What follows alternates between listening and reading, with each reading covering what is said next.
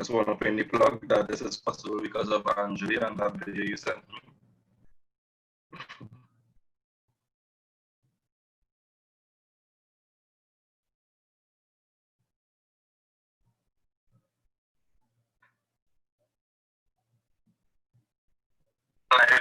Guys.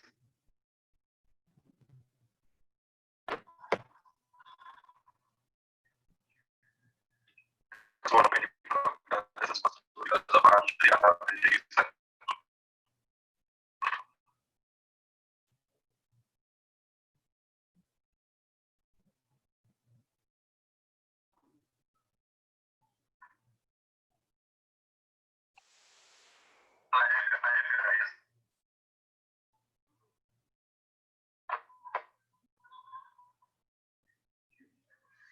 Nice.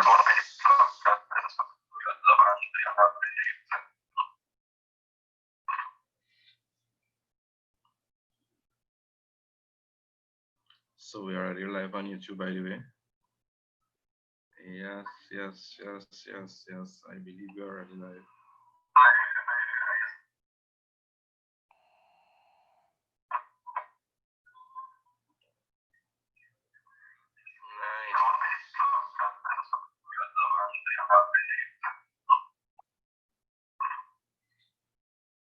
When I started this run, I remember run from the so we are already live on YouTube, by the way. The marathon with Springer. Yes, I believe you are already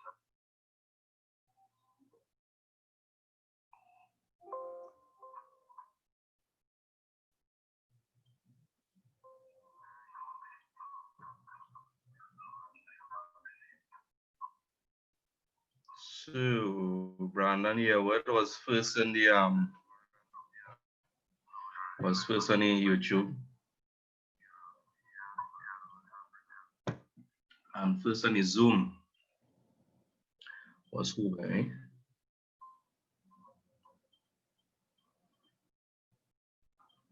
First on the Zoom, I believe, was Sydney Mahabir.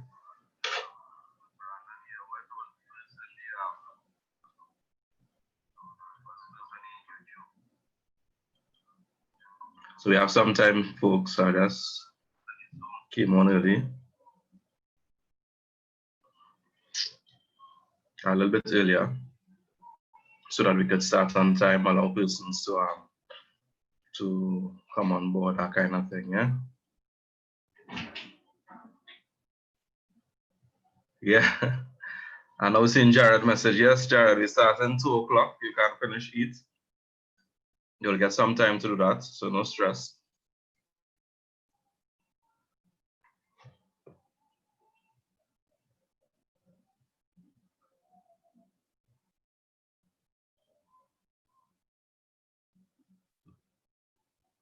So guys, I don't know if anybody tried to message, right? I don't know if anybody tried to message or anything, but I have, for now, I have disabled the,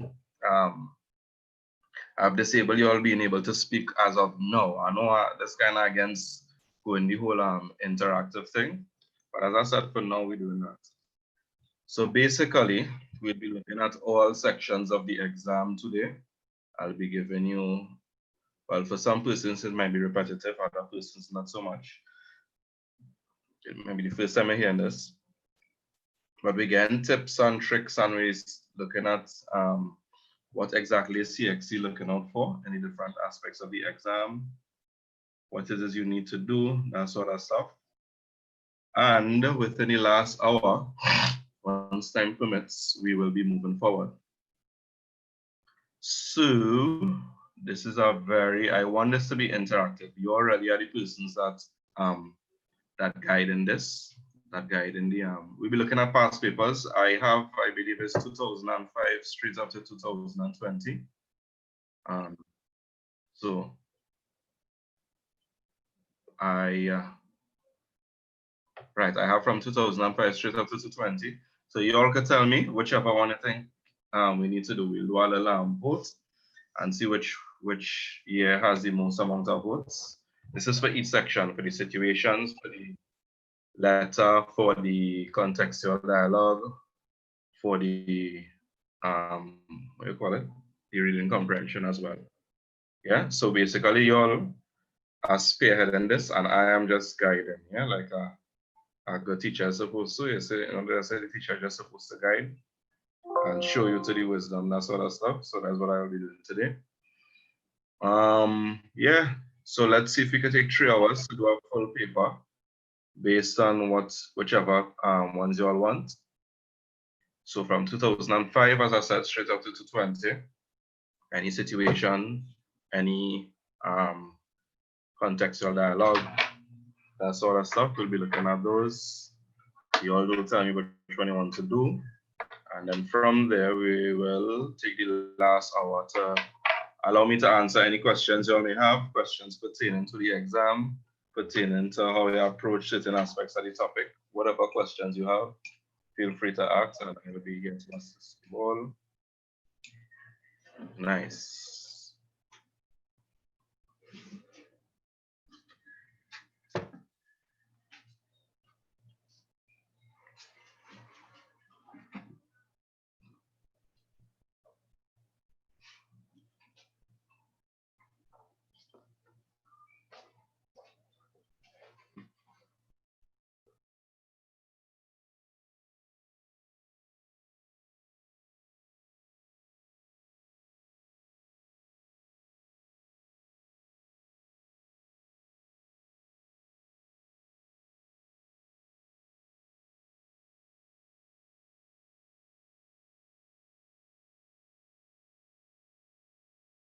Yikes, just realized I was muted. We have about 6 more minutes before we begin. We're gonna start this at todos. Captain Galvanize. All right, Captain Galvanize. Ms. Rivera, Sydney is there with us. We're gonna start this. Daniela, Kanram Kisun. All right, I'm seeing King Rivera requesting that we start from 2020, come down, January 2020, that will be. Katika Samuels, 2019, 2020 is requested. Don't forget to like the video. Thank you, Jared. Yes. Don't forget to like the video. Listen, the outpouring from you all has been so wonderful. Eh? So, don't forget to like, subscribe to the channel, invite somebody to subscribe to the channel as well. Share the video, message your friends, tell them come on board. Follow us on Instagram. Yeah. So you didn't do 20 last time, no problem. So we could begin with 2020. We're gonna start this. Jamal Matthews, etc., etc. Kayla Millington is asking, and we start from the latest as well. Come now. Okay, we have 29 persons in the Zoom chat so far. Remember, guys, that, excuse me, remember that we have 100 people alone in the Zoom. Only 100 will fit, I believe. And this will especially be useful coming on to the last hour when it is to see I'm allowing you to ask whatever question you want to ask. It could be about Korean, Spanish. It could be about the exam. It could be about if you want to further the language, what you need to do. Whatever questions you'll have, I'm leaving the last hour for that. Nice. My gosh, Miss Ned, my sister not a Grenada. How could I forget you? Have me excused. So you skipped me. Hi. No, I ain't skip you. I ain't skip you.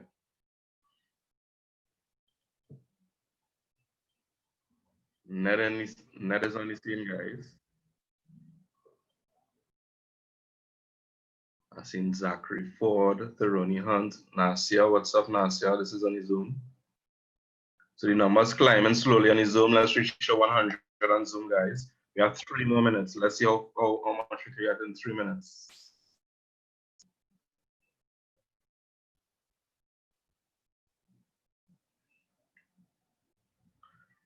Right.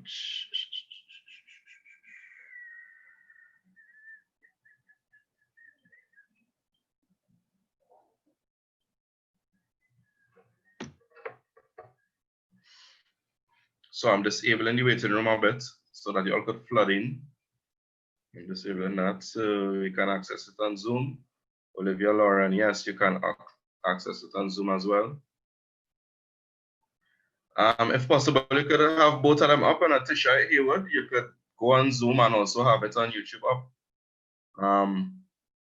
You may have to mute the YouTube and tune in via Zoom if you're doing that though, so that we don't get any, well, I wouldn't get any feedback as everybody's muted, but at least you wouldn't get feedback because of hearing from both places.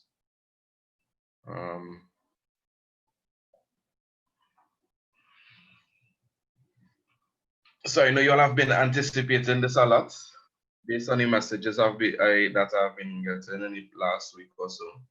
So make sure and get your notepad, your book, your notebook, whatever it is, to take notes, and let's get ready to do some work. Es un placer estar aquí. Igualmente, el placer es mío. Elijah está diciéndome que es un placer. But the pleasure really is mine.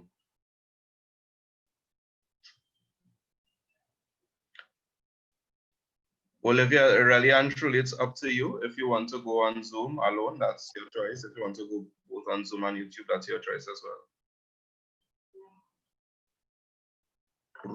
I don't know the meeting password and ID offhand, but it's on our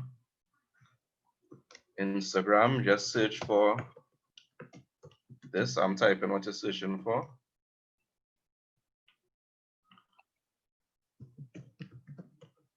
You're going on Instagram and you're searching for underscore quintessential, like a type of the whole word quintessential language, and you would find us on Instagram. When I start this, Kevin,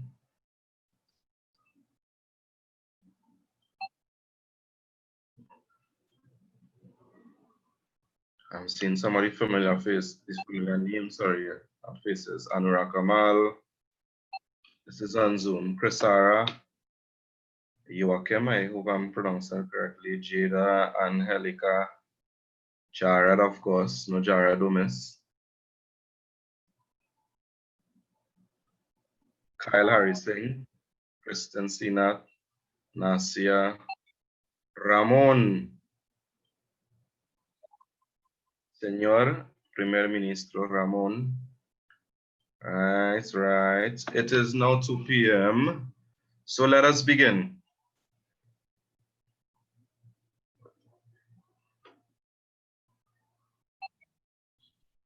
Can you take off? Entering and exiting group song.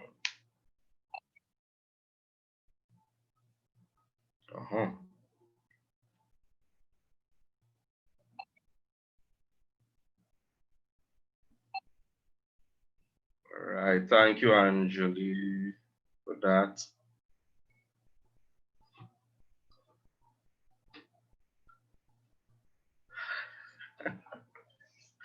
All right, I'm getting your requests. The song, the entering and exiting song has been disabled.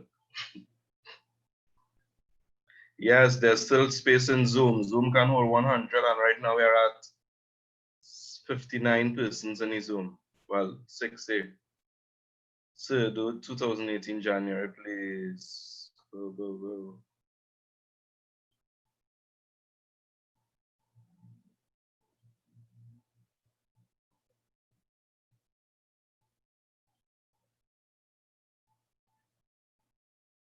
Right, so we're starting off with situations.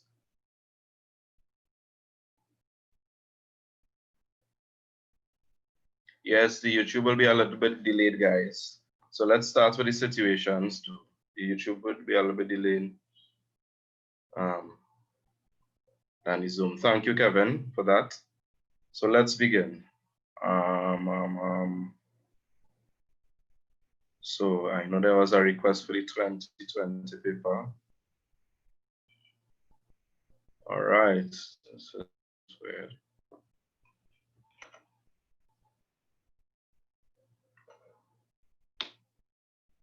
So we're looking at situations first and foremost, right? 2005 all the way down to 2020. 20, nice.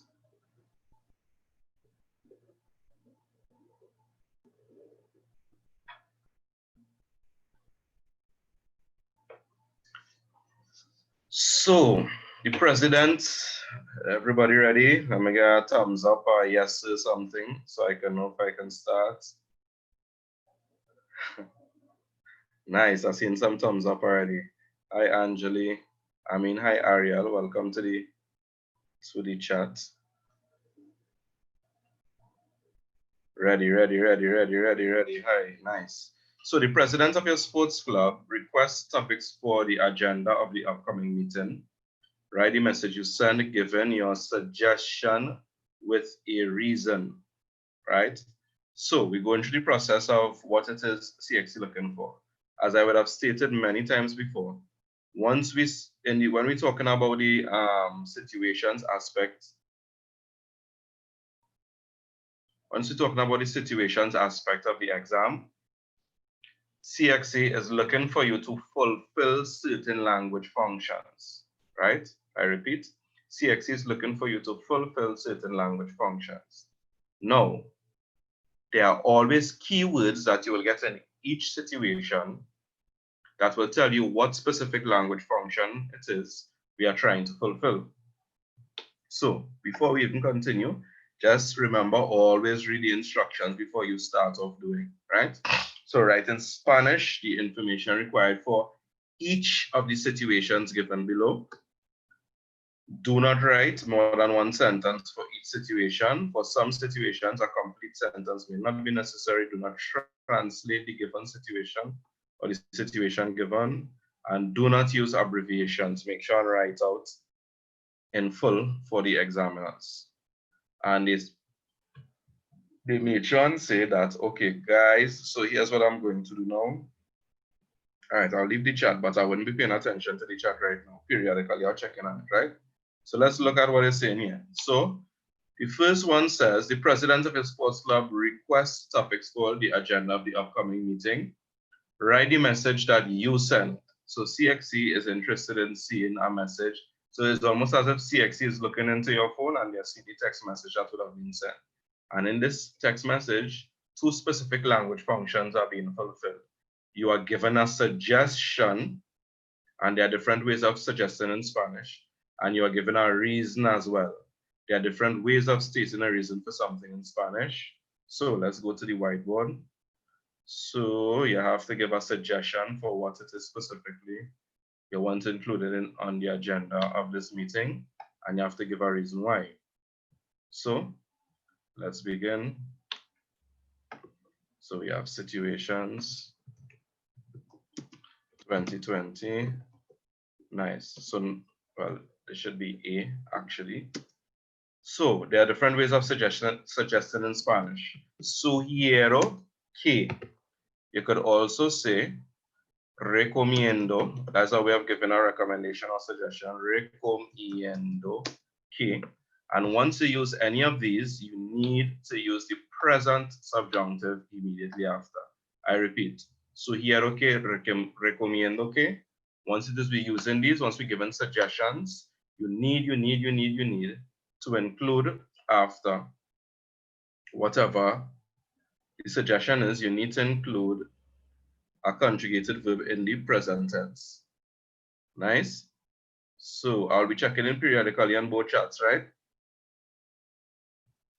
Right, so recomiendo que, we are given a recommendation that, let me just check again. Two topics on the agenda. Recomiendo que, let's say, we discuss discutamos el día de deportes que viene y, okay, let's say I recommend that we discuss the activities, las actividades, and I'm doing this in such a way so that if in some instances persons may learn new words, etc., right? So recomiendo que discutamos. Discutamos is the example of the present subjunctive. Is an IR verb, so we know the ending changes, right? Las actividades, actividades My God. Dale of the sports day. There should be an accent on the I and D. 1 second. Let me see if I could get my book with my quotes. Nice.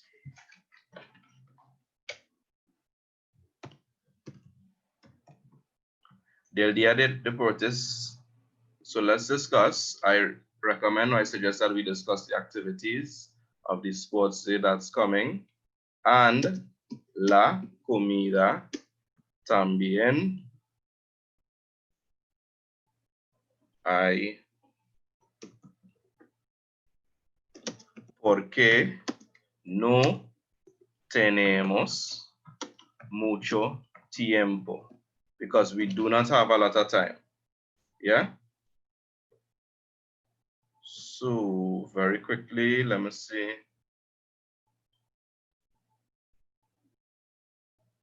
Okay, so I'm seeing a request. Sir, can you send the whiteboard with the answers to Anjali? No problem. So you're live on YouTube, the symbol blocking some of the words. Okay, I'm gonna move this. I'm gonna move this. Right, how many marks are these questions? Right, so some of the questions being answered by the persons in the chat as well. I'm gonna just check in on the, let me just check in on this as well, YouTube. So I'm seeing some other answers here. So by all means, send in your answers and let me give you my response as well. So my thing says, sugiero que o recomiendo que discutamos las actividades del día de deporte que viene y la comida también. So those are the two things, the activities and the food. ¿Por qué? So how we recommend is sugiero que or recomiendo que. And how we state reason, one of the ways of stating reason for something is by saying por qué, because no tenemos mucho tiempo, we don't have much time, right? So I'm trying to speak fastly as best as possible as well. So Ren says, podemos hablar sobre el torneo de fútbol que viene, ya que, excellent Ren, ya que means since, creo que algunos de los miembros del club están interesados. So that is good. However, there's only one thing that you suggested there, right? You gave a reason, but it specifically asks in a situation that we speak about two things. Am I correct? Yes, no, let me double check that.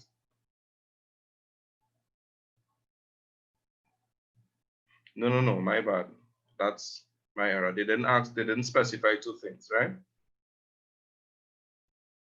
So I'm seeing another response here. ¿Por qué no discutimos la venta de pasteles? Porque la feria es la semana que viene, because the fair is next week. Excellent. Recomiendo que discutamos las reglas del club, porque anteayer, durante el partido, el comportamiento fue terrible. So I recommend that we discuss the rules of the club, because day before yesterday, during the match, the behavior was horrible. To keep it simple, could I use deber or poder? It would be better, it would be best actually to get the full marks to use the sugiero que or the recomiendo que, because they specifically put those words for you to give a suggestion, right? Right, so I'm seeing Ramon. I suggest that we speak on the environment because it's a critical topic. So excellent responses. I see that you all have been practicing and doing your work at home. Excellent. Let's move on to the other one. So far I'm seeing excellent responses. I will give any corrections if and when necessary. So let me just move this, new share. Let me go back to the situations. B, your friend has just placed first in a competition. Write the text message you send congratulating him or her and mentioning the accomplishments. So text message of congratulation and mentioning the accomplishment. That is the two things that CXC would like to see expressed in this specific situation. So there are different ways of saying congratulations. So we can say felicitaciones. Right, felicitaciones. We could also say felicitaciones. felicidades. We can also say enhorabuena. So all these are different ways of saying congratulations.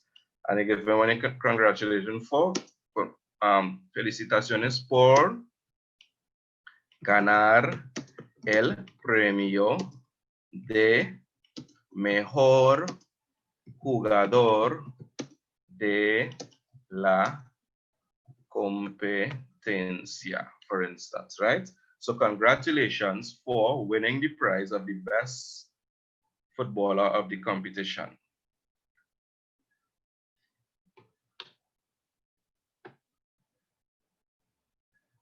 So first, right,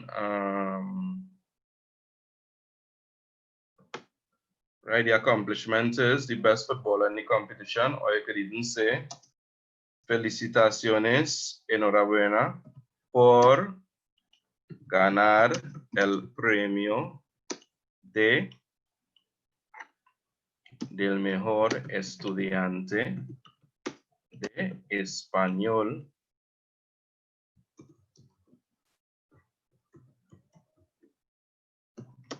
en los exámenes de CXC. That's another example, right? So let me see some of the other responses that you all have. Felicidades, mi amiga, por sacar buenas notas in su examen. So that's response to Nikaria Dobson. Por sacar, you will use, right? For getting the best, the highest marks. Enhorabuena por tu premio en inglés. Congratulations for your prize in English. Felicidades por. If it is medals you're trying to say to me, that would be las medallas. MEDALLAS. Enhorabuena, mi amiga, por ganar el premio en tu torneo. Congratulations for winning the prize in your tournament. So, felicidades por ganar la competencia, Jared, right? Not ganando. So, unless the action is currently currently taking place, felicidades por tu beca, excellent, Chen, right? So, if the action is currently in the process of taking place, then we use the ando or the endo version of the verb.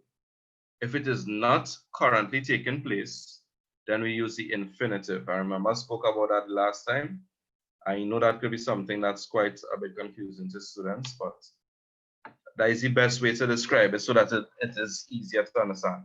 If whatever you're saying, thanks for winning, thanks for achieving, or whatever the thing is, unless that thing is at the moment of speaking also happening, if it's not happening while being spoken, well, then we use the infinitive. If it is happening while being spoken, or it was happening while you're talking about it, then we use the and or the endo version of the verb, which is the present participle. Right, so hablar sobre el torneo. Just checking this stuff in YouTube here now. Central Alu is asking, what does this mean? I don't know what is it this is referring to. Podemos discutir la competencia, will be competition for Liana Waldron. So what is, I don't know what a swings law. Sugiero hacer ejercicio para mantener en forma, okay. So these are some older ones. Do they stop mark any situations after the full stop? As I would have said before, the whole thing should not be more than one sentence, right? One, and mark your situation as a whole. It's not a matter of more than one full stops or anything, right? Pienso que nosotros, you wouldn't use the subjunctive there. Pienso que, I think that we discuss.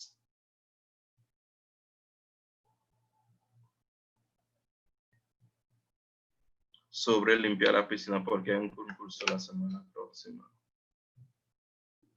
So for Joshua Singh, I would suggest that you use the verb sugiero. If it is a one to use the subjunctive, sugiero que then the subjunctive, right? Instead of your pienso que. Sugiero que discutamos el día de reunión.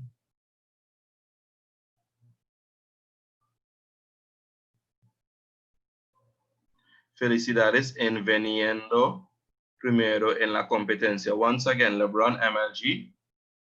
Felicidades por venir primero. Once again, the action is not taking place right now, so we use the infinitive. Dave, okay then.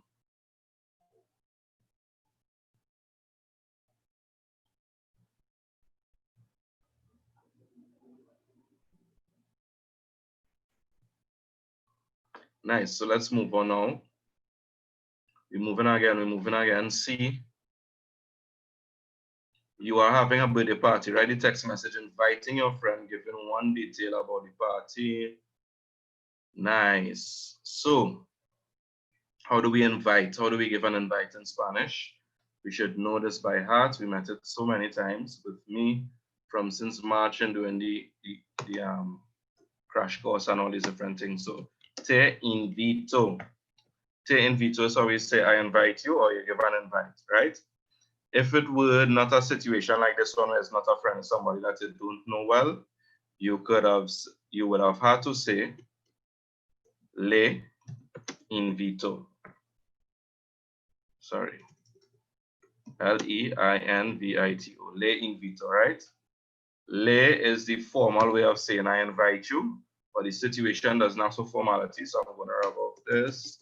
So te invito a mi cumpleaños. One second.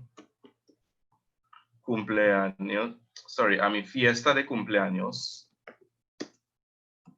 To my birthday party. Y debes llevar, you must wear, un traje de baño. ¿Por qué? Because toma lugar, it takes place en la piscina comunitaria, in the community pool. So te invito a mi fiesta de cumpleaños y debes llevar un traje de baño porque toma lugar en la piscina comunitaria. So as I said, I will deliberately include some things to help you build your vocabulary as well. Comunitaria, comunitario, that means community. In this case, it's comunitaria because la piscina is feminine, right? So the adjective describing the pool, it's a community pool, and the adjective must agree with the noun, pool. Nice. Once again, let's see some of the responses that you all have. Te estoy invitando can work. Tres cole, yes. You can also, excellent. Te estoy invitando, that means I am inviting you. And you could also say estoy invitándote. I am inviting you as well. So excellent. So you could also say, te invito. Te estoy invitando. Okay, I made an error there. Excuse me.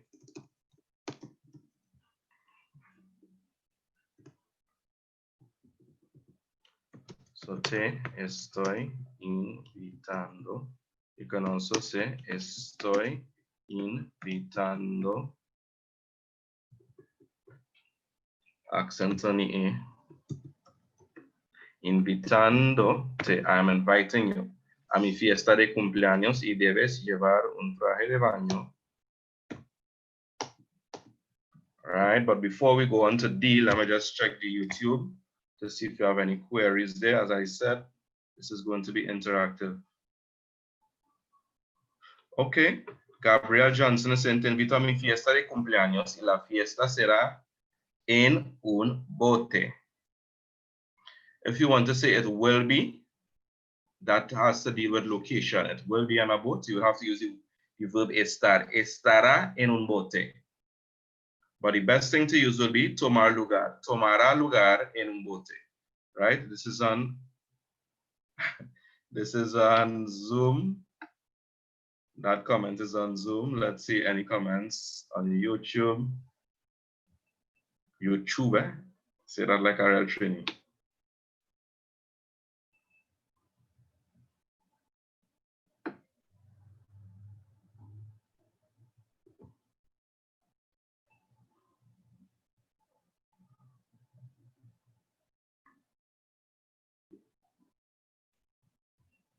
1 second.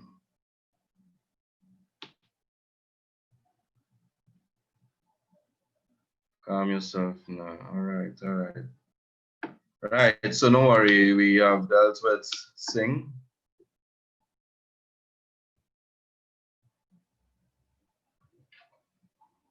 Nice, Dorian, te invito a mi fiesta en el 3 de octubre del 2020 a la playa. So excellent, Dorian Haywood. That is another specific piece of information as well that you include, which is the date when it's taking place. Te invito a mi fiesta de español cumpleaños la semana que viene y debes llevar ropas. Okay, so Brianna Pringle, te invito a mi fiesta de español. I'm inviting you. That should be de cumpleaños. I'm inviting you to my birthday party la semana que viene, next week. Y debes llevar ropa roja. Okay, and you must wear red clothing. Tendrá lugar can work if you want to say it will take place. Jano, I thought we had paper one tomorrow. No, tomorrow's paper two. Kotoy, what going on?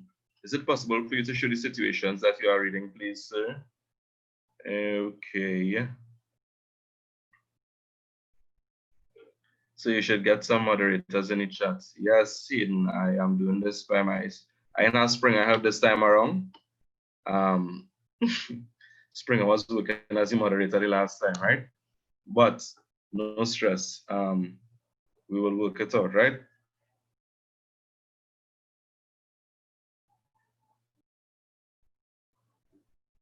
So will take places tendrá lugar. Nice. So I'm going to. Right. So we have reached 100. Excellent. So let me share the question for the person I was asking on YouTube a little while ago about the question. Seeing the questions.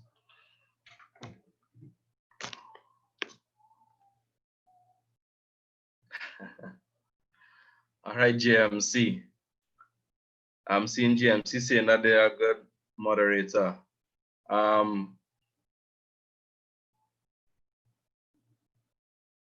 Nice. I remember that. Shoot my message on Instagram and we could do an next chat and you could work as a moderator for that one. Let's try a thing now. So you are planning an activity. So for the person on YouTube that asks about seeing the screen, the questions, here they are. So we're taking them one at a time. You are planning an activity. Write the message you send to your cousin requesting assistance with a specific task. So you're basically asking somebody to assist you with something.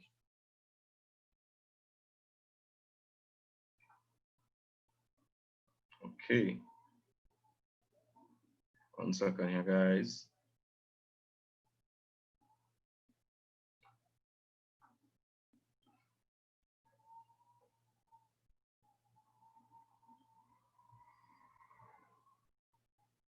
So I'm disabling the chat for a second. On Zoom people, I'm disabling the chat for a second. So you all just direct your comments to YouTube for me, please. In the last hour, we'll be allowing persons to come on board via Zoom to ask questions, etc. Right? So you change the venue of a meeting with your Spanish group, write the message you send to the group info. No, sorry, you're planning an activity, write the message you send to your cousin requesting assistance with a specific task. So let me just plug in this as well. Some persons may think that they need to include primo or prima in that, right? Not necessarily. Not necessarily. 1 second. People getting out of hand in this chat, yo.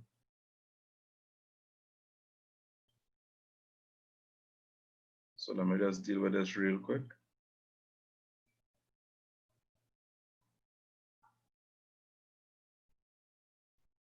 I don't know what joy do you get from trying to spam the chat. So let me do the necessary.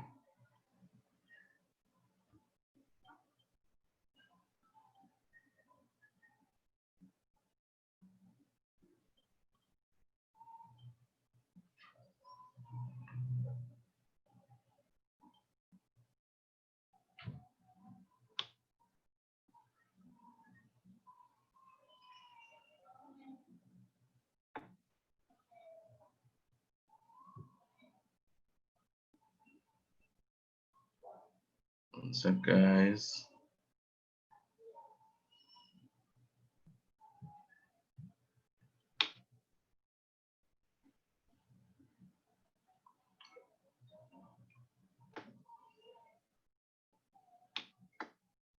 So I'm seeing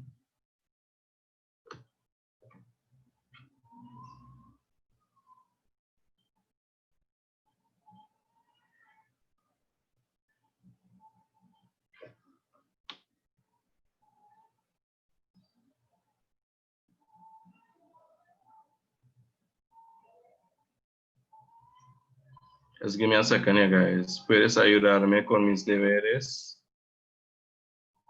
Right, so people trying all kind of thing to mash up this thing here.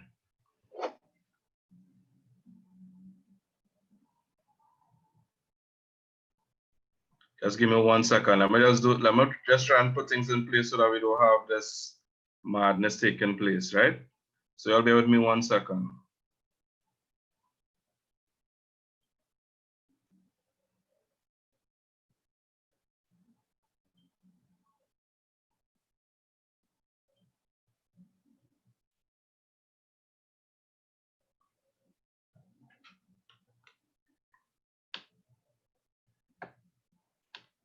So bear with me a little bit.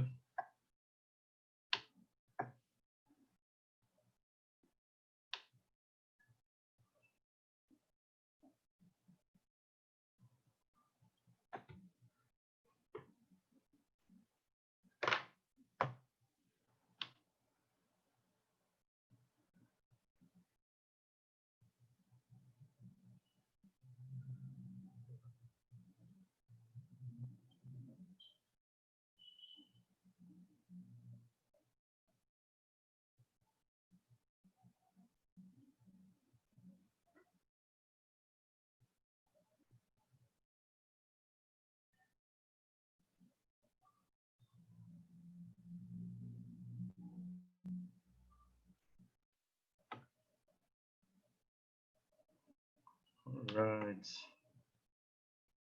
Manage moderators.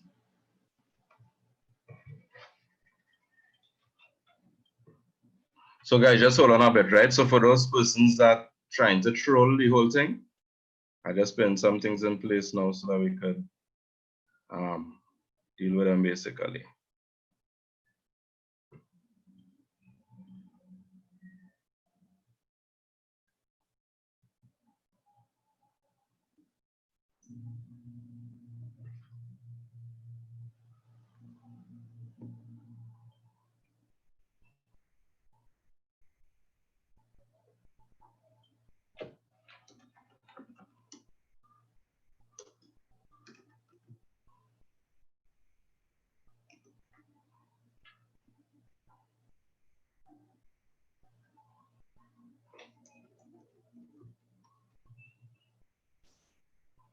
Shucks, what am I doing?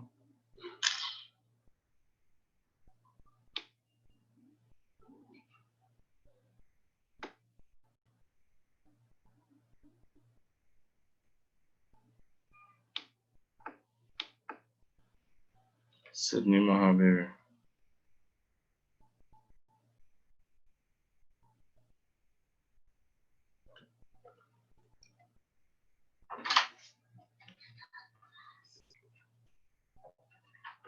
Dad, do you mind putting your microwave for you? Just know what class going on now. Okay, good. Go across and ask. Sorry. You have to wait. So guys, again, this story by the daughter here. Go ahead, you're live on YouTube here. Yes. So automated filters. Okay, nice. So let us continue.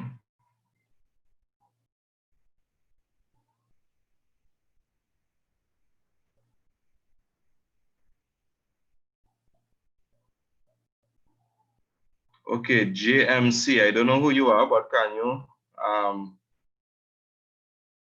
tell me instead of having me guessing? Jared, where are you? Jared, jump in YouTube.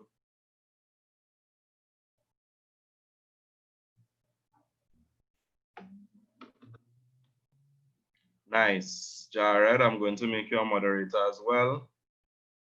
So you and Angeli will assist me. Thank you kindly. The 3 screens in one is cool. So these men are real annoying. Yes, it is. Yes, they are. Whoever these persons are. So I've seen a lot of responses. Merit, what going on? Yes, Jared is the national moderator. I've seen a lot of responses and excellent ones. Oh, Jonathan Motley from the parent group. Right. I remember. Nice. So just going through some of the responses I'm seeing from persons. I don't understand why Ariel and her feelings, but necesito tu ayuda. Tengo que ir al supermercado para comprar los refrescos, pero no tengo un carro. ¿Puedes conducir, por favor? Excellent. So all these responses can work actually. Nice. So let's go back to the actual work now. So whoever you were that were trying to mash up the dance, mash up the session. What I go say, bye. Thanks. Thanks. I almost have to say. The show's going on as usual. So did we put our answer for this? D, you are planning an activity, write a message to your cousin, requesting assistance with a specific task. So for that, we can say, now we have a lot of answers that were excellent, but, okay, what is going on here? Let's see, undo.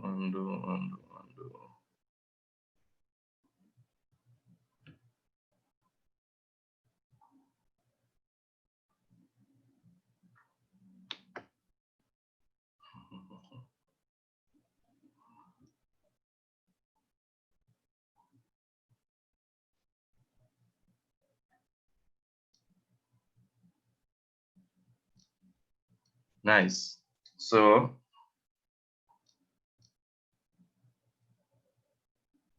let's see if we could get back this stuff.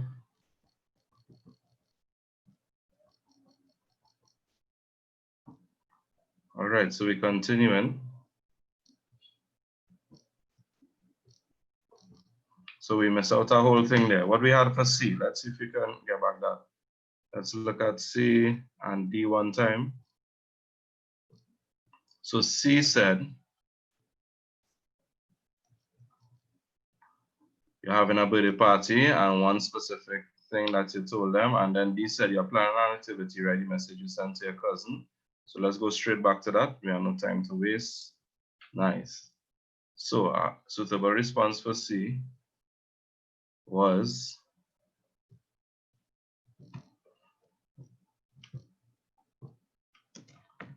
te invito a mi fiesta de cumpleaños.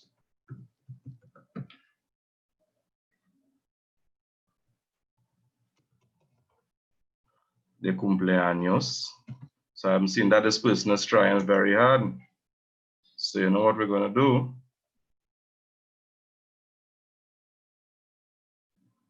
I know what I'm going to do. So guys, hold on 1 second here, right? Let me just attend to this real quick.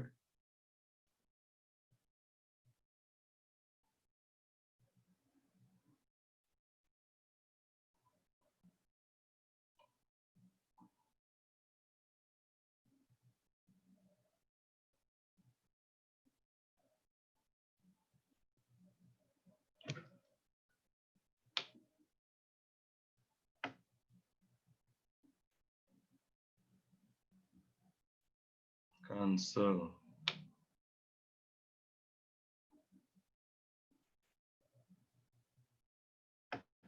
All right, y'all. So watch this, right? So, unfortunately, I want everybody to see my face for this. I'm gonna put on the song a little bit. I may hear back myself in some feedback, but we'll see. So,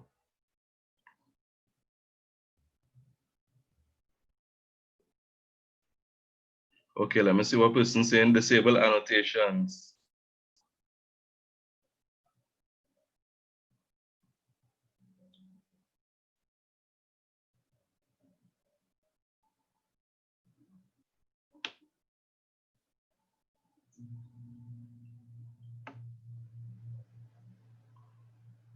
All right. So hold on 1 second, guys, while we organize this. Share screen.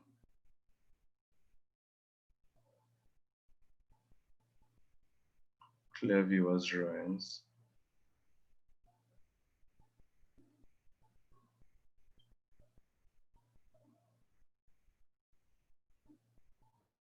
Disable participant annotation.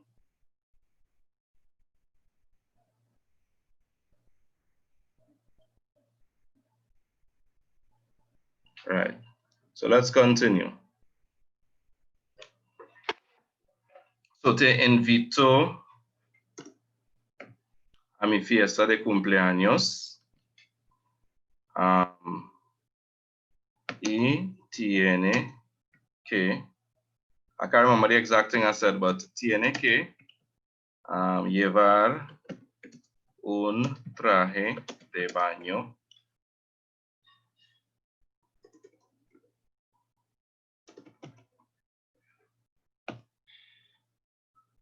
Un traje de baño porque toma lugar en la piscina comunitaria. So that's what we said for that one. And D was asking us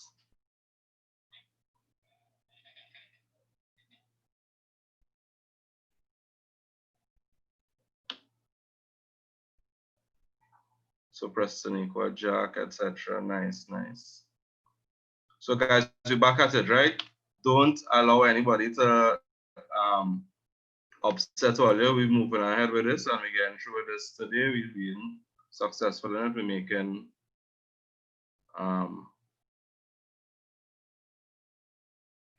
CXC spy, what's going on? Yeah. So we're moving ahead nonetheless, right? This person's upsetting. Yes, we all know that, but we don't get them too much time out there, right? We're moving ahead with what it is we have to do. So we're moving ahead as we said. Nice.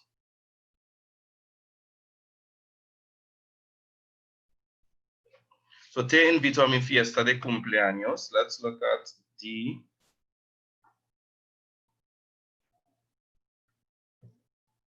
D says you're planning an activity, write a message you send to your cousin requesting assistance.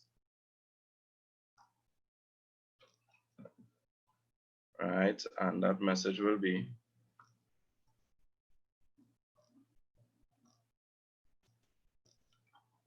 so requesting something. You could say favor de ayudarme cocinar para la fiesta del aniversario de mis padres. So that's an example. Please help me to cook for my parents' anniversary party, right? Or you could, instead of favor de ayudar, we can also say, puedes ayudarme cocinar para la fiesta del aniversario de mis padres. Nice. Let us look at the other one. It is nice. E says you change the venue of a meeting with your Spanish group. Write the message you sent to the group informing them of the new venue.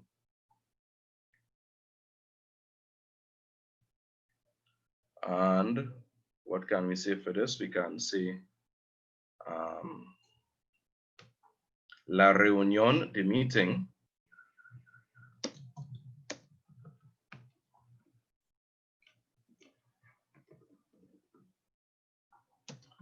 tomará lugar. Once again, we see the use of tomar lugar, which means to take place. La reunión tomará lugar en el salón 25. For instance, we could give the room a name, y no el salón 30. Or, y ya no means no longer, en el salón 30. So let me see some of the other things that you all have. Now, once again, the most important thing is to fulfill the language function that it is CXC is requesting of us. And in this instance, we are informing somebody of something, right? So, and let's look at another way of stating this. We could also say, I inform you that. So it could begin the sentence with, te informo. I inform you that, or that could also mean like, I am informing you that. Te informo que, which is to inform somebody of something. Yeah, so make sure that you use keywords to show as well, to also show the specific language function that is being asked of.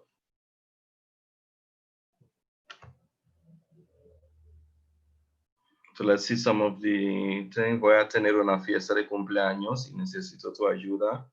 Nice. So can you explain por and para? So the person that just asked that for me to explain por and para, please, in the final hour, please ask me again. I will, all extra questions outside of the exam, of the specific exam question that we're doing, all other questions like that will be entertaining then. ¿Puedes ayudarme con estudiar? Preston Niqua Jack, I wouldn't say puedes ayudarme con estudiar, but con mis estudios, with my studies. Or you can say puedes ayudarme estudiar. Can you help me to study?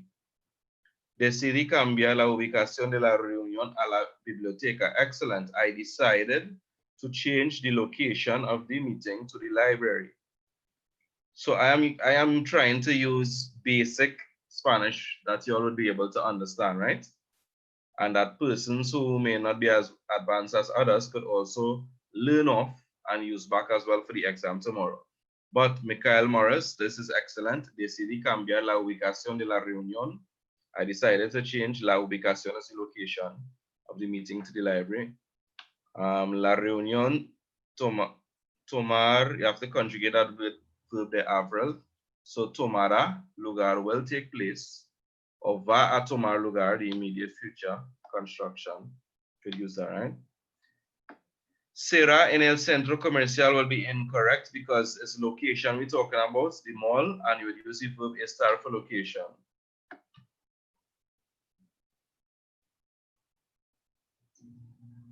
Good question, Jared. If you're allowed to put numbers or just words. I would say to be on the safe side, to put the word, or if you could avoid using the number unless it's like a date or something, do that. Yeah. So we have some other excellent examples from students. Yeah. Ya no podemos usar el aula de música. En lugar de eso nos encontraremos en el. Sorry, I'm moving this thing. We will meet en el aula de biología. Excellent, Sarah. That's an excellent response. But try and keep it to one sentence. So you could have just put a comma after aula de música. Es mejor que encontramos en la biblioteca de la escuela que en el parque. So, es mejor que encontremos, nos encontremos. To meet up, Gabriel, will be encontrarse. And because it's coming after the es mejor que, which is the impersonal expression, you would use the subjunctive after that. So, es mejor que nos encontremos. So, to answer, Gabriel, es mejor que nos encontremos en la biblioteca y no en el parque. Nice.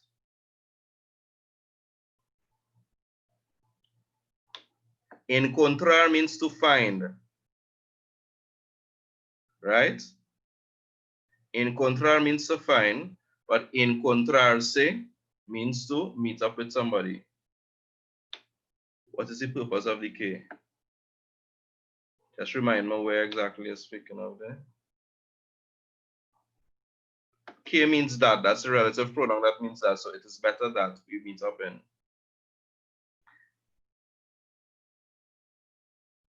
Nice. So we're moving on, guys. I'm just making sure I'm checking in on you all with that. Let's look at the following situation, which says you're planning an outdoor picnic. Write a message to your friend asking him or her to contribute a specific item. Once again, let me just show that on the screen for you all. You are planning an outdoor picnic. Write a text message to your friend asking him or her to contribute a specific item. So first and foremost, thankfully, picnic is the same thing in Spanish. So you're asking them or requesting that they bring something. In other words, the language function is that you're asking a friend or requesting that they contribute something, right? So you could say EF. Puedes traer, or you could say favor de traer, or you could say por favor trae. So all of these could be used to say the same thing, to request that information. Can you bring favor de traer, por favor trae unos refrescos al picnic? Well, you wouldn't say por favor. If you're using puedes, you would say por favor. But for the others, favor de traer and por favor trae, you would need to use por favor at the end with those, right? So once again, only with puedes traer would we be saying por favor at the end. Puedes traer unos refrescos al picnic, por favor. Can you bring some soft drinks to the picnic, please? Or you could say, favor de traer unos refrescos al picnic, or por favor trae unos refrescos al picnic. All of those are different ways of saying the same thing. Once again, let's see some of your responses. Right, excellent. Puedes contribuir algún dinero para comprar. One second. Un pastel de fresa grande, por favor. Excellent.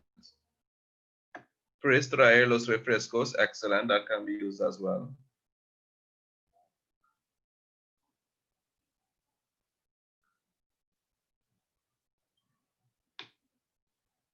Mi amiga, ¿puedes traer la comida para el picnic? Luis, ¿puedes traer? Excellent. So I make a mistake and I'm seeing that Tisha corrected that mistake. That mistake was to put the comma, not the comma, the question marks, because you're asking a question. ¿Puedes traer las bebidas al parque? ¿Puedes traer los refrescos? Right, so most persons are saying the soft drink. ¿Puedes traer pastel de chocolate? Nice, Malia. Justin Johnson is requesting rum. Por favor, da $1,000. $1,000, okay. Puedes traer bebidas y comida rápida para el picnic. Puedes traer frutas, etc., etc., right? So y'all are getting the drift. Let's move on to the other one now, which is G. Your friend from Panama will be visiting your country. Write a message he or she sends indicating one place he or she would like to visit and why. Now, of course, this will be dependent on whichever Caribbean region you're from, right? The specific place of interest. So, for the persons, for the trainees here, your cousin.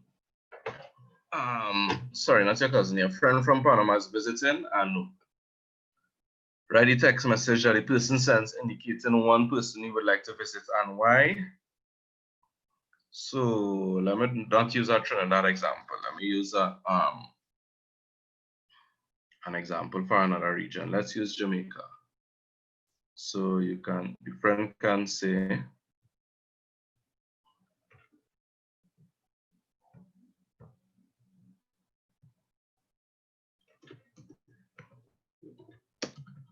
quiero visitar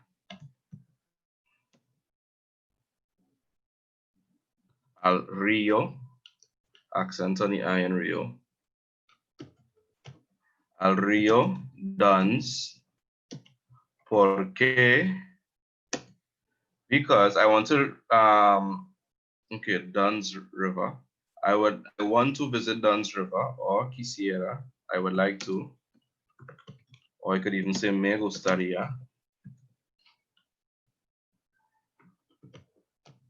Me gustaría visitar al río, el río, because to visit somewhere is visitar a. So visitar a followed by the el río becomes visitar al.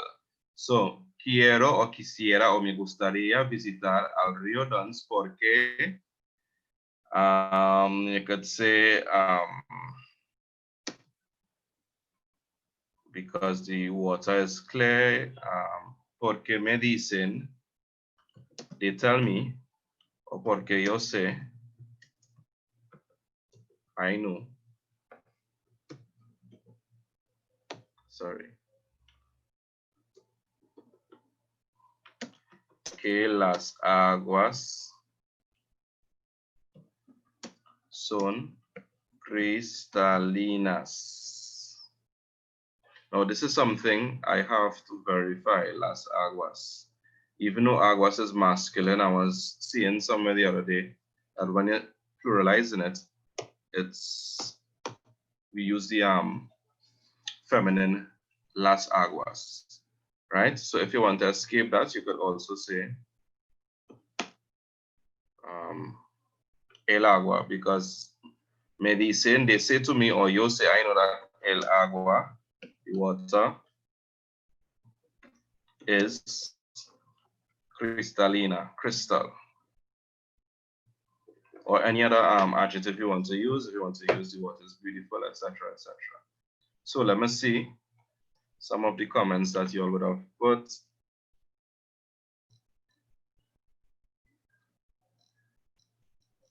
And let me correct that. Me gustaría visitar la cueva del delfín porque me fascina y quiero.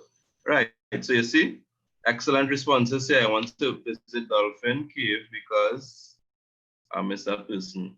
Michael, pienso visitar. Excellent. Pienso, pensar plus infinitive means to intend to do something.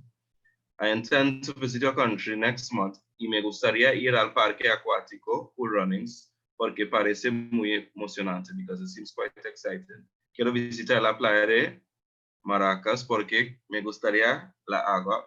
Me gustaría, I would like to do something. So you could say me gustaría probar el bacon shock, and you put that in inverted commas as that's the name of the dish. I would like to try meaning like eat. Mi amigo, estoy muy emocionado venir a Trinidad y quiero. Something is missing from that, King Rivera. If the friend said I would like to, that will be me gustaría. El lago asfalto, the pitch lake, nice. Son muy limpias. Me gustaría visitar las islas de Esequibo porque son muy limpias. Remember, that's agree. Podemos visitar el bosque porque quiero ir de camping. Excellent. M-H-E-A, I don't want to pronounce your name wrong. Me gustaría visitar el museo, las cataratas de Maracas, Waterfalls, Cotoy. Okay, Videsh. I'm seeing. Excellent, Tamara. Me gustaría visitar el jardín botánico porque escuché que es muy bonito. I heard that it's very beautiful. Excellent. So you all get the idea, man. I'm seeing some excellent responses there.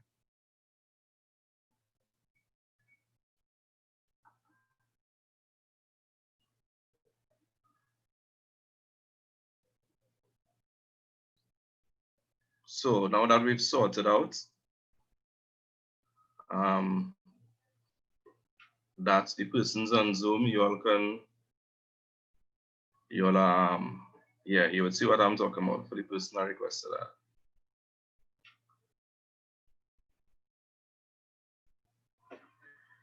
Zykima, Z-Y-K-I-M-A. You need to express that you would like to do something, right? So you need to include the me gustaría, etc. in order to get your full marks, right? They say would like to visit. So would like to is me gustaría, te gustaría, etc. In this case is your friend, so the person will be saying me gustaría. Nice. So less is not more in this case. Quisiera visitar el zoológico porque es divertido. Right, so you've seen all sorts of reasons here. Who wants to visit KFC, etc., etc. Nice. So we're continuing.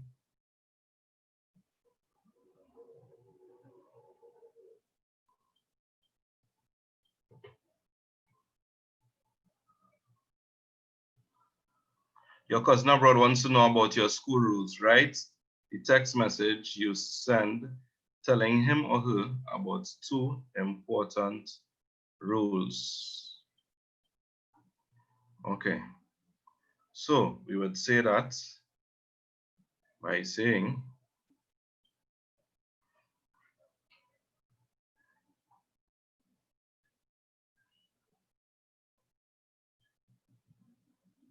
you can say instead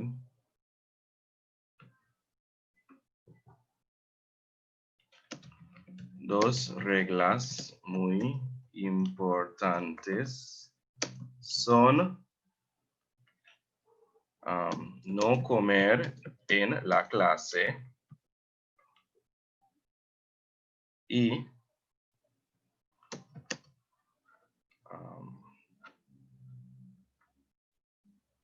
no hablar mientras el profesor habla. And no speaking while the teacher speaks or while the teacher is speaking. Está hablando could also be used.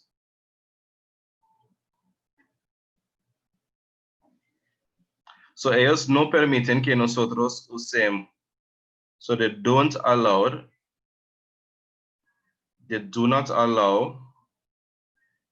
que usemos los teléfonos durante la clase y no permiten que nosotros comamos durante la clase. Chan.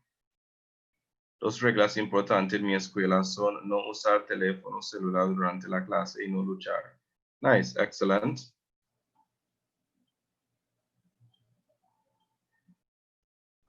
Right, I'm seeing here as well whether responded to something.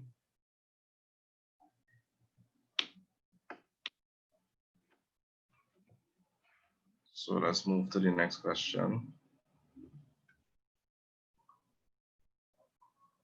You cannot attend school today. Write a message to your friend giving the reason for your absence and asking a favor.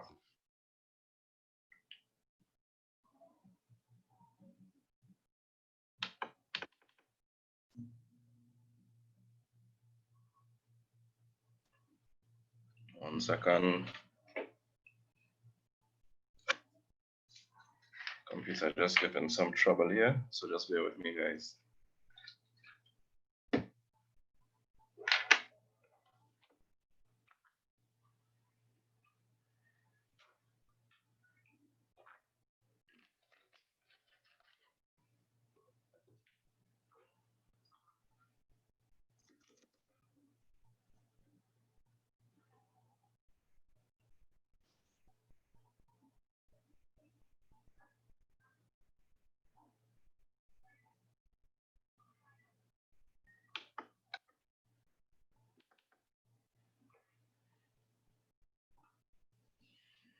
right, so guys, just bear with me while, nice.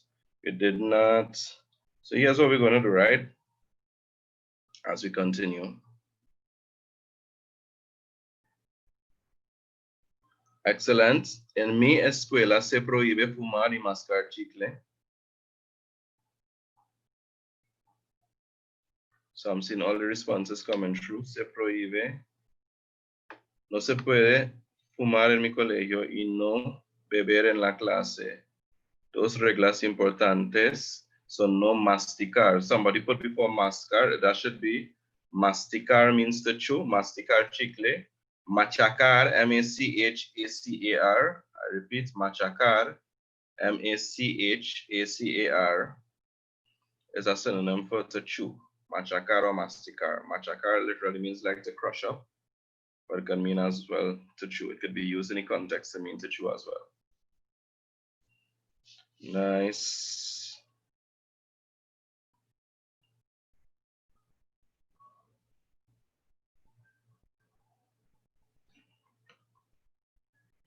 So we're moving on.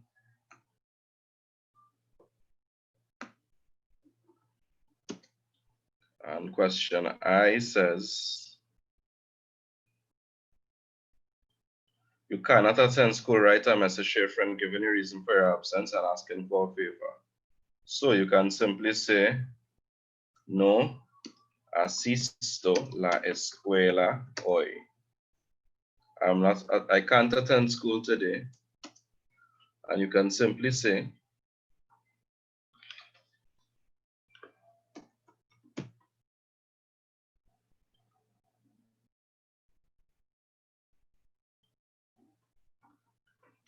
puedes mandarme la tarea, por favor. Can you send me the homework, please? No asisto la escuela hoy. I'm not attending school. Or it is to put the reason why as well. No asisto la escuela hoy porque estoy enfermo if it's a male speaking, or enferma if it's a girl. So let's say it's a girl. Porque estoy enferma. Puedes mandarme la tarea, por favor. Can you send me the homework, please? Nice.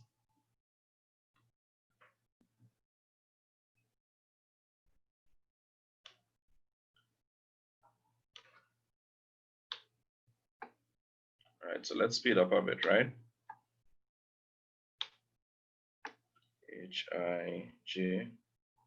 You did not complete a chore for your mother.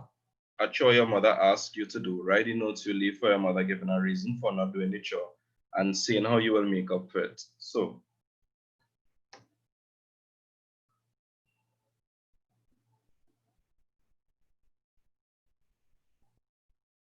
I'm seeing here, no puedo ir a la escuela hoy porque estoy muy enfermo. Okay. No, okay. Me duele mi estómago. Okay. So those are responses to the previous one. I'm seeing that person's now sending through. So for the last one, we didn't complete a chore. That's the mom asks, and you write the note that you leave for your mother, giving her a reason for not doing the chore and saying how you will make up for it. Okay. So you could say, Mama,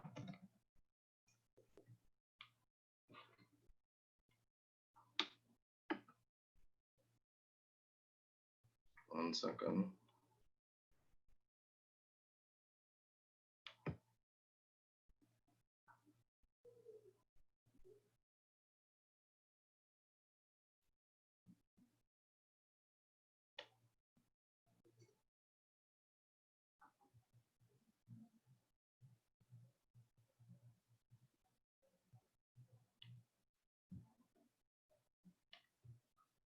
You would say, Mama. All right, so somebody playing up again.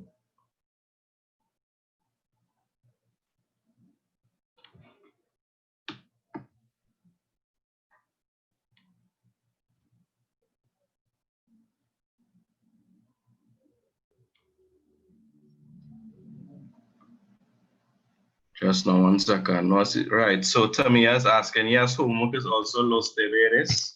You can also say as that. You can also say los deberes instead of homework. Yes.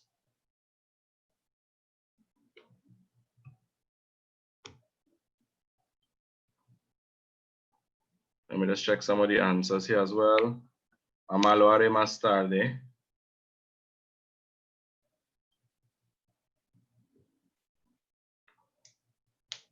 So Jamie Freckleton, lo siento mamá por no limpiar mi habitación, pero yo tuve que salir y voy a limpiarlo cuando yo obtengo, when I obtain the house.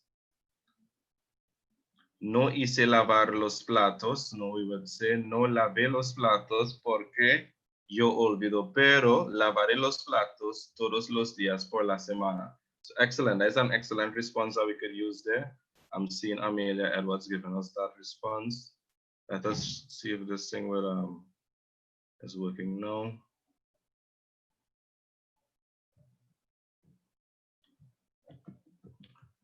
Mama.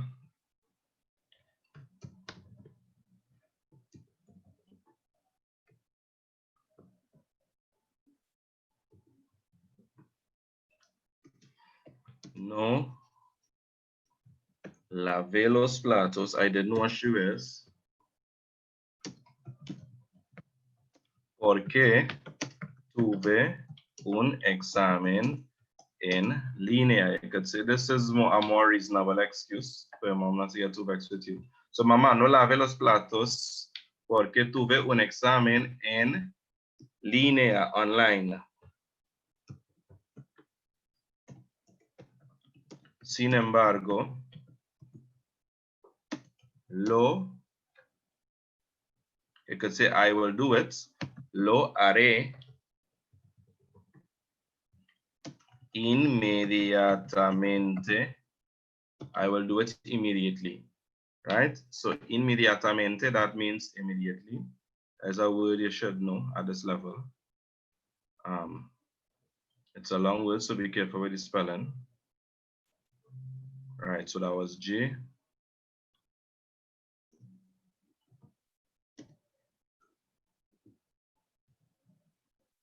And that is the end of the situations, I believe. Yes, those are the ends of the situations.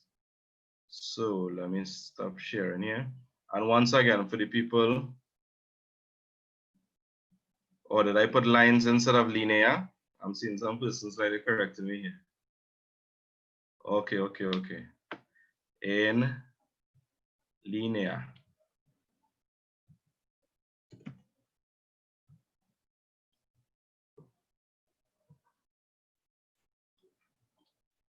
Nice, thank you, Tamika. Tamika the Fertile. Thank you once again. So that's it for the situations. As requested, we had January 2020, we did. Let me see some of the responses on YouTube as well. Lo siento, mamá, no pude lavar los trastes porque tuve mucho deber que hacer. Te prometo que los lavaré por una semana. Okay, excellent.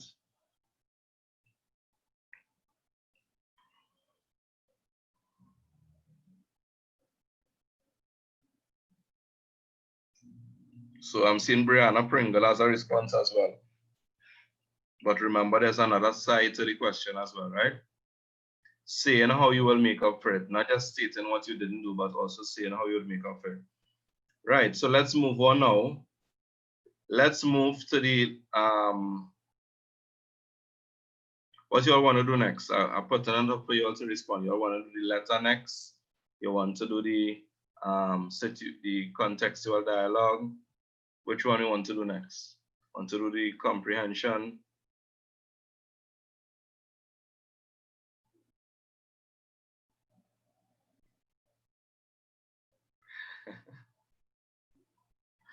Okay, the letter has it. So before we do the letter, let me just share this with you all as well. Some little tips and tricks for the letter writing. So letter writing, informal. The reason informal you're seeing here is because at CXC level, the letter, all the letters you'll be writing would be informal ones. It would usually be to persons that you know already or that you're well acquainted with, or persons that you're not obligated to show some sort of authority to, well, show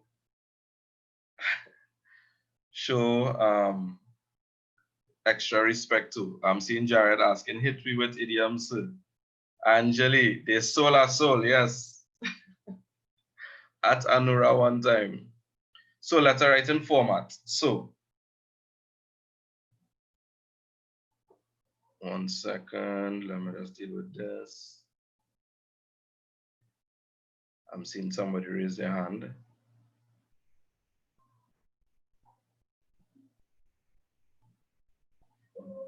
Seems that the person raised their hand, puts it back down.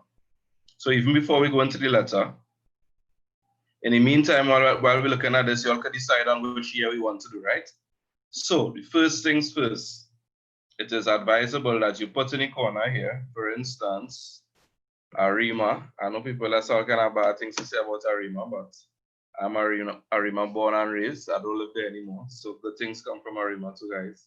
So Arima, so you put the city first, wherever you're coming from or writing from, followed by the date. Do not spell out the date in numbers to try and get extra marks.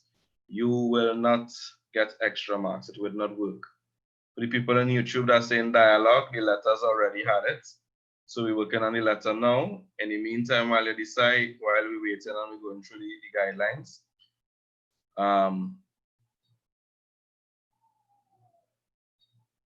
yeah, in the meantime, while we're looking at the guidelines,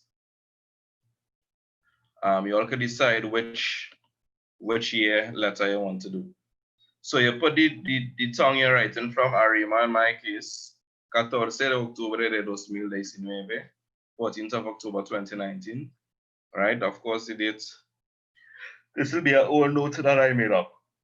So you all will do differently accordingly, right? So querido amigo, if it's a male, querida Laura, if it's a girl named Laura, you'll say dear Laura. Nice, etc. Make sure this agrees with the person if it's a male or female, querido or querida, right? So under that, you skip a line and you have the introductory paragraph. So the introductory paragraphs gives opening remarks, inquires about the person's health and well-being, and you state the purpose for writing a letter here as well. So we see how all these things come into play as we look at the, or when we look at the actual letter to do. Paragraphs 2 and 3 is where you flesh out the details of the letter and what needs to be written. So the majority of the points that you'll see with that CXC asks you to write, you'll be going here and the details that are fleshed out. And then in the last paragraph, that's where you give closing remarks, you bid farewell to the person, that sort of stuff. And this can actually be, based on CXC, this can actually be indented right. So you could put this at the bottom here as well. But the most important thing, make sure you put your despedida, make sure you put this here, which is your farewell, right? Don't just end your letter and say, ooh, that was hard. And leave it there.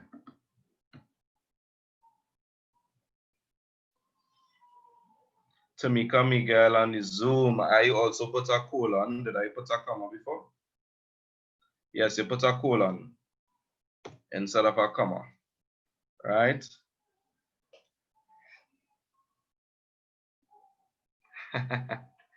Christopher Atcha is asking what I know about Arima, man.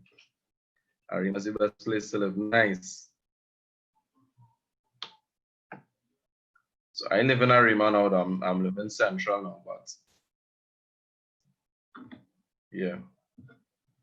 Amelia asked if the closing has to go on the left. I haven't heard any specific thing about if left or right is preferred, to be honest with you.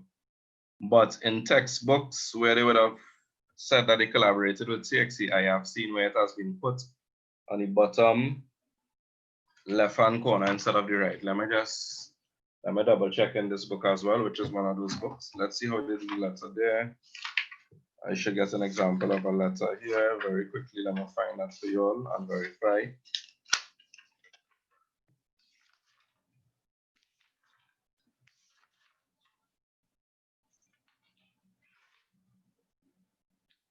Christopher Archer is saying it can go on either. To my knowledge, it's the same thing, but just to be sure. It can go on the left-hand side, right? So Sherry Smuir, Omer, Sorry, I don't know what to pronounce that. Right, so everybody wants to do the letter for 2020. 2020 is having it, is winning right now. And the request for the letter that we do. So let's take a look at 2020 now.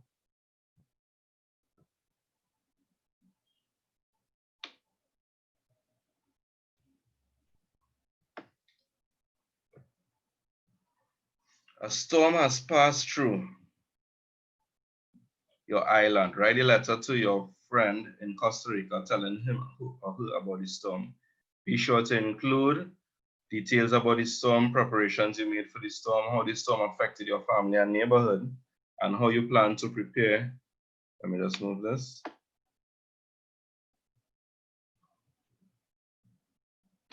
And how you plan to prepare for future storms. So, a storm has just passed through your island. So we need to look at before. I always tell my students, before you start to write anything, you have to plan. Have to. That is not an exercise to waste time. That's not an exercise to waste time.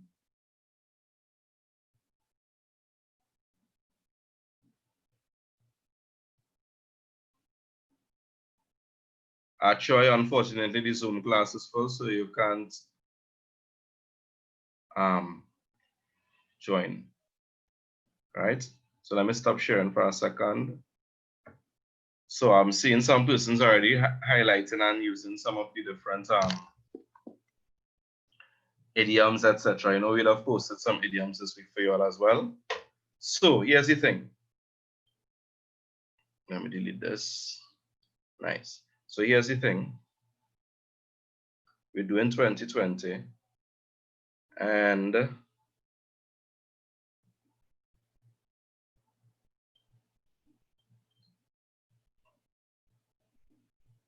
okay, I'm seeing some persons put in something. So which do you suggest that we do first in the exam? So let me explain something, right? Whichever is the most difficult aspect of the exam for you to do, I would suggest that you do that.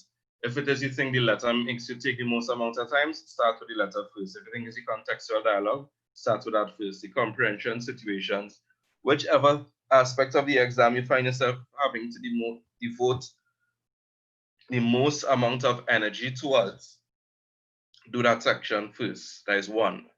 Number two, before you write anything on the paper, I am saying to you that you should read through the whole paper.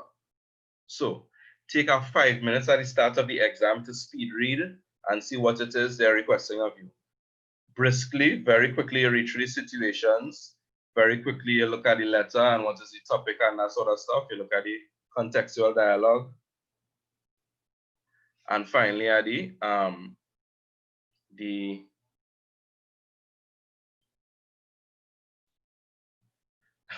and finally, the reading comprehension. I was looking at the remarks and it's like, yo.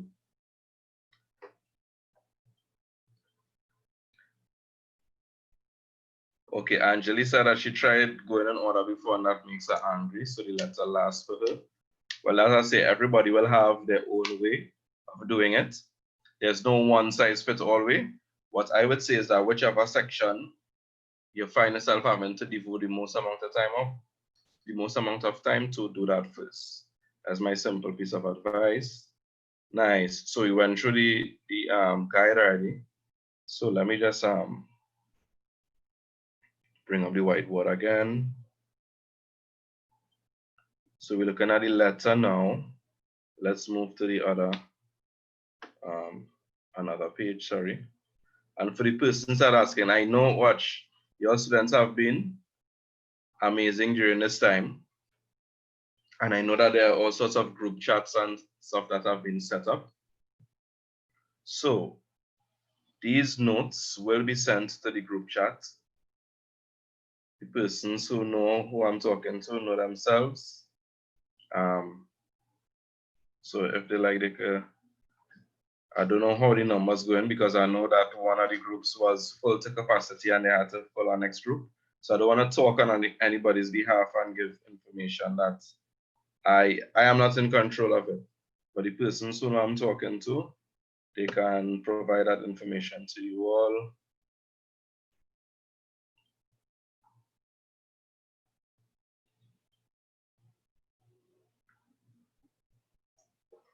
Nice. So let's hide this for now. Let's hide this for now. And when we run out of space, we'll hide the whole thing again, right? So we're looking at the letter. So it starts off, matter of fact, instead of sharing here, let me do it on a Word document instead, and I will share that with you.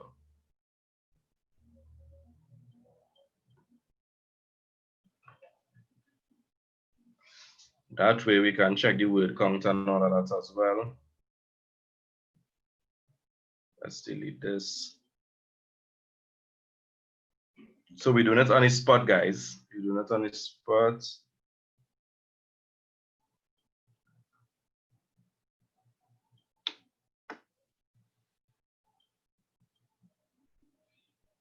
To ask if anybody can type me the for the persons that have my number and stuff. Somebody send me the instructions for the letter.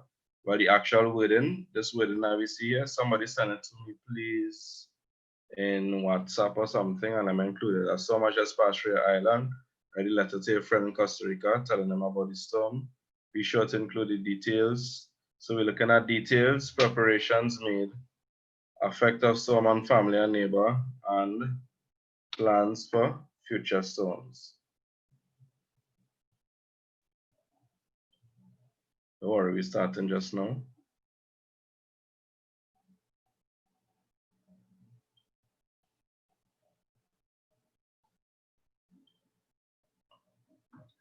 In the case that I don't know what storm is in Spanish, how do I go about that?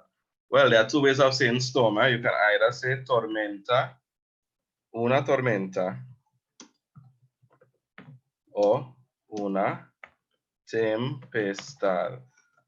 And unfortunately, you just have to learn it off before.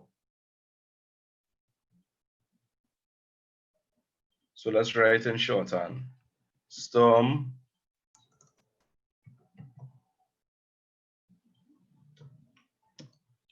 letter friend in Costa Rica, which includes,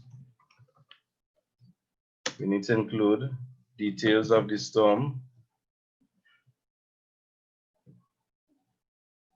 preparations made,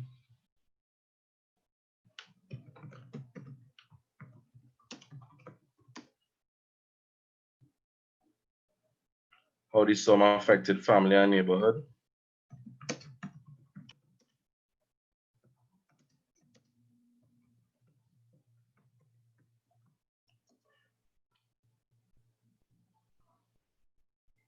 and plan to prepare for future storm.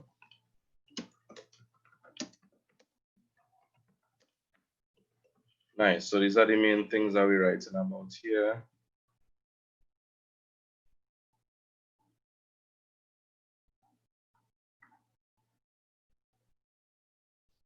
Okay, nice. So Angela is giving some information to you all there. So let's look at the letter now. So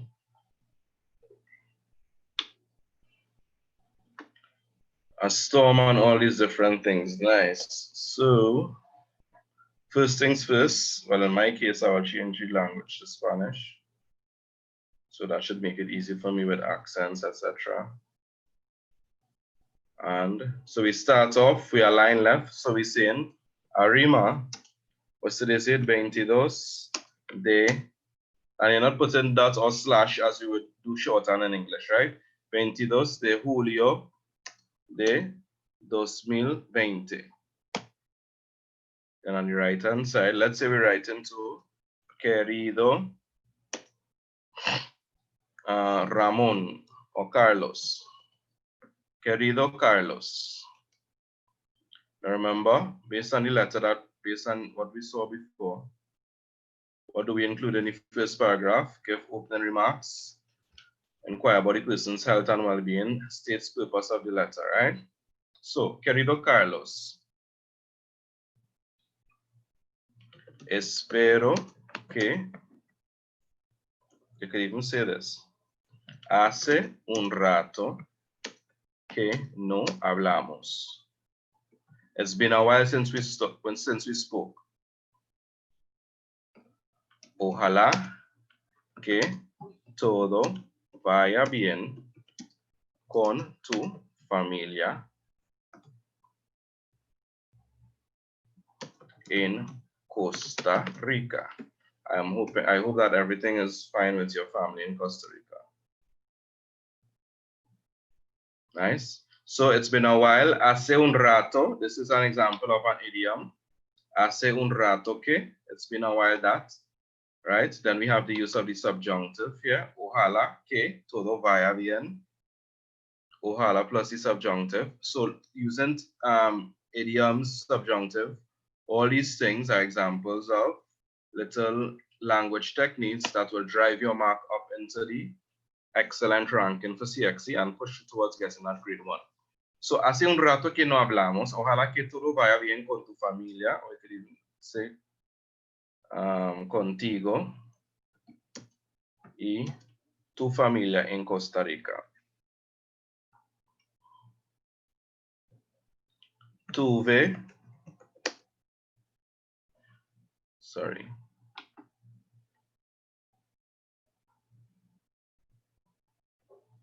la peor experiencia de mi vida. I had the worst experience of my life, right? So that's the first paragraph. And we notice you inquire about the person, you say introductory remarks, it's been a while since we spoke, and this is a phrase that you can use depending on if it's somebody that you know well as opposed to somebody that you're writing for the first time. You can use this in any situation. Hace un rato que no hablamos. It's been a while since we spoke. Let me just check on my peeps on YouTube. Yes, you can say espero que instead of ojalá. ¿Cómo te ha ido estos días? Excellent. That can be said as well. Okay, persons are asking if I can zoom in the page. No problem. I'm going to do that for you all now. Let me stop sharing for 1 second just to see any.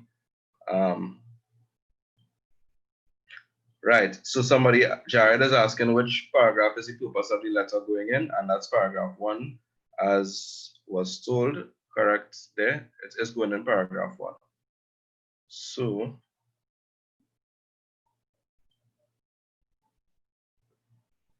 let me just zoom in on this a bit for the persons to see better. Right. So, querido Carlos, hace un rato que no hablamos. This can be used in almost any, no matter the context, no matter the situation, no matter the instructions for the letter. It's been a while since we spoke. I hope to God o espero que todo vaya bien contigo y tu familia en Costa Rica. Tuve la peor experiencia de mi vida. I had the worst experience in my life. El mes pasado,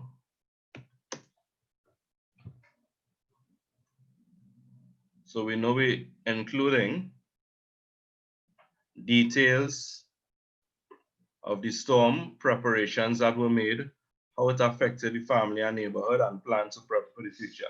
So these first 2 points, details of the storm and preparations made, will go in one paragraph, the paragraph after the introduction, and how it affected the family and plans for the future, that will go in another paragraph, detail, and then we'll have our concluding paragraph.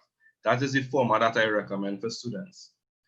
2 points in one paragraph, 2 points in another paragraph. The first point is usually have 4 points, and I usually bunch them together like that. Yeah, and that helps you to have the proper organization of your points, which is one of the things that CXC look at. Yeah, as well as it helps you to keep track of your word count better, right? After each paragraph, you just write your word counts. Another thing I wanted to highlight or point out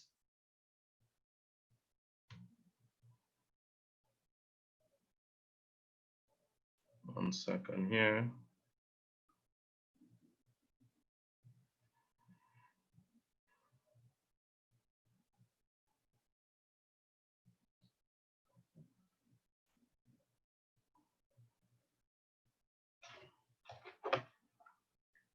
1 second, I think we're having some technical difficulties.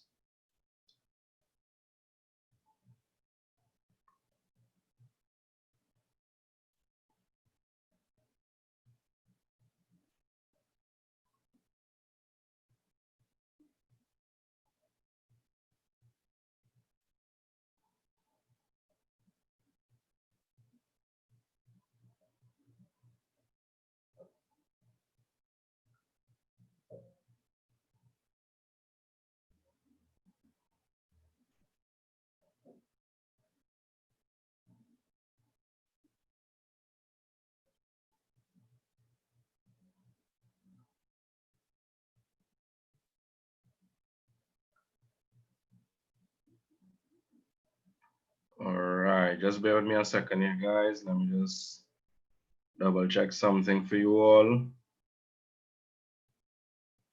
And once that is sorted out, we continue.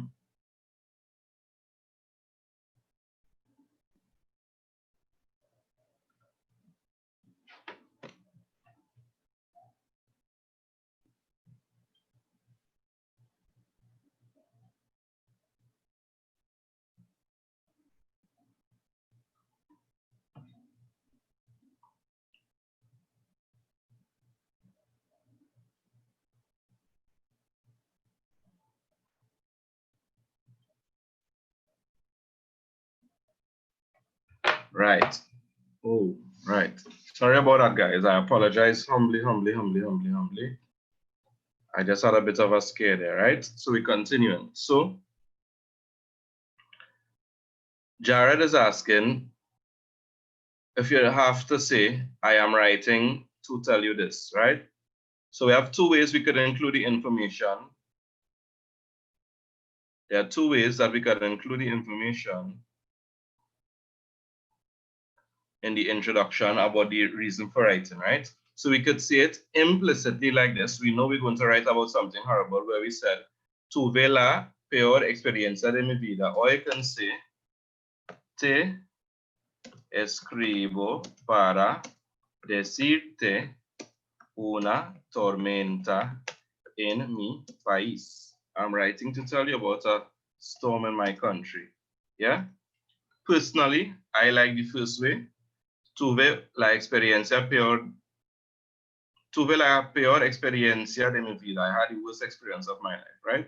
So we say, el mes pasado había una tormenta horrible que pasó. This will be over the accent because you notice they say a storm that passed. So what, the fact that the storm passed would have been the will be the hint that we use in the past tense, right? El mes pasado había una tormenta horrible que pasó por mi país. And this way kind of lends itself to the other way, which I would have spoken about just now, to build up your experience. Let me explain here, right? So details of the storm and the preparations that we made. So, mi familia y yo, my family and I, oímos de la tormenta por las noticias. My family and I heard about the storm on the news y hicimos preparativos. We made preparations or preparaciones para su llegada. We made preparations for its arrival. Sin embargo, however, todavía fue una experiencia fatal. It was still a fatal experience, or una experiencia horrible. Right, you could say horrible, terrible, fatal. All of these can be descriptions to describe it. So, You could say you're talking about the preparations that you make, and we could say compramos comida en lata. We bought food in tins, velas, candles. What else do you buy during a summer? What else do we do during a summer? We bought food in tins, in latas, in tins, velas, y guardamos, we secure las ventanas, the windows, con madera. We secured the windows with wood. Madera is wood, guardar is to. It could also mean to save, but it could mean like to secure, right? So these are some of the preparations that were made. So let's put this, I change, remember I'm writing on the spot, so I'll change it up a bit here for you. So we're gonna say, to let the letter flow better, my family and I heard about this storm through the news and we make preparations for its arrival. We bought canned food, candles, and we secured the windows with wood. However, it was still a horrible experience, right? Después de la tormenta, muchas personas perdieron sus techos. A lot of persons lost their roofs. There was, there were inundaciones. So these are some of the keywords we're looking at here. There were floods. So remember, we're referring to the 2 points in the first paragraph here. We're referring to the details and the preparations made. So the preparations made, we bought food in tins, candles, and we secured the windows with wood. However, it was still a horrible experience. After the storm, many persons lost their homes. There were a lot of floods.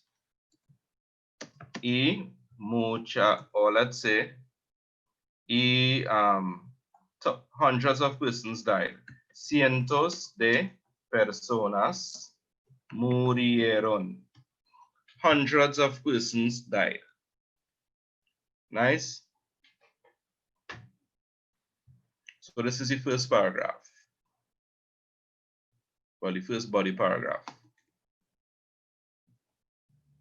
I'm going to pause a bit just to let persons come in, or just to take a look at the comments of persons. So as we said, introductory paragraph, which includes the reason for writing, seeking information about the person's health. Hace un rato que no hablamos. It's been a while since we haven't spoken. Ojalá que todo vaya bien contigo y tu familia. I hope that everything is fine with you and your family. And we have 2 ways of stating our reason. We could either state our reason via an implicit way. Implicit meaning not outright. So tuve la peor experiencia de mi vida. I had the worst experience of my life. Or we could outrightly state the reason for writing. Te escribo para decirte sobre about una tormenta en mi país, about a storm in my country. Right? El mes pasado, last month, había una tormenta horrible. Last month, there was a horrible storm. No, this will be había, not había. So last month, there was a horrible storm that passed through my country. My family and I heard about the storm on the news, and we made preparations for its arrival. We bought tin foods, comida en latas, velas, candles, and we secured the windows with wood. Guardamos las ventanas con madera. However, it was still a horrible experience. After the storm, many persons lost their roofs. I want to include more. There was floods.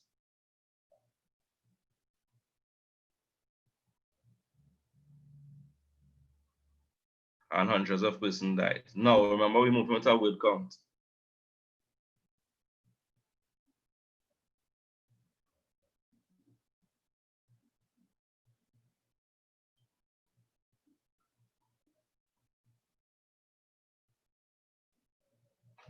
So let me look at what is.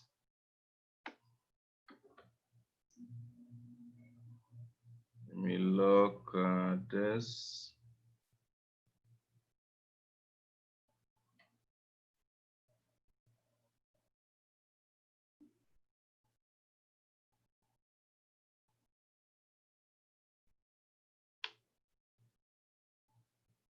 So I was looking at some of the comments.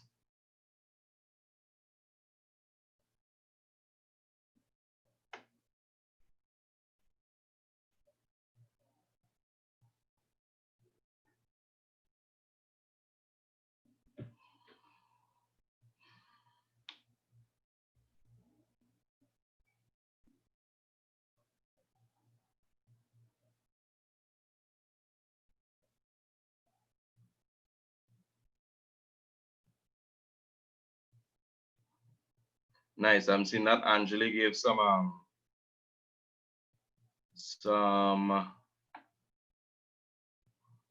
advice as well regarding how we allocate the words. And before I continue, I just want to make sure that everybody's on the same page. That sort of stuff. We're all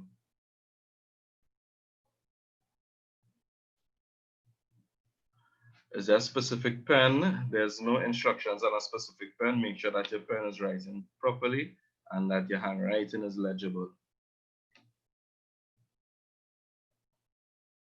Right, una tormenta, una tempestad, etc. Now there are more things we could have, or different things that we could have said here.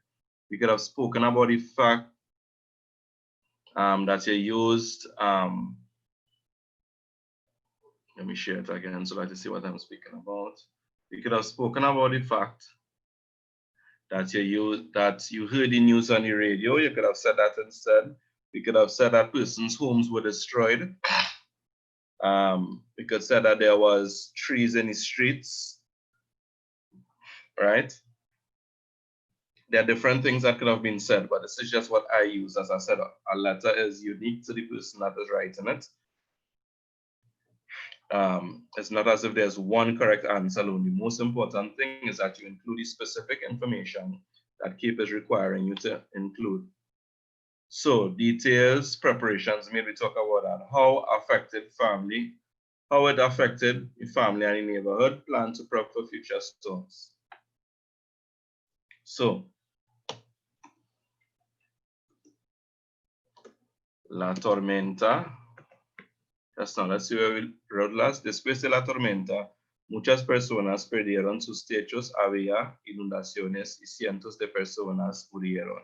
Right, so after the storm, many persons lost their roofs, there were floods, and hundreds of persons died. En mi vecindad,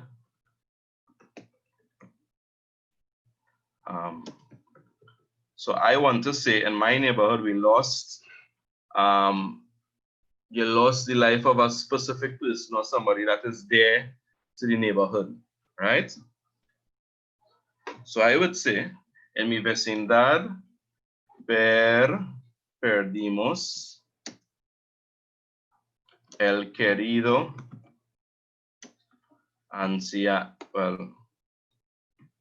propietario de la bodega en nuestra comunidad. So in my neighborhood, en mi vecindad, perdimos el querido propietario. We lost the dear proprietor, owner of the neighborhood shop, right? Se llamaba, he was called Señor Harris, let's just say, right? So you're talking about how it affected the family and the neighborhood, right? Vivía, he lived solo en su casa y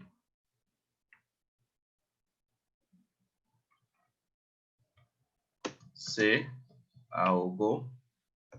He drowned. Ahogarse is to drown. To drown, sorry, not drowned. So once again, I'm using specific words so that we learn new words as well, right? So he lived alone in his house.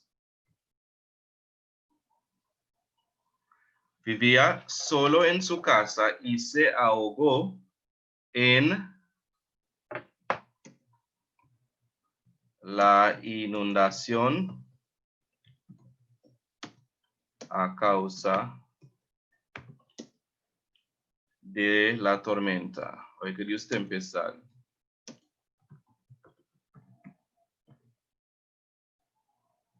One second.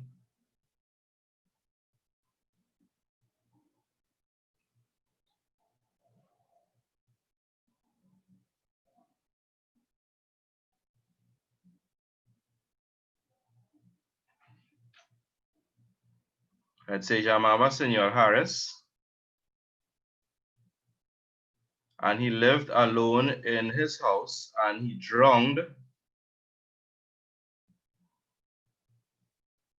in the flood, en la inundación a causa de la tempestad. He drowned in the flood because of the flood, because of the storm, sorry. Mi vecindad estamos, o toda la vecindad, let's say todo el barrio estamos de luto, and that means to be in mourning. Estar de luto means to be in mourning. Once again, estar en luto means to be in mourning, so that's a nice phrase I could learn as well. So todo el barrio estamos de luto. All of my neighborhood, we are in mourning. What else do we need to include? So that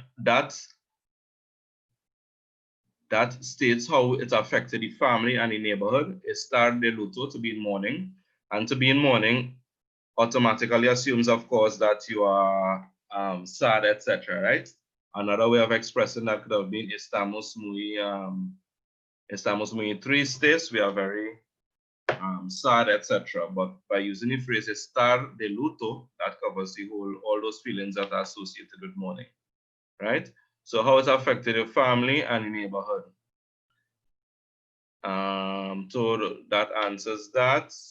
Mi padre especialmente está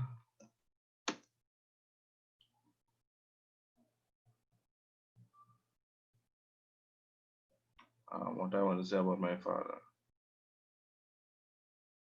What can we say about, I want to say that my father was a good friend of Mr. Harris.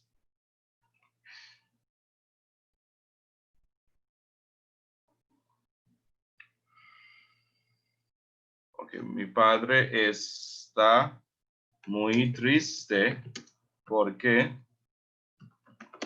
el señor Harris era su amigo, was his friend.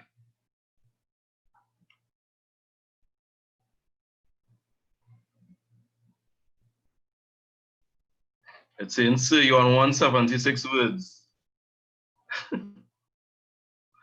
Okay, let me try something here. Let's come from here to here. So all I'm on 176 words, so, sorry, not 176, but 154. Let's take out this whole sentence here and see how we look. 154 minus 10 is 144. I know, remember I added some extra stuff to help you, all right? 10 minus 2 is 12. So 144, 142.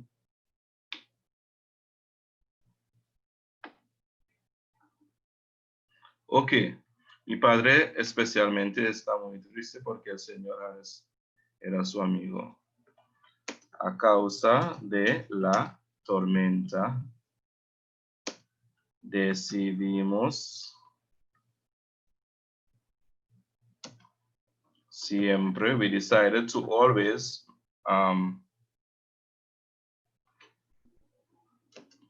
cuidar, o decidimos cuidar más a los ancianos en el barrio. Because of this storm, we decided to take care of the old persons in our. No, that's where it didn't work because there's a plan for for future storms. So what is somebody help me here. My English is escaping me. Yes, you did right. My English is escaping me. What is the name? Okay, I hope I write more if there's anything because it's easier to remove words. What is the name of the plan that you use in time for storm and stuff? Disaster preparedness. Okay, so a causa de la tormenta decidimos tener un plan de preparación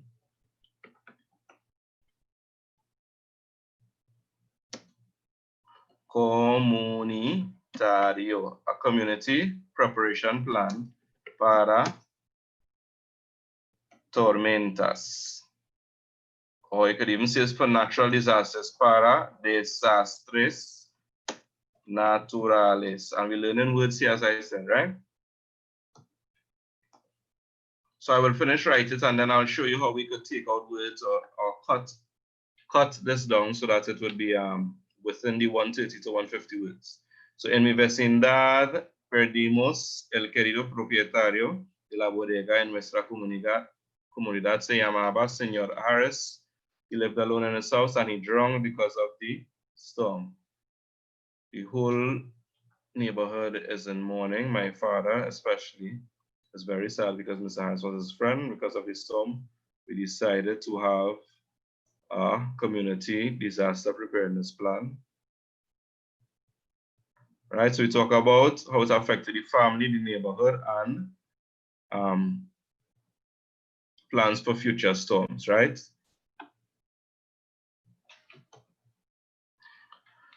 So let us end off the letter now.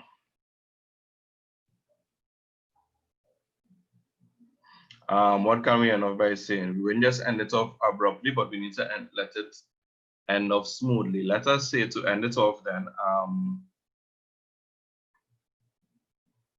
ojalá que nadie tenga una experiencia.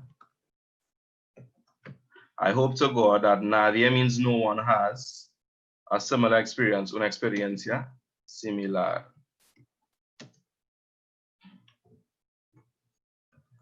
¿Qué piensas de esta experiencia? What do you think about this experience?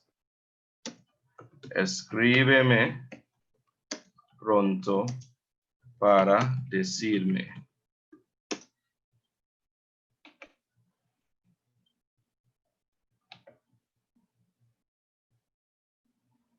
Write me soon to tell me.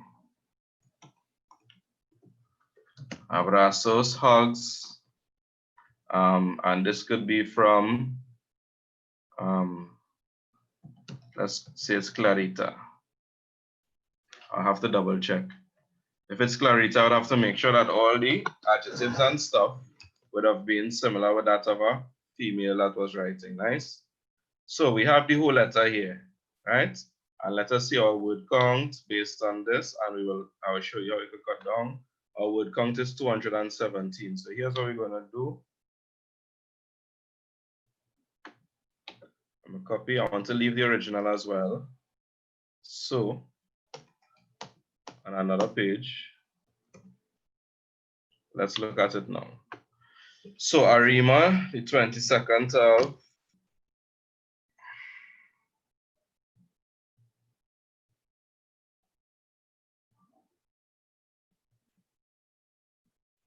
okay, 1 second, guys. Sorry about that.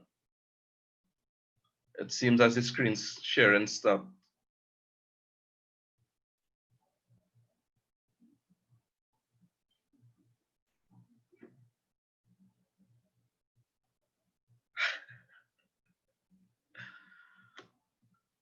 Kabin Ferguson says Sena Medzvena. So that's a very much Jamaican thing to say. So I'm guessing that Kabin is from Jamaica.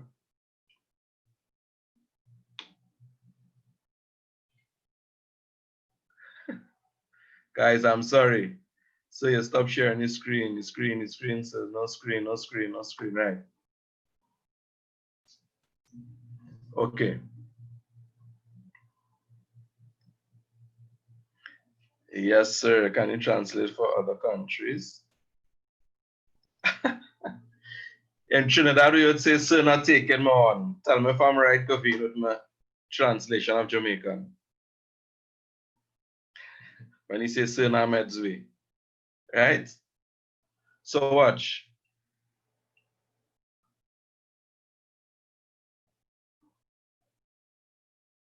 Sir, do you think an incident will come tomorrow? Just no.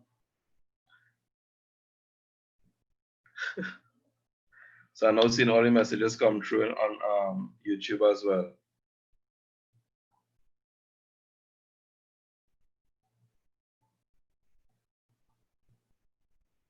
Wow. I seen they say a whole hour of no screen. I don't know if that was an exaggeration or what, but if it was, I humbly apologize. And if anybody was trying to message me, I make sure and put my phone on do not disturb. So, are you all seeing the screen now? Send me a thumbs up, send me a yes, something so that I know. C, nice. So let's look at this. So Arima, the 22nd of July, 2020. Dear Carlos, hace un rato que no hablamos. It's been a while since we haven't spoken. Ojalá que todo vaya bien contigo y tu familia en Costa Rica. I hope everything is good with you and your family in Costa Rica. I had the worst experience of my life. Tuve la peor experiencia de mi vida. El mes pasado, last month, there was a horrible storm that passed the country. My family and I, we heard of this storm on the news. Hicimos.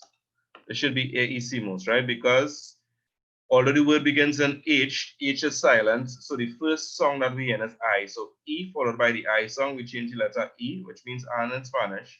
So the letter E, A, which is pronounced as A. So mi familia y yo oímos de la tormenta por las noticias e hicimos preparativos para su llegada. We made preparations for its arrival. Compramos comida en latas, we bought food in tins, candles, velas, y guardamos las ventanas con madera. And we secure the windows with wood. Guardar is to secure. However, todavía fue una experiencia horrible, fatal, etc., right? However, it was still a horrible experience. After the storm, many persons lost their homes. There were storms and hundreds of persons died. In my community, we lost the dear proprietor of the neighborhood shop. His name is Mr. Harris. Mr. Harris lived alone and he drowned in the flood because of the storm, or as a result of the storm. The whole village is in mourning. My father especially is very sad because Mr. Harris was his friend. Because of the storm, we decided to have a natural disaster preparedness plan. Un plan de preparación, a community preparation plan for natural disasters, or a natural disaster preparedness plan.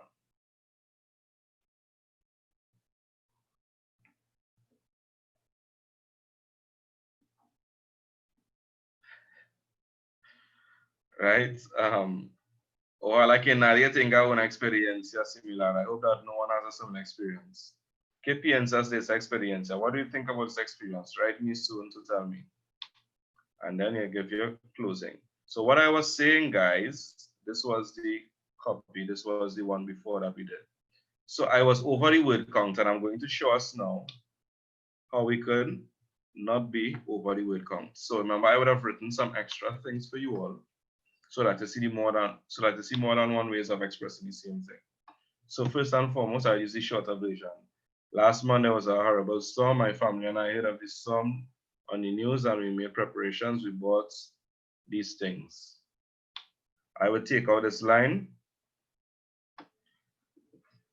So we bought canned foods, we bought candles, we secured the windows with wood. After the storm, many persons. So this gives the details as the question asks us to do. And it also gives the preparations. It gives details of what happened as a result of the storm, right? And it also tells us about the preparations that were made. It fulfills the two functions, right? Compramos comida en latas, we bought food in tins, etc., etc. After the storm, many persons died or lost their roofs. There were floods, and hundreds of persons died. In my community, we lost the dear proprietor of our neighborhood. So instead of, this was a lot long, I could have said, en mi vecindad murió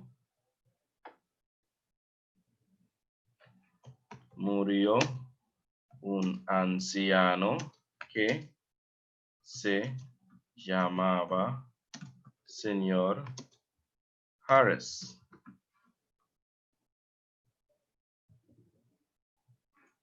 So in my community, an old man named Mr. Harris died.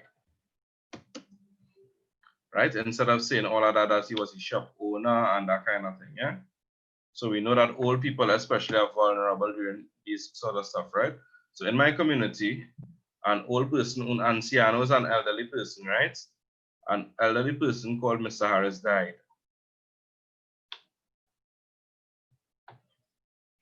He lived alone in his house and he drowned in the floods. In la inundación, the floods of the storm. All of the village or our community is in mourning. My father especially is very sad because Mr. Harris was his friend. Because of the storm, we decide to, instead of all of this, you could say, cuidar mejor a los ancianos en la comunidad.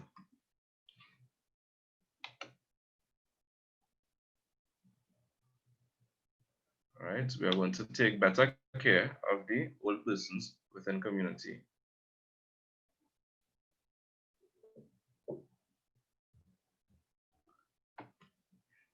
So a causa de la tormenta, decidimos cuidar mejor a los ancianos si haya otra tormenta.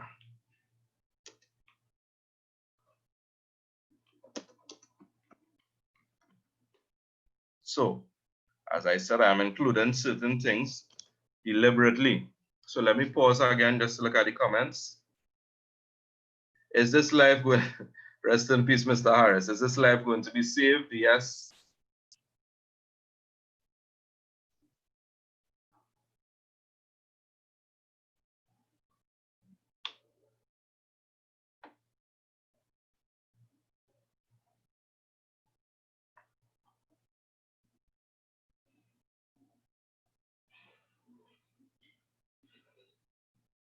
Right, I'm seeing that we're having some trolls. Let me just remove the trolls.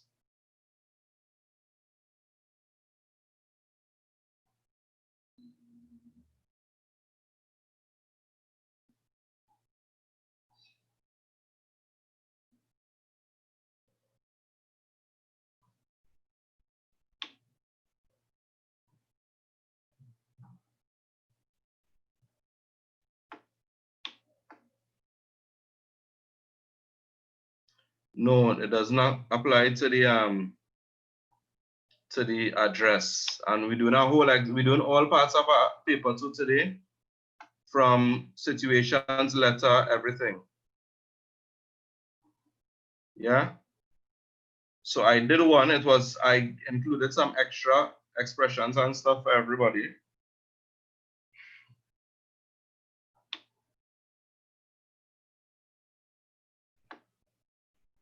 I did some extra expressions for somebody, and then I cut that one short to show you all how it is we'll go about doing that, right? So let me give us, let's see the word count here. From here to there, we are at still 163 words. We still have too much, man. So let's cut down that even more. Hace un rato que no hablamos. Ojalá que todo vaya bien con.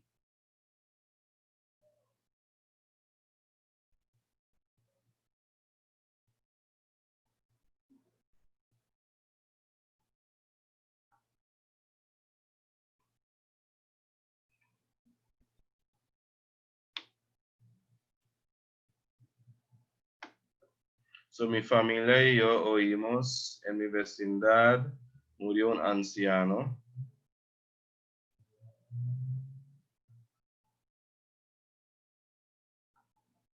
We could say, take out this line about he lived alone. We could just say algo en las inundaciones, or en la inundación. He died in the flood. So long I haven't written a CXC type letter. He died in the flood.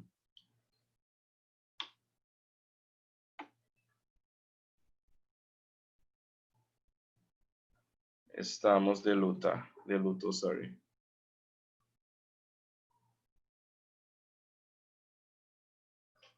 So let me give you a nice phrase instead. No podía dar crédito a las orejas cuando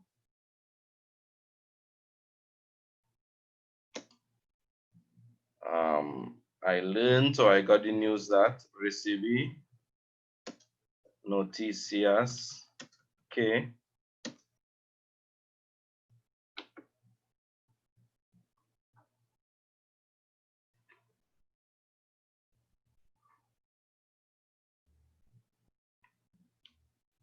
alguien murió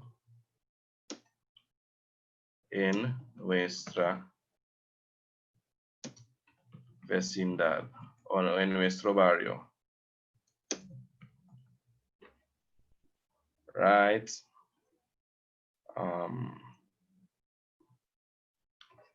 Se ahogó.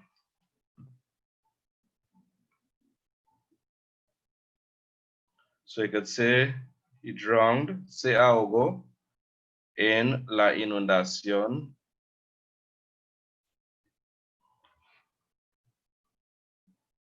You could say mi padre, let's say mi padre está de luto.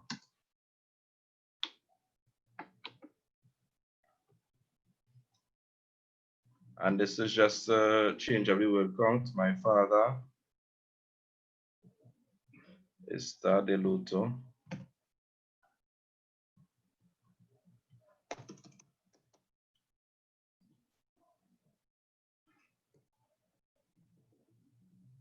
Porque era su amigo. It was his friend. So no podía dar crédito a las orejas. I couldn't believe when I heard the news that someone died in our neighborhood.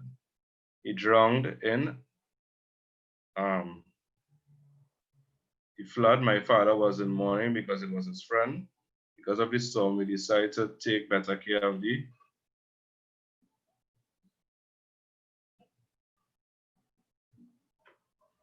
if there's a storm in the future.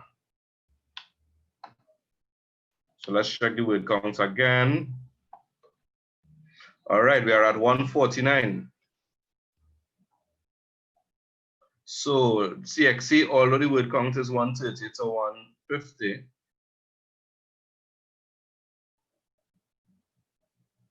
Yes, Tisha, you could use recently instead of last month. All this could be used, right? As I say, there's no one right answer. So you could say el mes, instead of el mes pasado, you can say one word, recientemente. Thank you, Tasha.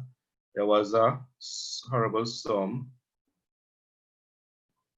To take out horrible because we already described it as that here, a horrible experience always. Recently, there was a storm that passed through my country. My family and I, we heard of this storm on the news and we made preparations for its arrival. We bought canned food, candles, we secured the windows with wood. After the storm, many persons lost their roof. There have been floods and hundreds of persons died. I couldn't believe when I heard the news that someone died in our neighborhood. He drowned in the flood. My father was in mourning because it was his friend. Because of this storm, decidimos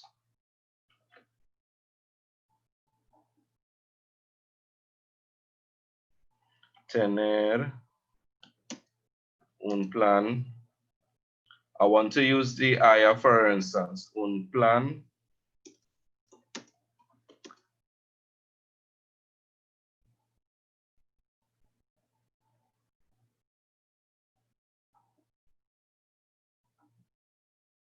de, what was it again? Somebody remind me what I said before again. We decided to have what sort of plan? A disaster preparedness plan, right? So you all get any idea, man? I've seen persons coming up with different ways or with less words of saying the same thing. So a causa de la tormenta decidimos tener un plan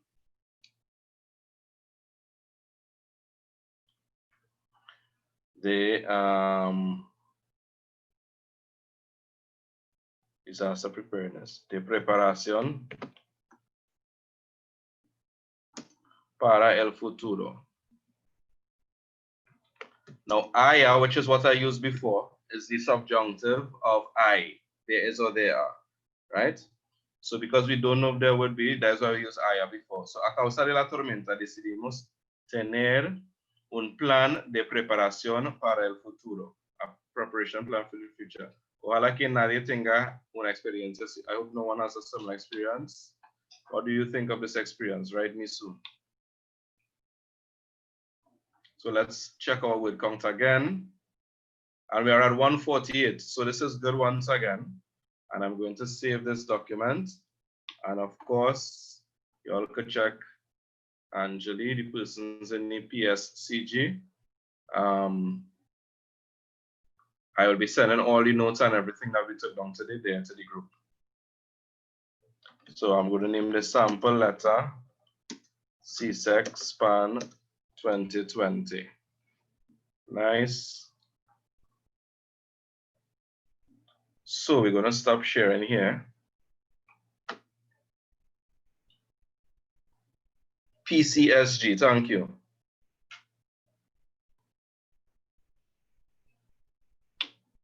So you think we're going to get a natural disaster? Unfortunately, I always tell persons this, I cannot predict CXC's mind, but what I can tell you what things are popular, and you can do, you can especially learn off the vocabulary around those themes. Themes that have to do with travel, themes that have to do with natural disasters as well. Those are some of the more popular themes that you see used. Yeah? So once again, themes that have to do with travel, themes that have to do with natural disaster are some of the more popular themes that come. The subjunctive is something that only comes with practice, practice, practice, practice, practice. So it's for that reason, I would also send the other document that I had, where we have some examples of the subjunctive. I would send this as well to the group. Matter of fact, I know that the group has some material already. Oh, we forget to look at this, right? So I would send these, which are examples of subjunctive that you could use off of these stars, which will make you write it properly, because it's a phrase that you can learn off, right? And these would help you to include subjunctive in your passage. So I have another Word document here, the same one that we looked at regarding the format. I will send that and persons can find phrases there that they could learn off to use, right? Let us go immediately to the contextual dialogue. Does 2020 contextual dialogue have it again? Which contextual dialogue we doing? How we moving for time? You have about 40 minutes to finish, thereabouts. Whatever time you have remaining, I use that to entertain any questions.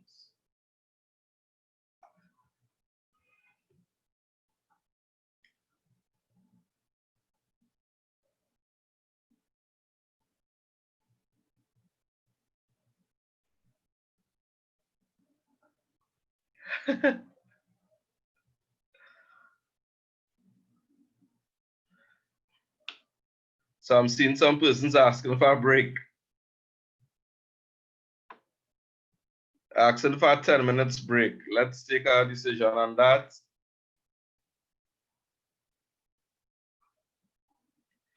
For just some regular girl 9000, I will be sending you stuff on the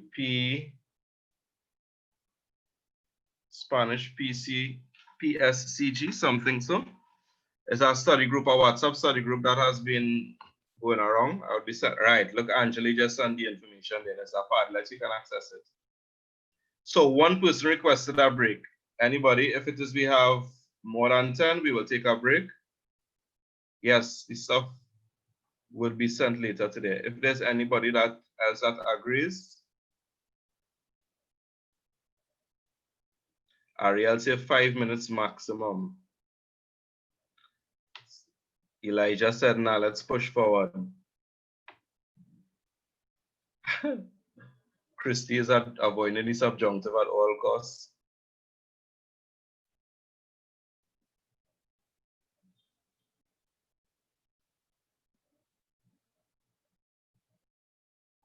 Simran Prasad, and yes, please, is what? Break, please, break, please. Okay. So I'm going to leave the live running and we're going to break for 10 minutes, no more than 10 minutes. No more than 10 minutes. Right? So we meet back at 4:30. So between the persons on YouTube, between the persons on YouTube and the persons on Zoom, the breaks have it. Persons that have asked for break, yes, please, a break would be nice. So we meet back at 4:30, guys, no later.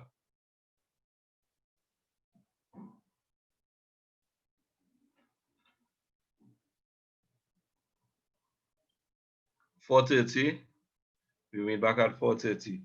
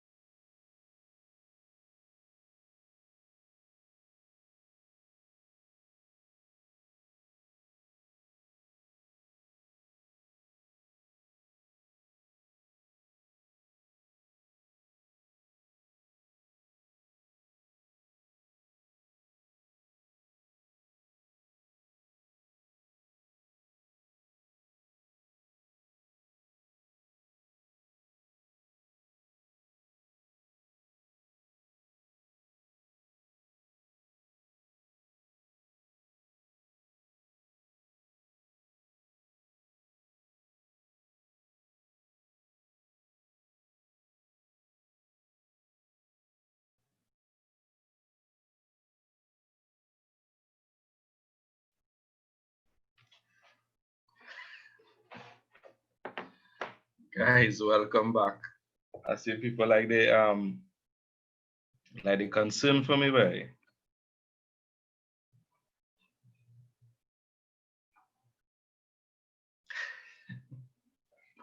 Estoy aquí, no te preocupes, o no se preocupen. Right? Estoy aquí. No les abandono. I'm not going to abandon you all. He is risen, man says. Actually, he was that way. I said, but actually, just change up on me just so.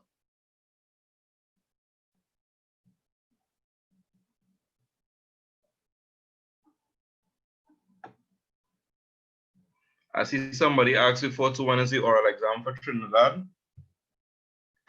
The oral exam in Trinidad is from the 3rd to the 21st of August. So when you go to your school, you will get that information when you go back out to school. Bam, bam.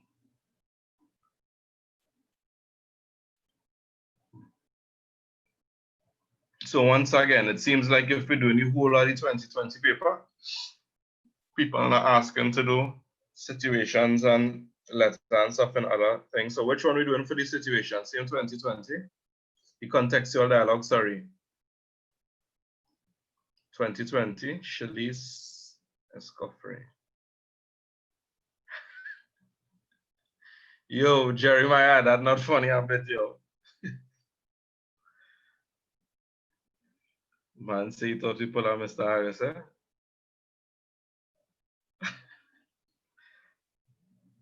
Okay, let's get us quick. Let's get us quick. No long deliberation. 2019. If I could get 10 people to say 1 year for the first, and you know the same person, eh?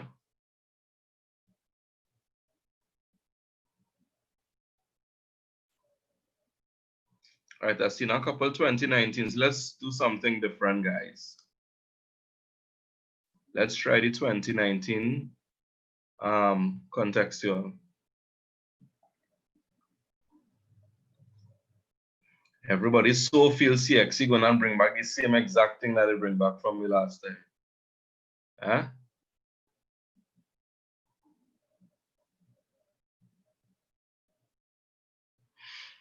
So the spaces provided, complete the dialogue, Jared says, so you pick one, all right. So let's see. And the blank spaces provided, complete the dialogue between. 1 second, give me a sec, give me a sec.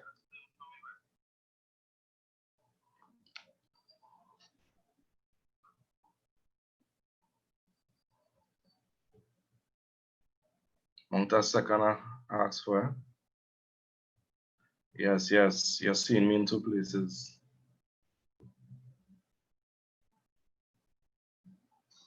What is this about?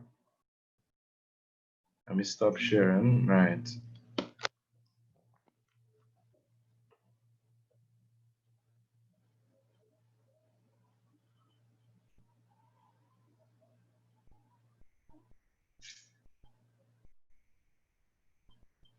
I've seen people asking for all kind of different ones here. Like nobody seems to be deciding on just one. So let me pick, as Jared would have said, Sydney in 2019. I feel people asking for things based on which ones am we doing home, and then do that sort of stuff. So let's do the 2019. So in the blank spaces provided, complete the dialogue between you and a policeman. Give your responses in Spanish using between 80 and 100 words. You witness a robbery at your neighbor's house. Write the dialogue between you and a police officer giving your responses. So remember, it's you and the police talking. Responses to the cues below must be included in the completed dialogue. Okay. Where you were when the robbery occurred. Details of how the robber entered the house. A description of the robber. What you did upon seeing the robber. A promise to give more information as needed. Very good. All right. So Once again, any spaces provided, information, where you when your robbery occurred, what happened, etc., etc., etc. So give me 1 second. I'm going to try something here. I'm going to try something, guys. Let me try something.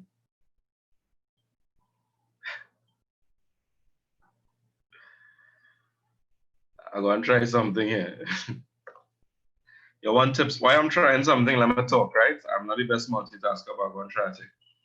Once again, tips for the dialogue. First and foremost, read through the whole, before you write anything in the dialogue at all, read through the whole dialogue. The reason being, there may be information later on that might cue information before. So you need to make sure that you write your answers that are coherent. Nice? You need to make sure and write coherent answers. So in order to do that, you need to read through all of the information to capture and get what it is they want from you exactly. Personally, I find that this kind of lend itself to some better stuff, some better idioms and stuff, the dialogue over the letter. But that's debatable, of course. So read through before, make sure and pay attention to the instructions. How do you go about knowing what to include within the spaces? What helps, or what is a good guide, is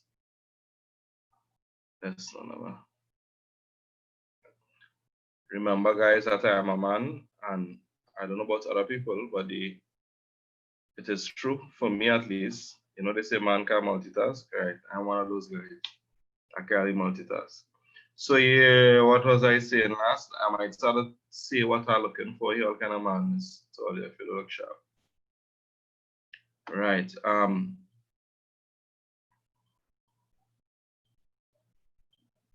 Just now, guys. Just now.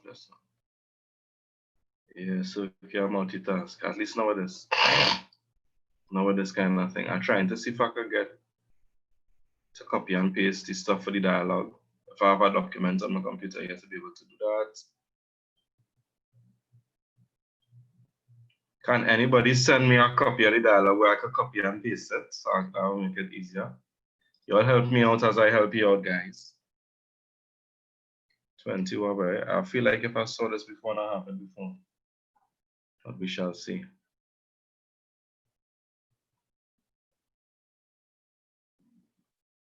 June 2019.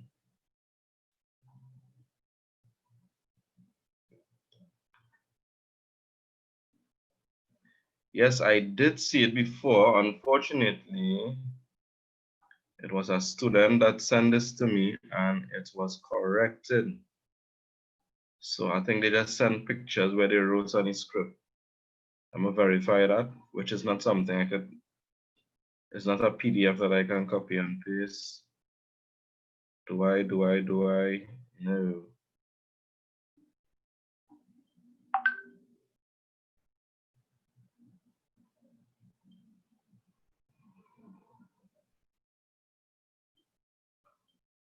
See, Renee is in the dance, is in the Zoom. Hola, Renee. Angeli or anybody, y'all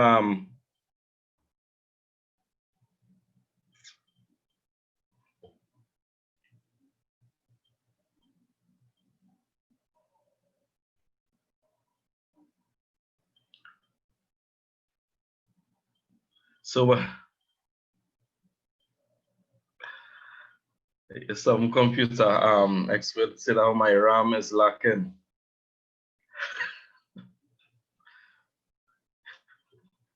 Well, damn disrespectful. I wasn't sharing the screen as yet, right? So bear with me. I'm gonna ask if I have a blue computer, yes? Oh, they're disrespectful, so very. It's not blue, it's black. That was my stale joke. But anyway, yeah. So let us see the 2019 contextual dialogue. It says, here's what I'm going to do. I'm going to bring it up on screen and I will give you a response, a suitable response for it. Ariel, don't be on me, Ariel. I'm going to give a suitable response for it, and I'm going to write that response in the comments instead, right? So let me just, I'll finally share my screen.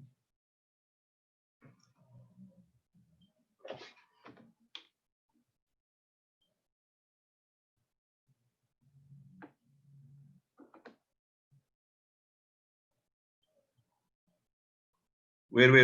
I'm not seeing a message here. I am not gonna take that chance and use annotate because we have some trolls now, boy. So we are trying to get them space to reign. So we will find a solution, guys. Don't stress. I'm seeing it's coming through in the chat here. You see? Somebody from yard. When God can come, the son of angel. What did I say? So whoever has that phone number, I'm not going to call out your phone number for the whole world to be stalking you. But that person from Jamaica that just sent this stuff. Where is it? Where is it?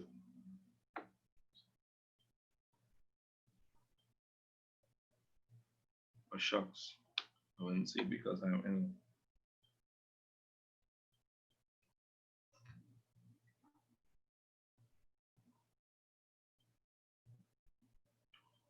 I must say you'll have a lot of patience. So this is a picture too. Okay, that person from Jamaica who sent it, thank you, but I cannot use it in this format. But I appreciate your help nonetheless. No, you see people sending it as a picture. If it was sent as a PDF, I could do the necessary and edit it. But when you send it as a picture, I am not able to do that, to copy and paste it to Excel or anything like that. But as I say, let this be an example of what you may encounter tomorrow. You will encounter something that you hadn't planned for, but as I always say, some problem might come up, but problems will made to solve. Let me see what's going on in the chat here.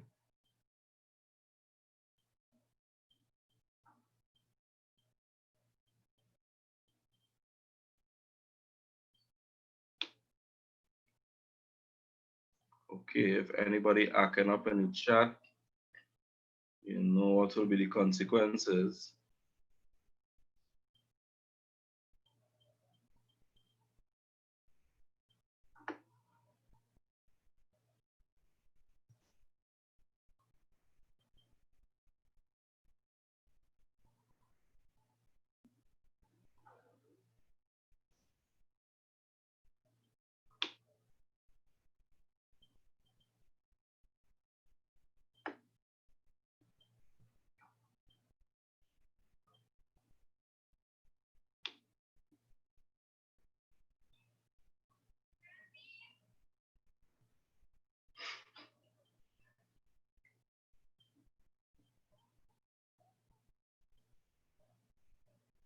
Watch your language there, Achoy.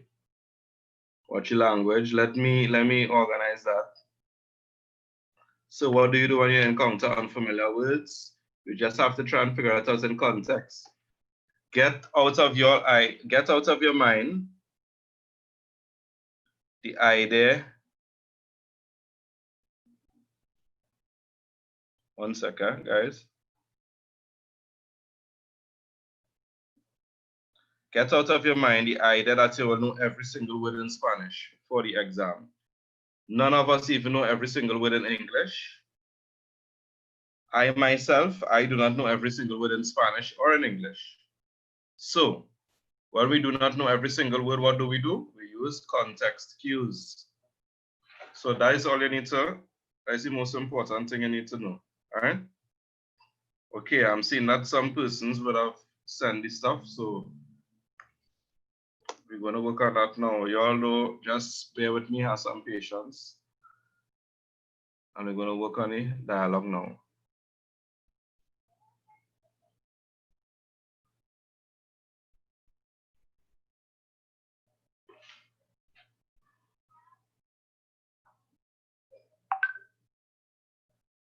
So a couple, okay, sending in 2 minutes for you. So let's see this. We have this paper. Let's see how that will work. Somebody else sent me. I got your number off Instagram. I'm in the Spanish room class F 2019. Thank you so kindly.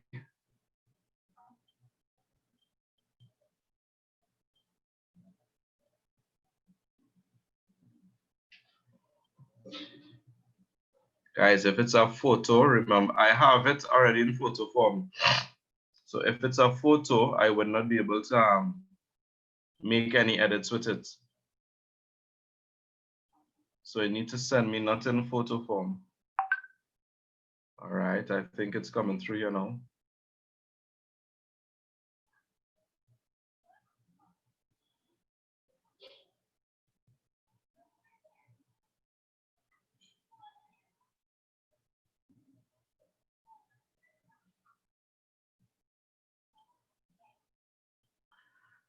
Excellent, excellent, excellent.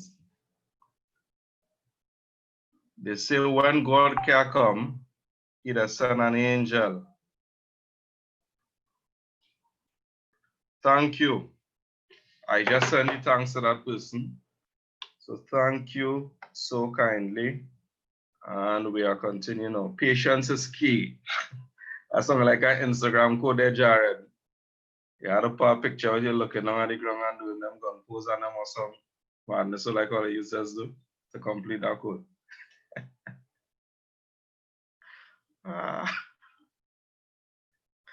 Sorry guys, I found that was funny. Anyway, so we working on what we have. We have January 2020 contextual dialogue. So you see we end up back in 2020, right? So the blank spaces, complete the dialogue between you and your father, give responses in Spanish.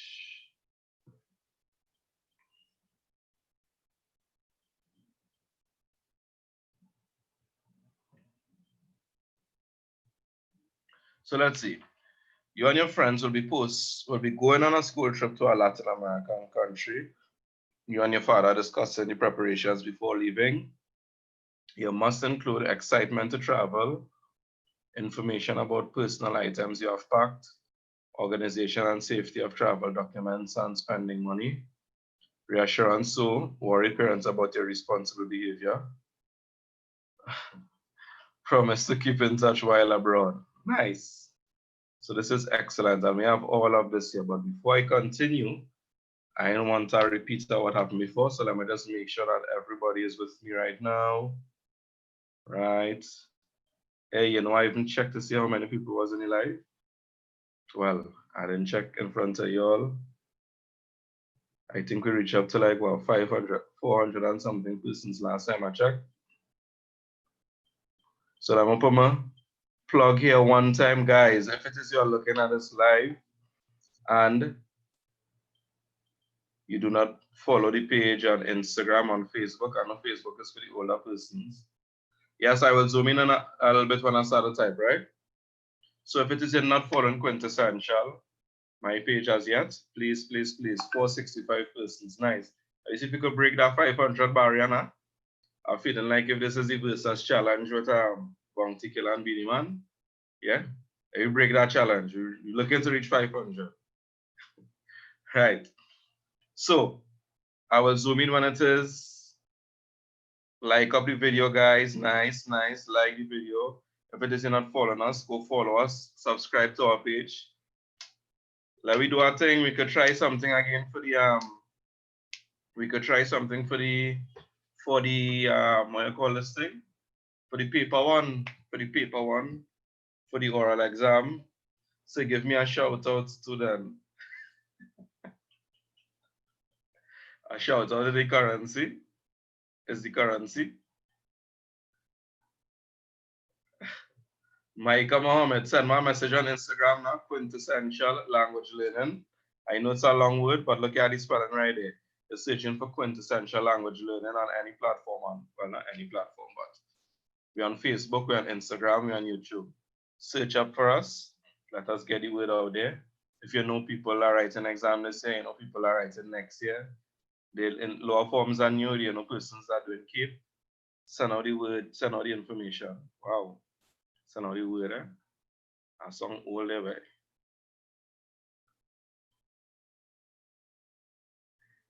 You see these strange people that just entering and hitting the high. Like they don't know what's going on. I'll look out for those persons. Right? Because I feel like some of these scammers on them. They come in nice. And it end up all kind of craziness in the chat after. So we're gonna start it now, guys. We're gonna start now. But let me see. So some persons are asking if you can zoom. Yeah. Yes, Jada, I will in a little bit. Somebody asked around what time is this finishing? Now, we're supposed to finish at 6. The least that we're doing, that I promise you, is that we're finishing this paper, right? Even if we go a little bit after 6, we jam in still, as the song says here. So we're doing that 1. And 2, I would field some questions afterwards, any questions that we may have, yeah? As not a psychologist, but if you have other questions you're willing to ask on the forum, right? I hear, man. I answer them questions for you. Fellas, you want to know how to get a girl? What's the correct message to send in the DM? Joke. I ain't entertaining that. But I thought I was going to give you them things, so what is it? Some persons are asking if you can zoom. Yes, I will zoom. Kristen like that, eh? Miss Ariel. What really going on with Ariel? Like, Ariel is a big boy, you know? You understand? I was all the age once, right? How it end up that? This video today was sponsored by something. Put user on timeout. So this is the last surah here, guys. We started Magnus now. This is the last surah because after this, it's just to put whatever you learn today into practice, learn up your vocabulary and stuff, put an exam tomorrow, bright and early. So still. Listen, I have a sense of humor, guys. Or let us catch on to it yet. Yeah. Oh, shucks. I really can't remember if the exam is 1 or 9. I know usually paper 2s are in the morning, so that's why I say that. But yeah. So as I say, if you're following, right now I'm all over the place. Once again, is trying to multitask. Hey. Kristen, no disrespect, but I don't know if to take that as a compliment or not. Kristen said, don't worry, she appreciate my humor. But Kristen kind of stale too now, but I hear some jokes from Kristen before. Mr. O'Connor, what's going on? O'Connor's in the chat. Okay, it's 1 o'clock. My back broad and my skin thick. So man can catch your kicks. This is me caring. Nice. So we ready again? O'Connor, what's going on? Best of luck tomorrow. Guys, go check out Steam, STEEM on Instagram as well. STEEM is our local boy band in Trinidad. I don't know if they would call themselves a local boy band, but yeah, they're very bad. Go and check out Steam, STEEM, Steam Music on Instagram. There's somebody that came in the chat down now. Go and check out Steam, STEEM, Music on Instagram. Follow the page. Right? There's some young persons, same age as yourself, some very talented young men that let's do music. Go and follow the page on Instagram. Check out Quintessential as well, Quintessential Language Learning Follow us on YouTube. All those wonderful things, yeah? Okay, now let's start a YouTube channel to you. But anyway, so, manos a la obra. Manos a la obra means let's get busy. Let's get to work. So contextual dialogue. M-A-N-O-S, manos, a, letter A, la, L-A, and obra, O-B-R-A. So let's get busy or let's get to work. So in the blank spaces provided, complete the dialogue between you and your father. Give your responses in Spanish using 80 to 100 words. We read through all of this already. You're leaving for a country. You have to talk about your excitement to travel with your classmates, information about the personal items you have packed, organization, reassurance, etc., etc. So what I always say, read through the whole passage first to make sure the information that is required. That is one. Tip number one, read all the instructions and the entire passage first. Yes, the dialogue with the blank spaces, read through that first before you write anything. When it is you do start to write, you need to look at two things that will guide you in giving a correct response. One, giving a well-developed response. If your response is well-developed, that simply means that 9 out of 10 times you will not go under the word count or over the word count, right? So, ¿estás seguro que quieres viajar sin tu mamá y sin mí? Are you sure you want to travel without your mama and me? How do you feel? So, we know in this response here, this is the next hint, right? We're given a response to what Dad said here. And we also, the first part of our response here would be in as a direct answer to what he would have asked or said here. And the second part of this response here will be leading on the conversation for this to be said here. So we will talk about, yes, we sure you are old enough or whatever, etc., etc. And here he says, comprendo que estás excitado, te queremos mucho. Tienes todo lo que necesitas en tu maleta. Do you have everything that you need in your bag? We respond to that, and the fact that yes, you're excited, etc. Then he said, tienes todos los documentos oficiales para el viaje. So you're answering this here, and you're also responding to, you're also responding to how much money you have as well. So you would say you have money, and that's what you will also say that you have documents like passport, etc. And that's what cue the dad to say, how to ask specifically how much money are you carrying with you. And you would say, you haven't told me who gave you all that money. A proper response here will be something like you saved up the money, etc. And all of that. Something else to give or make him say, give the impression or make him say that yes, you're well prepared. And what did your mom say on the activity? What did your mom, what did Katie say to mama? What did you say to your mom about the activities there? That will be a direct response to this starting off here. And the second part will be cueing him to say this. Ike dijo, recuerda que estarás en un país extranjero. Necesitas compartir de manera responsable. Right? So whatever you're saying most likely will be an extension of this. And then that will, and also what you said to your mom. And he said, what did she say? Remember that you'll be in a foreign country, etc.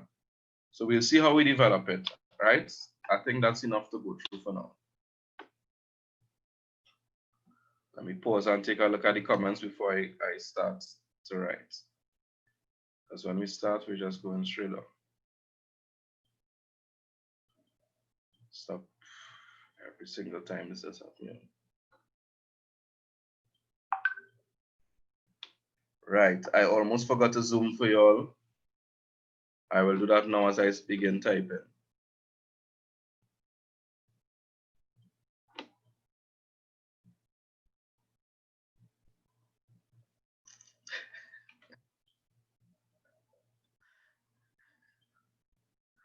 Mike, I really kind of storm, but you must storm. Mike, I really kind of still, but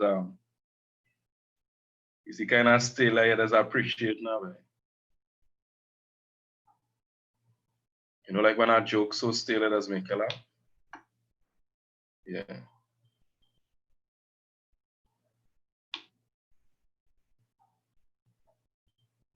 Nice. So let me hide this now. This is usually here. We're hiding this right. So, ¿estás seguro que quieres viajar sin tu mamá y sin mí? ¿Cómo te sientes? Sí, papá. There should be an accent on here. Sí, papá. Estoy seguro que quiero viajar sin ustedes, without you all. Estoy excitado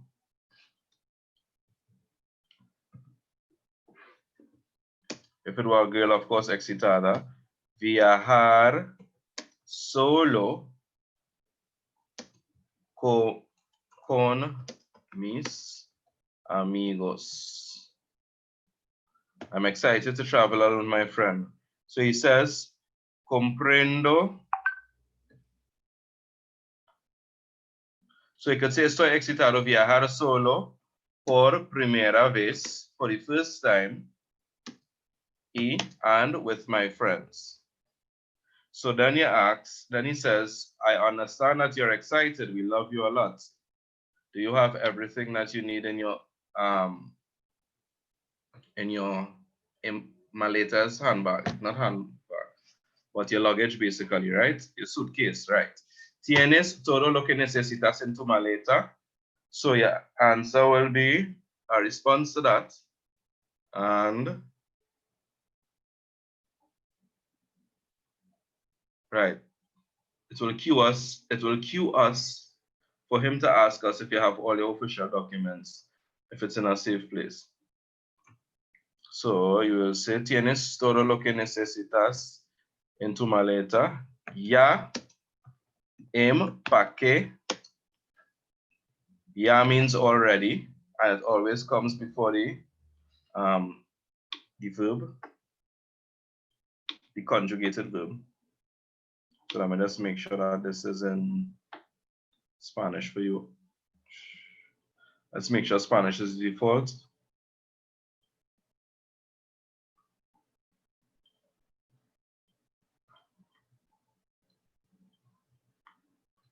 Right. So the verb to pack is empacar, E-M-P-A-C-A-R. But because we're using it in the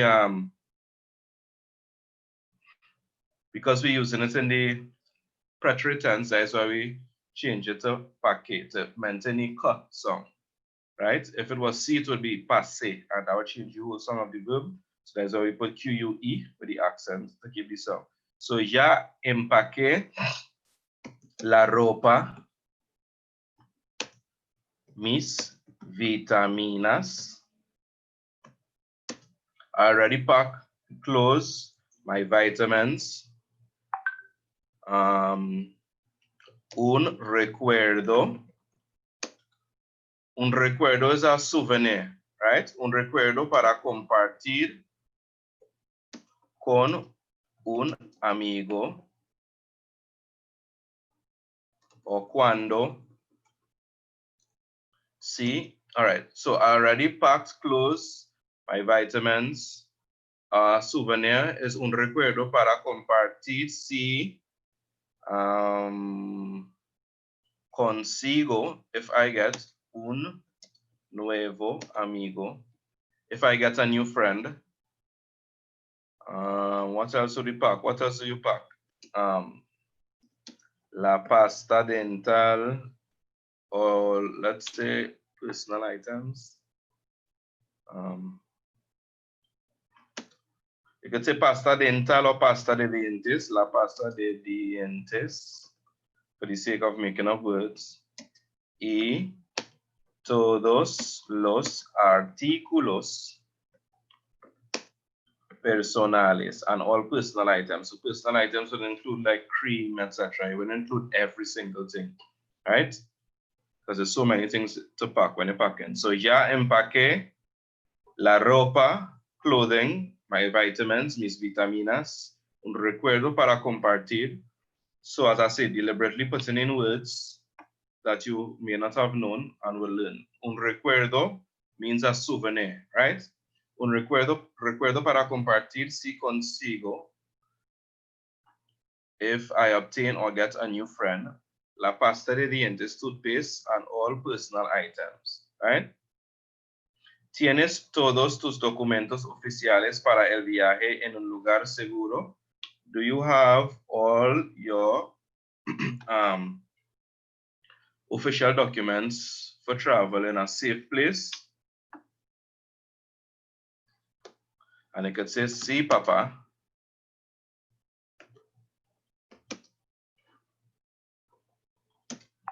Guardo mi pasaporte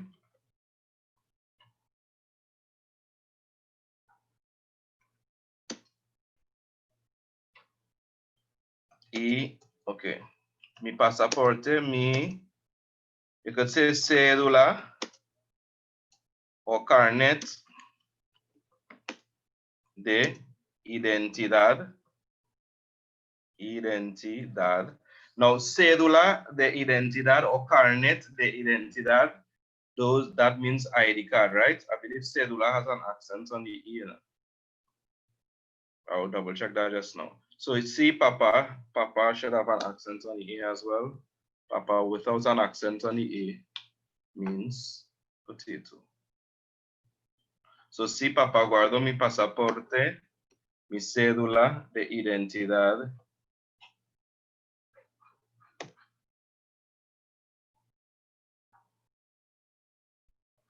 y mi dinero para gastar. So, yes, Dad, I am keeping my passport, my ID card, and my spending money, mi dinero para gastar, en mi maleta de mano. Maleta de mano is hand luggage, coma, que es mi mochila, which is my book bag, right? So yes, that. So just to familiarize you with some words, yes, that I am keeping my passport, my ID card, etc., in my hand luggage, which is my book bag. ¿Cuánto dinero llevas contigo? No me has dicho quién te regaló este dinero. So how much money do you have? You didn't tell me that someone gave you money for this trip. And you can say, sí, claro que sí, to change it up. Claro que sí, tengo dinero. A-H-O-R-R-A-R, ahorrar. Ahorrar means to save as in money. So you could say, he ahorrado $200 americanos para este viaje.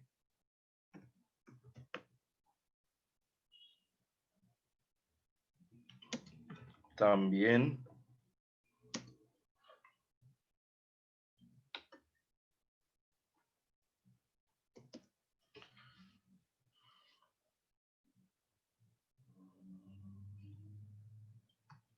so I have saved $200 US for this trip. También, just to answer this part about who gifted you money. También mi padrino me regaló, accent on the O. What, anybody remembers what is padrino? Dinero cuando lo vi when I saw him in la capital el mes pasado, right? So I seen, gosh, I need to take off this. I need to remember them songs and I'm in between.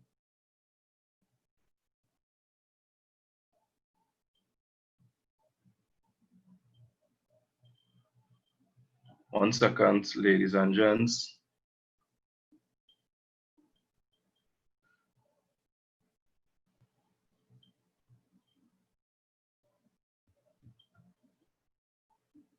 I have WhatsApp web up on my computer and the song is in the background, very annoying. So let me just take off that quickly and then we can continue.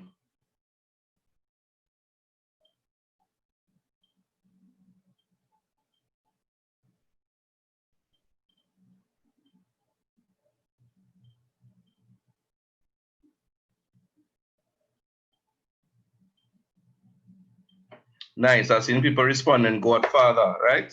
So that sounds like a very realistic thing to happen. You might see a Godfather and he will give you money or something, right? So también mi padrino me regaló. Also, my godfather gifted me or gave me money when I saw him in Capital City el mes pasado, right? Parece que estás bien preparado. ¿Y qué dijiste a tu mamá sobre tus actividades allá?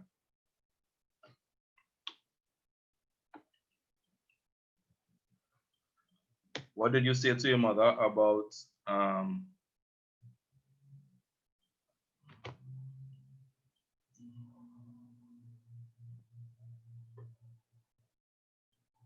so when he said it seems that you are quite prepared, you could say, sí, tengo muchas ganas de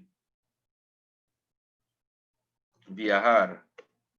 Remember, that's one of the words, the idiomatic expressions that we learned yesterday on quintessential. Yes. Tener ganas de means to be, like to look forward to. So yes, I'm looking forward to traveling, right? And what did you say to your mom about the activities? So, ya dije a mamá, or ya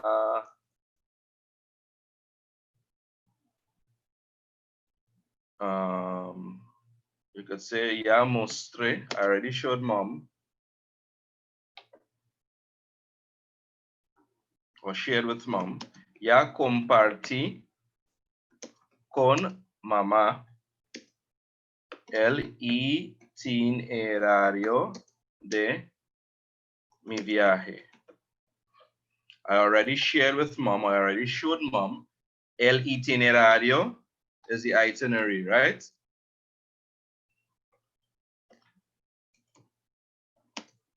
Vamos de compras. Vamos a visitar otro o otra escuela. I need to remember our word count here. Y vamos al parque acuático también. So we are going shopping. We're going to visit another school and we're going to the aquatic, the water park, sorry. And we're going to the water park as well. And what did she say to you? Remember that you're in a foreign country and you need to behave well. So she said to me is, ella me dijo que, she said to me that debo ser, I must be responsable. Aunque puedo nadar bien,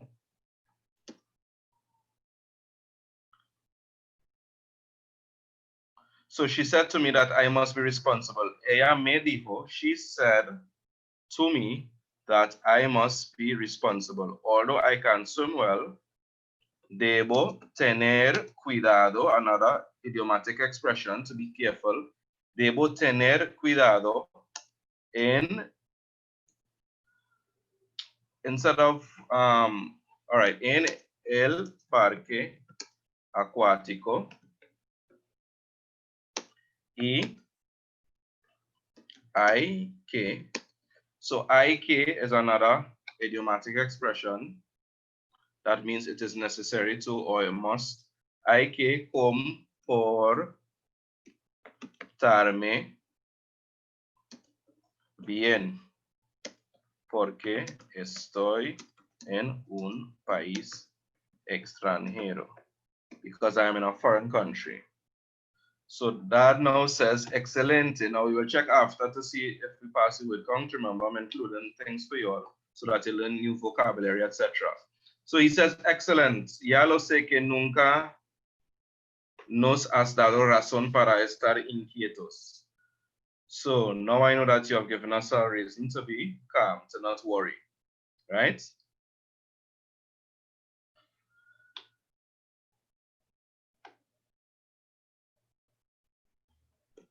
So you could say,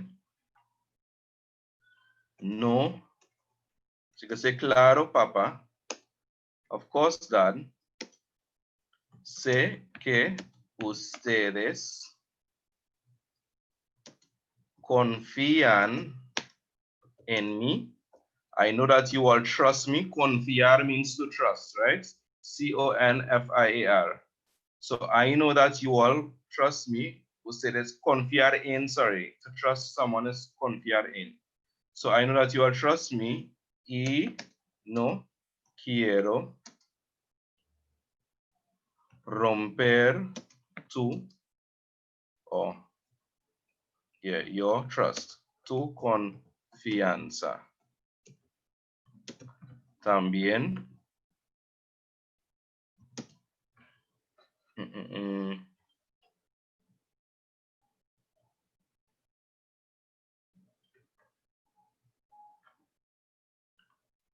llamaré cada noche para mantener contacto con ustedes.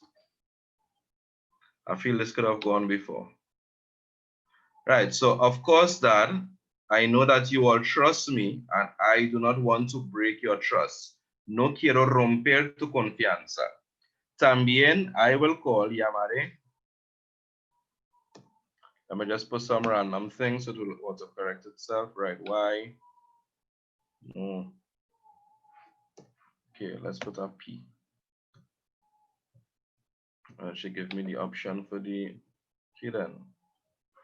This is punishment for being lazy, I guess. So let me just go in symbol and put it in, right? So also I will call every night to maintain contact with you all. Bueno, necesitas guardar tu promesa. You need to keep your promise. Esperamos oír de ti con frecuencia. Buenas noches, hijo. Good night, son. So let's check it line by line and add up now. This line is, whoa, 23 words. One line is 23. So this line is 23 words. 29. I don't looking like if I pass it with count already.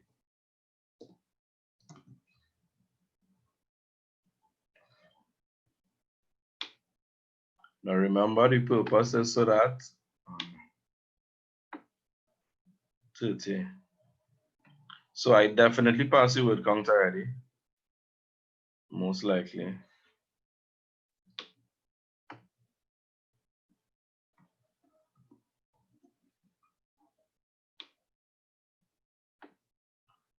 $29. So on average, I'm writing 30 words per point.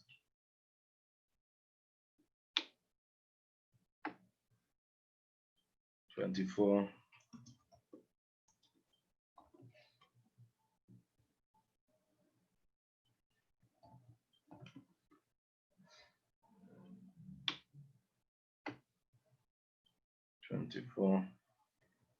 So I definitely pass it with count, I believe. 20. So 20 and 24 is 44. Yikes, going too fast. 20 and 24 is 44.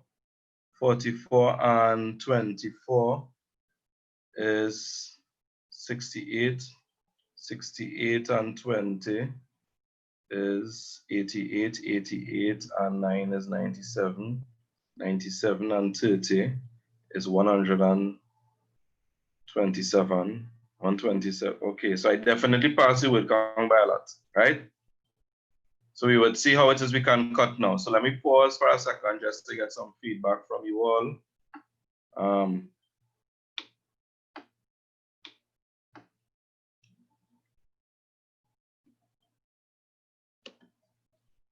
Oh, 21 messages in the Zoom. Okay.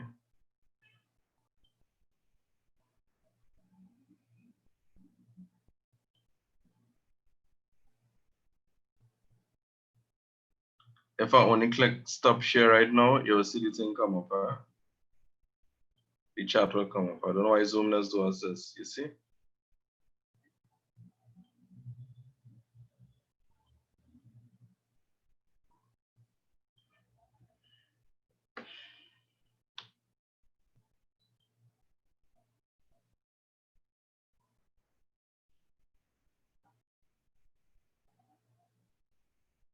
$179 in total. Wow.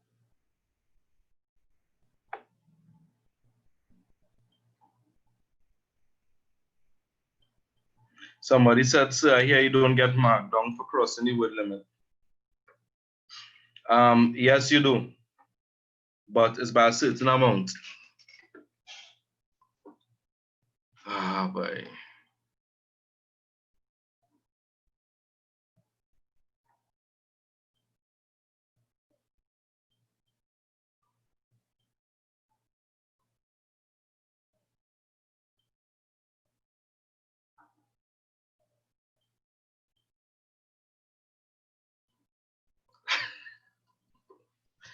I know seeing the comments on YouTube here. Yes, I know I would have passed the word limit, guys. The purpose of me doing this, I write in a lot so that you all could learn extra phrases and stuff if and when necessary. Somebody says Springer rubbing off on me, how so, right?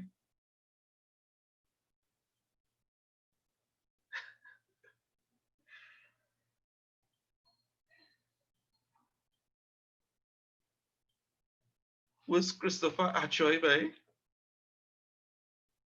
I know that surname Achoy, you know. You all had excuse, man. No disrespect, but yo, I am horrible with names. So yeah, you need to tell me, yo.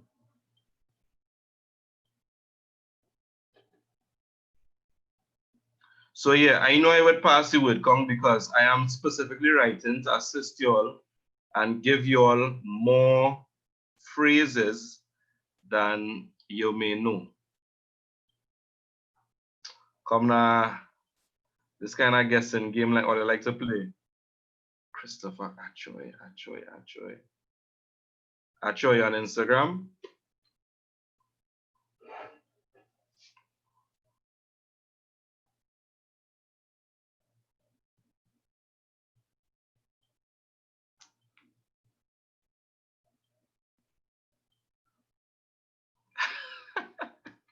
The man said add the numbers with ease.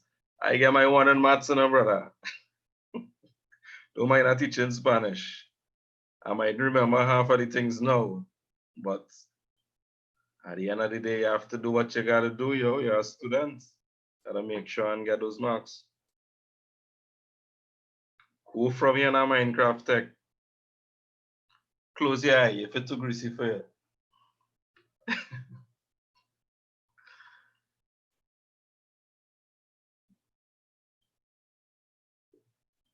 Oh yes.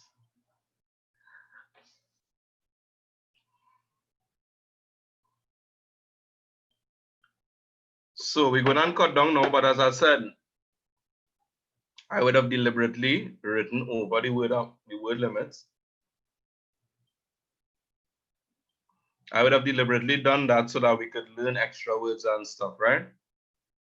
And once again, Anjali, you could hit them the link again to get the notes and stuff from today's class.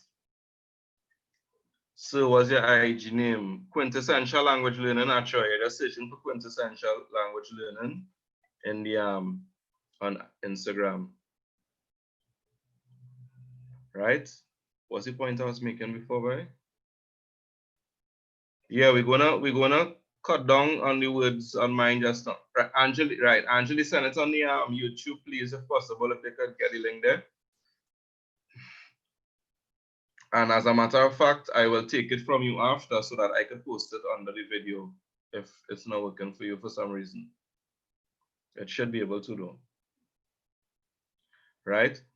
So I deliberately wrote a lot so that persons could learn new words that I think you may not have known, that kind of thing, right?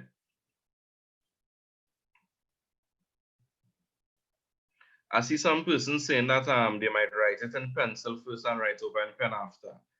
I do not necessarily I would necessarily advise that, because you could catch yourself in some problems if you run out of time, right?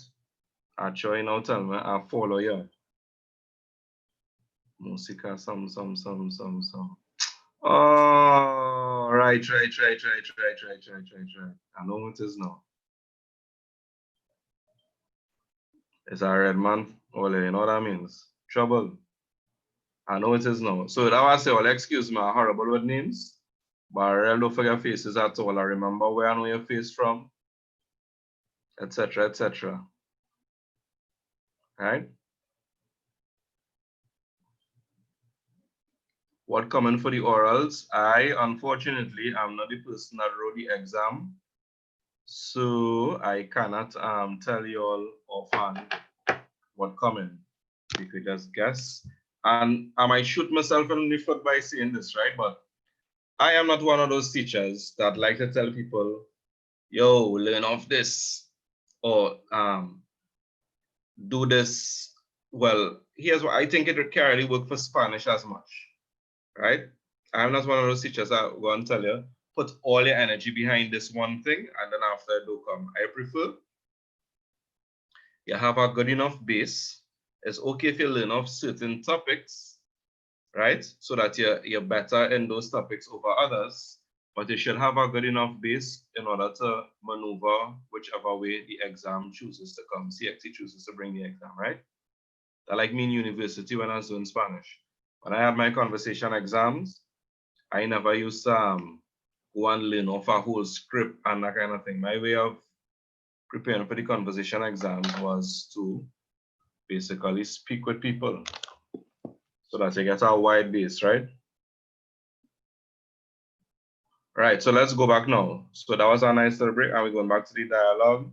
Now, I assure you that the comprehension will be way easier. In the meantime, you could put in your comments as to what you would like to see, which paper you'd like to do, sorry, right?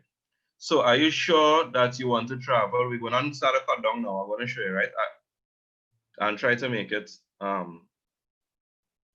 make sense at the same time. Are you sure that you want to travel without your mom and me? How do you feel? So let's take out the C Papa right here.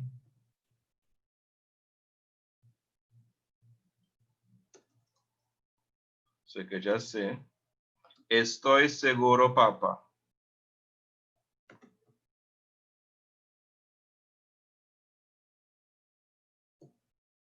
Papa, sorry.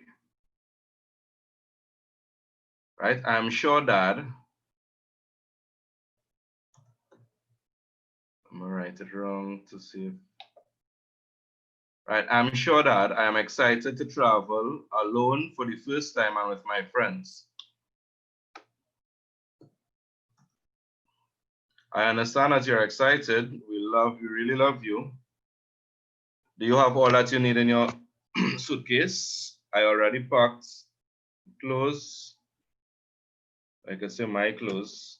Mi ropa, mis vitaminas, my clothes, my vitamins, a souvenir to share if I make a new friend.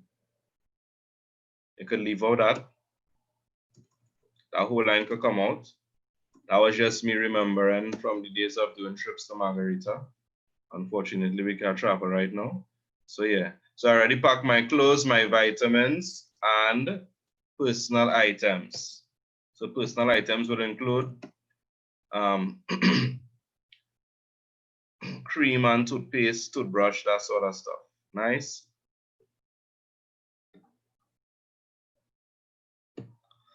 Do you have all official documents to travel in a safe place? Yes, Dad. I kept my passport, and you could take out a word here. I keep my passport, and my ID card, my passport, my ID card, and my money to spend. Gastar means to spend as in money, right? And my money to spend in my hand luggage, which is my, this could come out as well, which is my book bag. So you see, I was just given extra words that you all may learn as well, right? Shucks. I make her out here. All right, all right, all right, all right. I should have kept the two of them so that you all could see.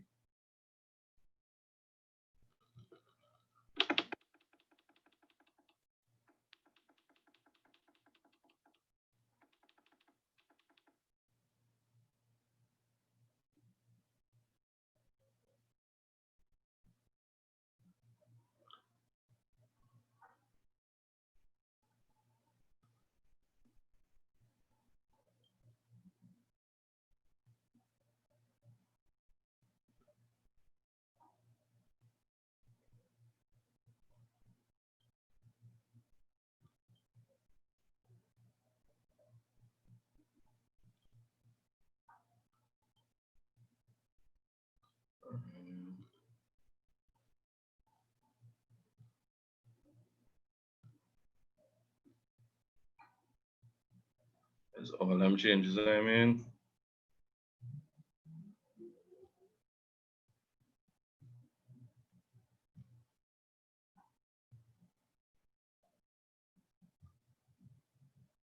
Right. So here's what we're going to do. We're going to copy and paste this. So you'll have the long version and the short version back to back. And don't forget to check the Padlet, where you can get all these notes to look over, verify the new vocabulary, etc. If it is, let me just put this here. Long version.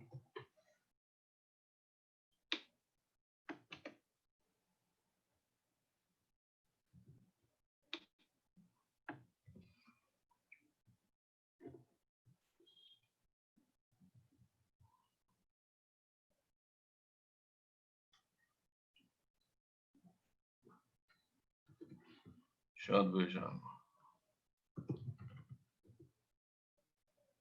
I've seen some messages coming through here.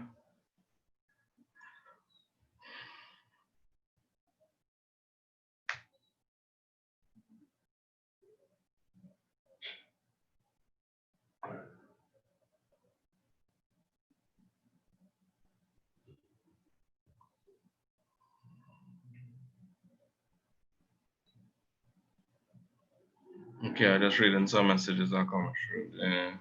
Word contextual dialogue. Nice.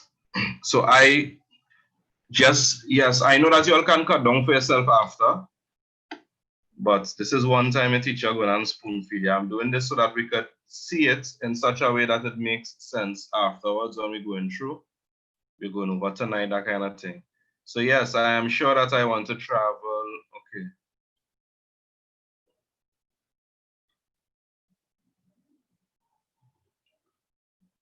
Are you sure you want to travel to your mama and I? How do you feel? So you just respond, see Papa, yes Dad.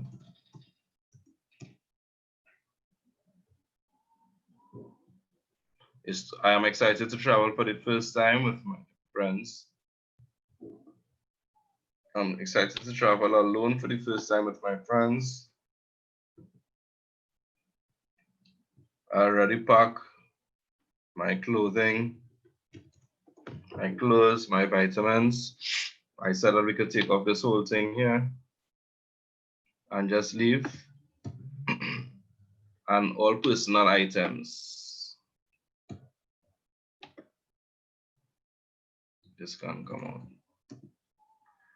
Do you have all your official documents to travel in a safe place? Yes, Dad. I am keeping my passport and my ID card and my spending money in my hand luggage.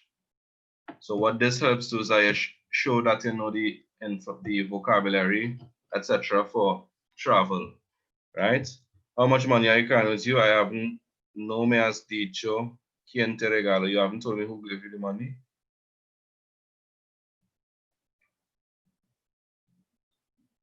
So of course I have money. Claro que sí, tengo dinero.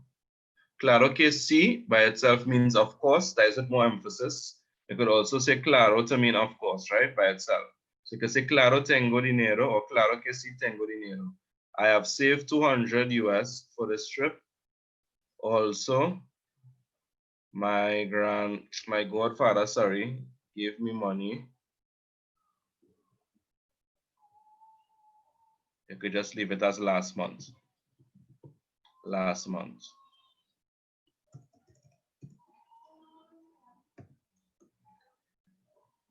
It seems that you're well prepared. And what did you say to your mom about your activities there? You could simply say, tengo muchas ganas de viajar. I'm so looking forward to traveling. I already shared the itinerary with mom. You could leave out de mi viaje. I already shared the itinerary with mom. We are going shopping. We're going to visit another school and we are going to the water park as well. And what did she say? Remember that you'll be in a foreign country and you need to behave in a responsible way. She told me that I must be responsible. Although I can swim, I must be careful.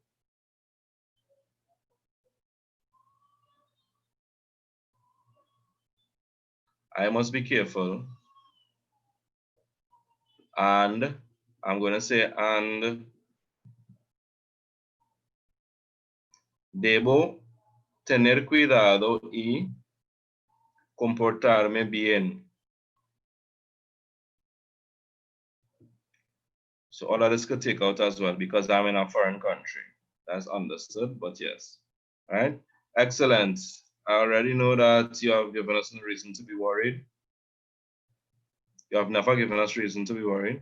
Of course, Dad, I know that you all trust me. Accent on the I and me. And I don't want to break your trust.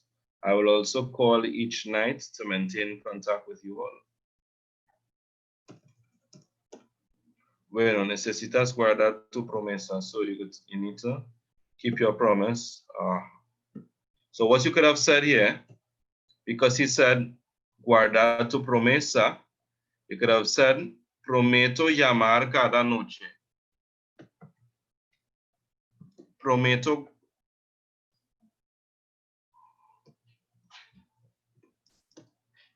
llamar. I promise to call every night.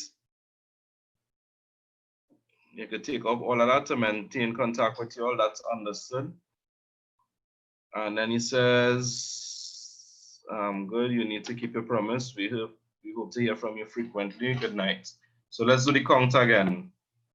You have 19.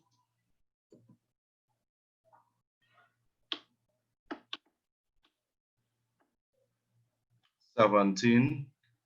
That is what? 10, 36.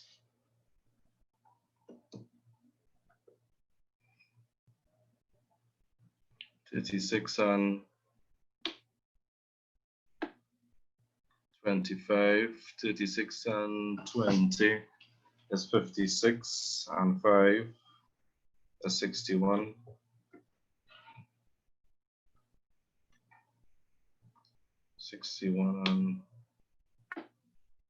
61 and 20 is 81, 84.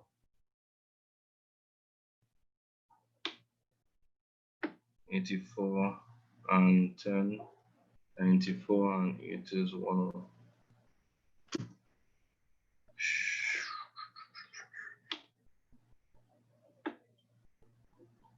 18.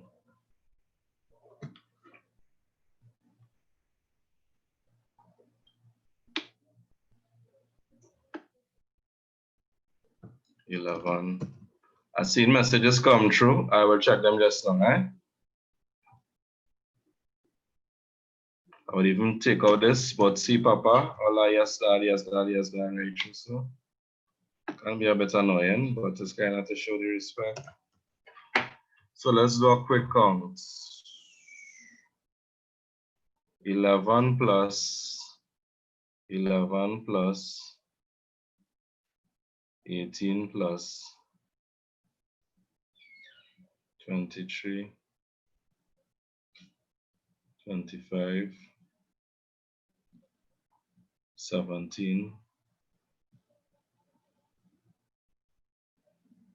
So as 114. So we're still over by 14 words.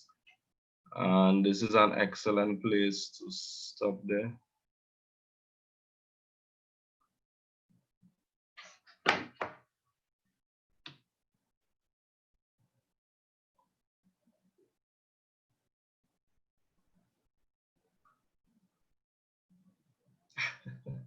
Amelia saying, look how long this take. Imagine in exams. In exams, you wouldn't be going back and forth and explaining and all that sort of stuff, right?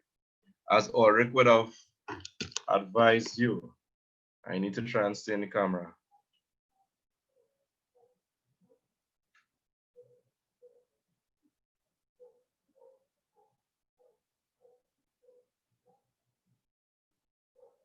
Somebody said if si papá estoy muy excitado, tú viajar. No, that too. I am very excited viajar.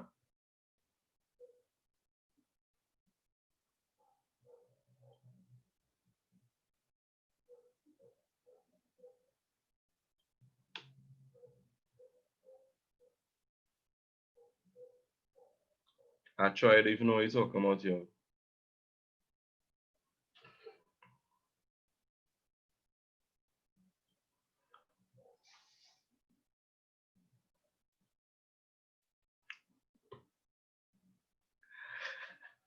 Somebody said for the orals, you are getting travel, shopping, daily routine, school, and career. Not me and all, yeah? Yes, you can just say miropa mis vitaminas.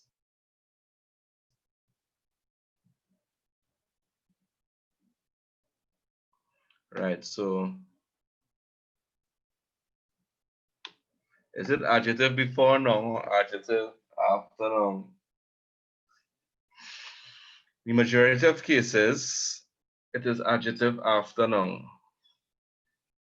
in Spanish, in the majority of cases, right?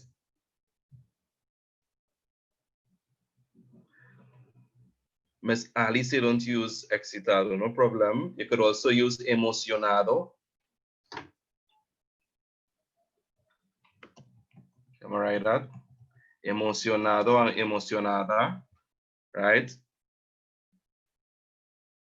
I don't even know what actually talking about when he says okay to be over. Right.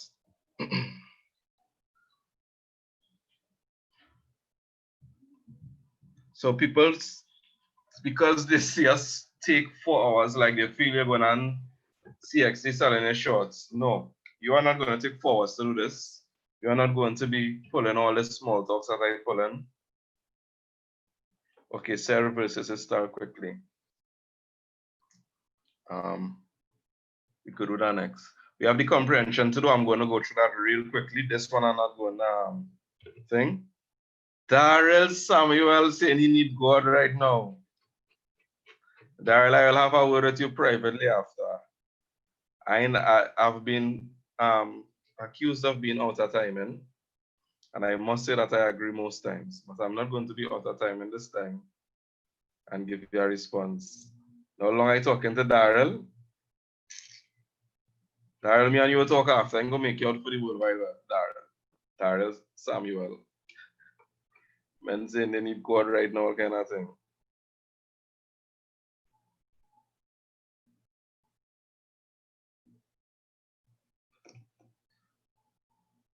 Shucks. A private message, the wrong person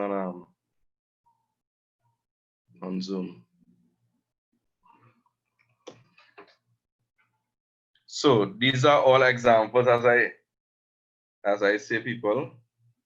You wouldn't be taking so long in a real exam. Now, here's the thing, right? I'm going to explain verbally the other parts because I know we're approaching the time to finish just now. Let me just choose which, what do you call this thing? Let me just choose which comprehension I'll be doing. And then I will explain anything verbally, because I'm sure that all the things that I'm explaining verbally and the link to the part that you all are getting, I am sure there's a note on it there. So this Padlet would have been started since like March, I believe, with this whole lockdown, when we had the free crash course and stuff online. So since then we started that, and I know that I know definitely, I believe it's the same Padlet. I definitely know that the notes and stuff are there. So all those stuff to look up on services is star, and somebody had asked about something else too.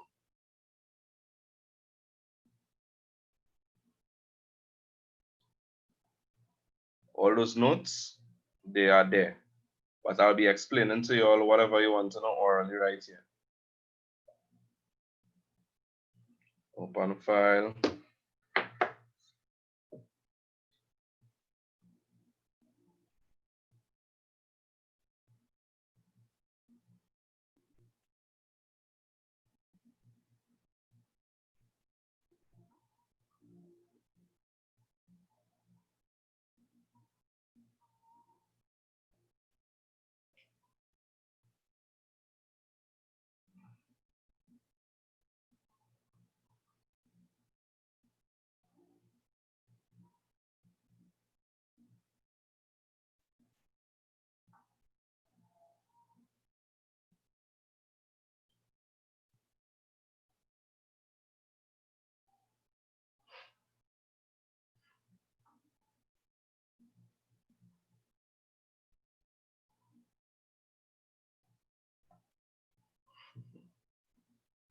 Right.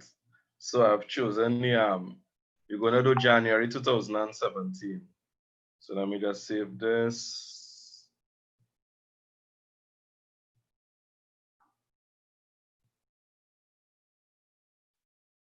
Let me just save something there. And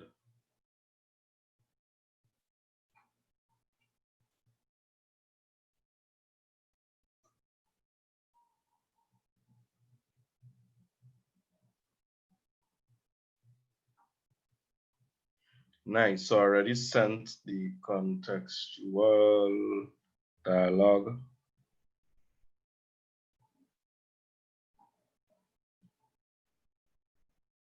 Why we do in January? It doesn't matter, I think.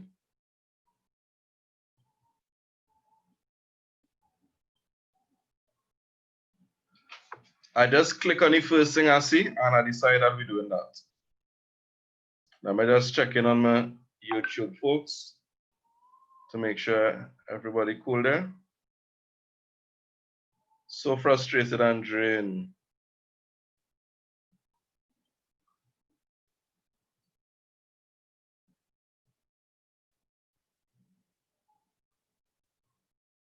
And we're moving on. You can promote the channel. We're moving on, and I'll address any questions afterwards.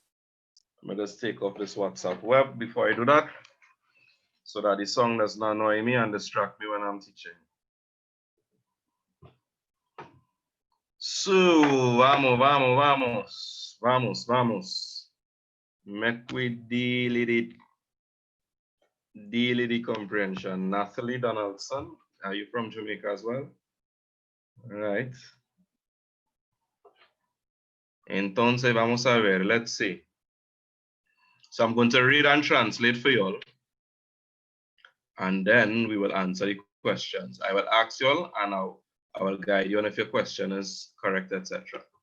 So first thing we pay attention to, as always, is the instructions. Read the following selection carefully. Do not translate, but answer the questions in English. You will be penalized for disregarding instructions, right? Pay attention to the title, ladies and gentlemen. I repeat, pay attention to the title of the passage. I repeat, pay attention to the title of the passage.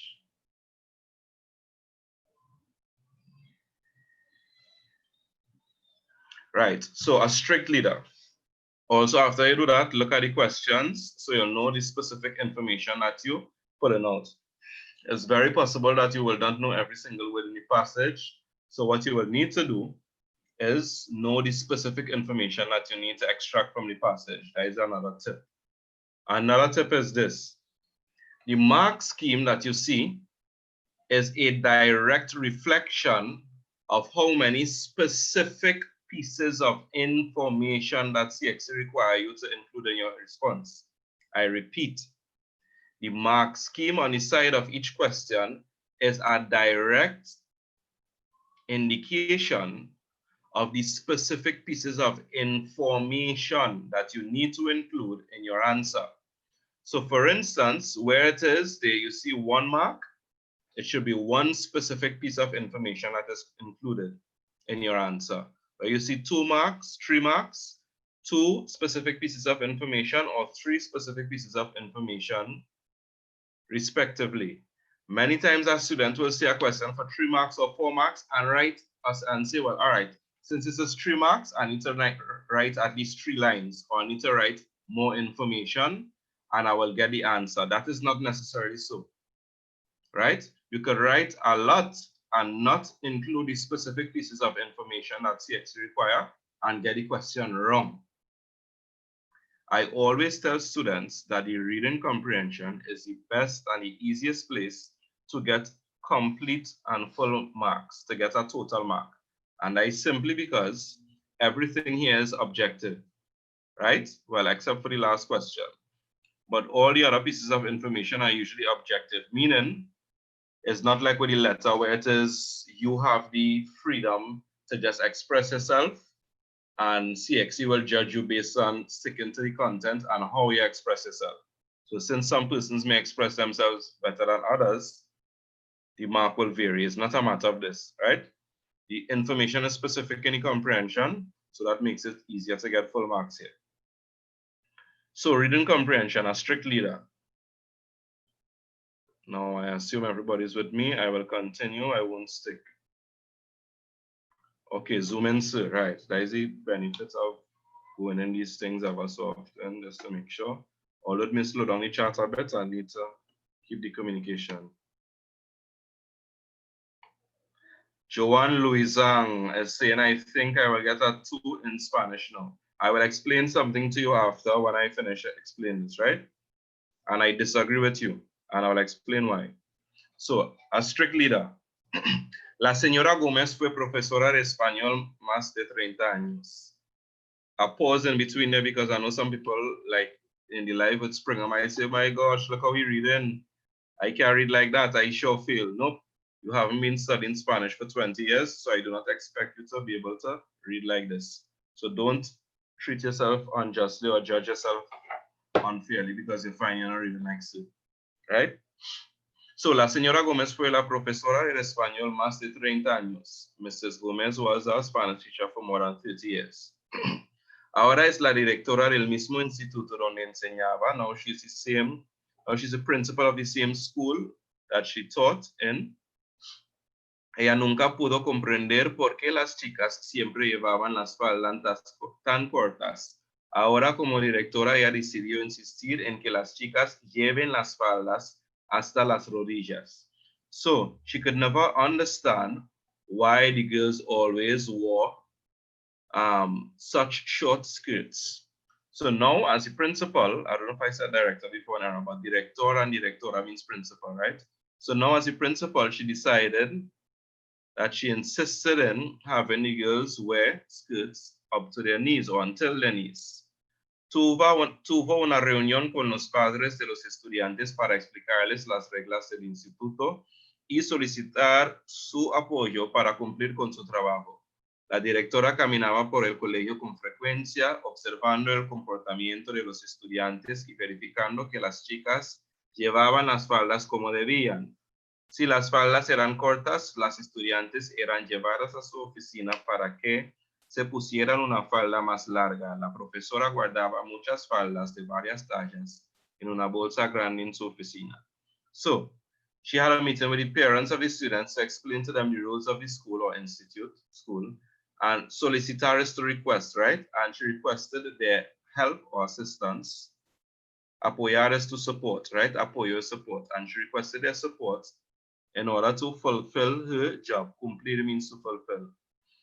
The principal walked through the school frequently, observing the behavior of the students and verifying that the girls wore the skirts that they should wear.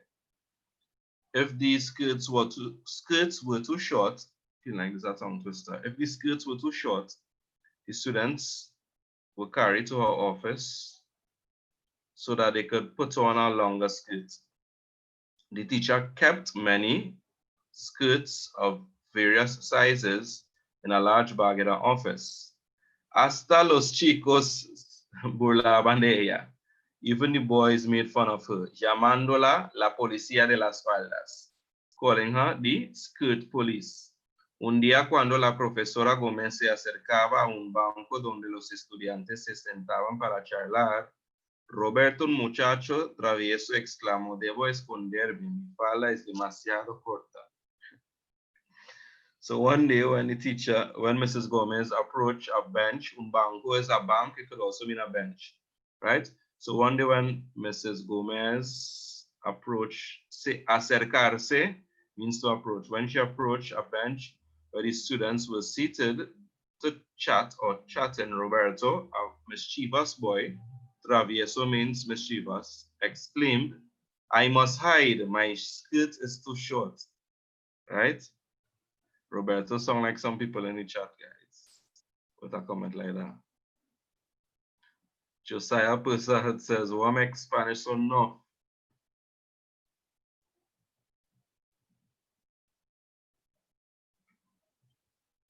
Real Jamaicans in the chat, yo.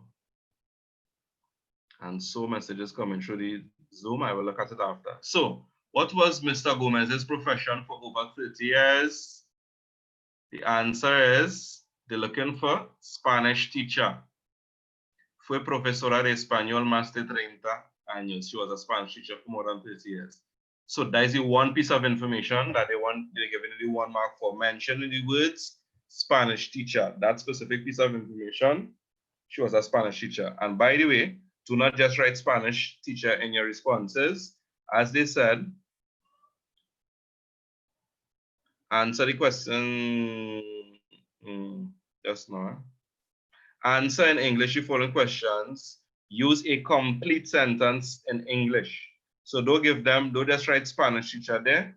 You may lose marks. Make sure and write a complete sentence. Mrs. Gomez was a Spanish teacher for over 30 years, right? In what new capacity does Mrs. Gomez now work? She is now the school principal, directora. We translate already, I won't go back, right? What always concerned Mrs. Gomez? The length of the skirts that the girls wore. Let me just show you 2 pieces of information. For the 2 marks, right? So, short skirts, or it always worried her the length of the skirts or how short the skirts were. What always concerned her, how short the girls' skirts were. So mentioning short and skirt, those 2 pieces of thing give you the answer, the 2 marks. On what did Mrs. Gomez insist? She insisted that the girls wear skirts up to their knees. So skirts and knees mentioned in those 2 pieces of information gives you the 2 marks, I believe. Right. Why did she call a meeting with parents for 3 marks? What are the 3 specific things we need to include? She held a meeting with the parents to explain rules of the school and to seek their support in order to complete her work. So you must include all of that. Explain the rules, request support, complete her job, or fulfill her job. You must mention those 3 things to get your 3 marks. What did Mrs. Gomez do regularly and why? For how many marks? For 3 marks?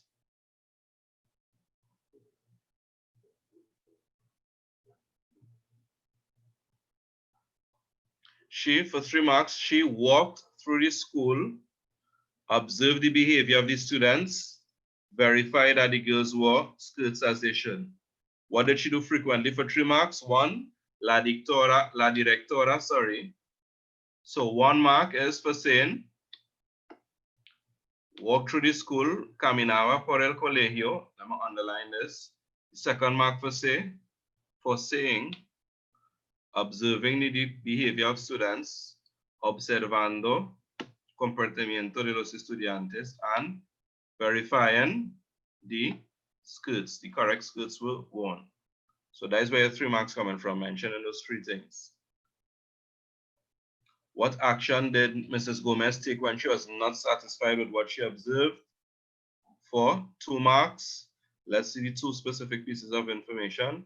If these skirts were short, the students would be carried to her office. So, los estudiantes eran llevada a su oficina, carried to her office, 1 mark for stating that. And your second mark coming for to put on a longer skirt. And by the way, after para que, you always use this subjunctive. In this case, it's the past subjunctive because it's in the past tense.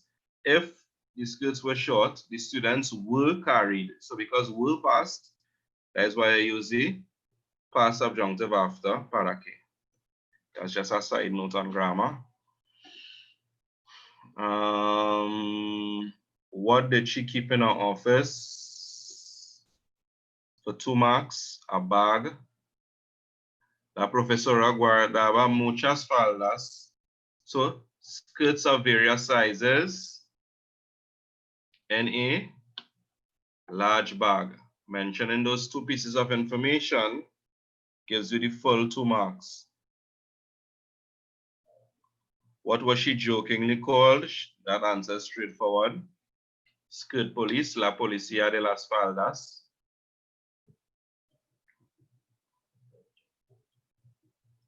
And explain Roberto's comment.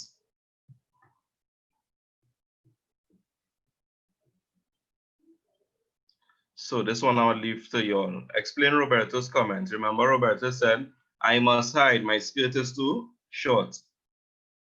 So who wants to explain that comment? Let me see.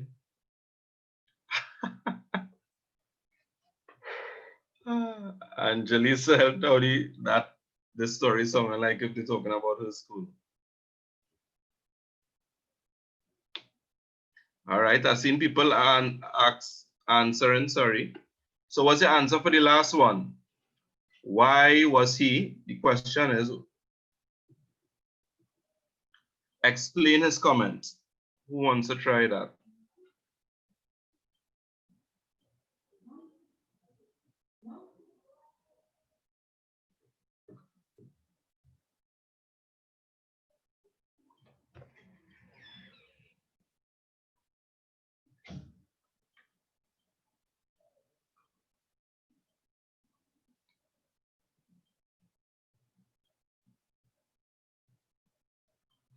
I seen Jovan writing. He said that because for how many marks?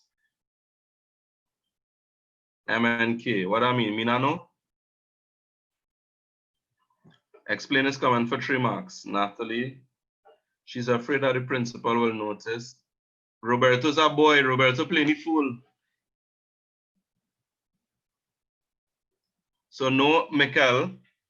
Roberto's a boy playing the fool was made to make fun of the principal for her attitude towards the length of skirts worn by the female, right? So you could say he was being mischievous and making fun of the principal's attitude towards the skirts.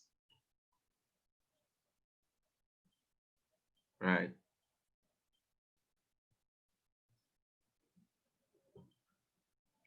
Jared, they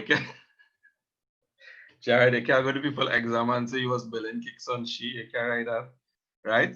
So you could say he was making fun of the fact of how strict she was towards the skirt. So he was making fun, one, you can mark to mention making fun or mocking. Burlar means to make fun or to mock. Strictness, you will get next mark for mentioning the fact that was strict. So making fun, strict, and also the length of the skirts. Yeah.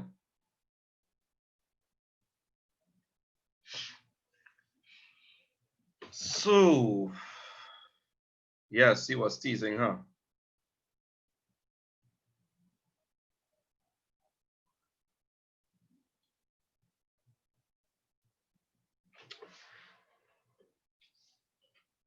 If Natalie Donaldson is a whole mood,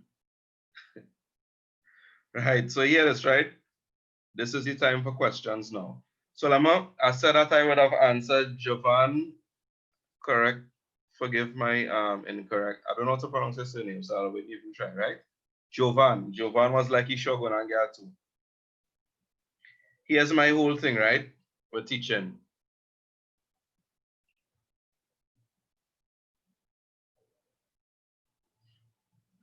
All right, I'll just read in some of the other comments. That's the reason for the long pause.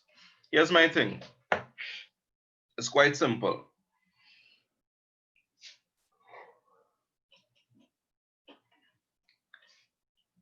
I have a simple thing I'd say, right? Excellence is in the details. Simple as that. In order to be excellent at something, you need to be extremely detailed. So if I could draw a reference, right? Let's say, for instance, a sprinter, and we have a lot of Jamaicans in the chat. You might just think it's strictly about, you might think, well, Usain Bolt was that good because he was talented. It definitely wasn't talented alone. In order to produce a standard of excellence, there's a whole list of things that would have been done correctly. And that whole list of things would have been detailed. He would have had an excellent coach. He would have had to strengthen certain parts of his body. He would have had to eat a certain way. He would have had to give his body certain rest. It's not just one thing. And it's the same thing with anything in life. In order to reach a certain level of excellence, you must be extremely detailed. So what I try and do is to be excellent in the way that I teach to you all. And I try my best to be very, what's the word? I don't know if this defeats any whole purpose, but I try to be very humble in this. But I deliberately give lots of detail so that students can reach a standard of excellence. I'm not even going to bother to say what I was thinking of saying. But it is deliberate for me to give way more detail that you would have had at this level, so that you, by getting all this detail and putting it into use, you are able to reach a standard of excellence. And once you could reach that standard of excellence or aim for that standard of excellence, it is very easy to get you one.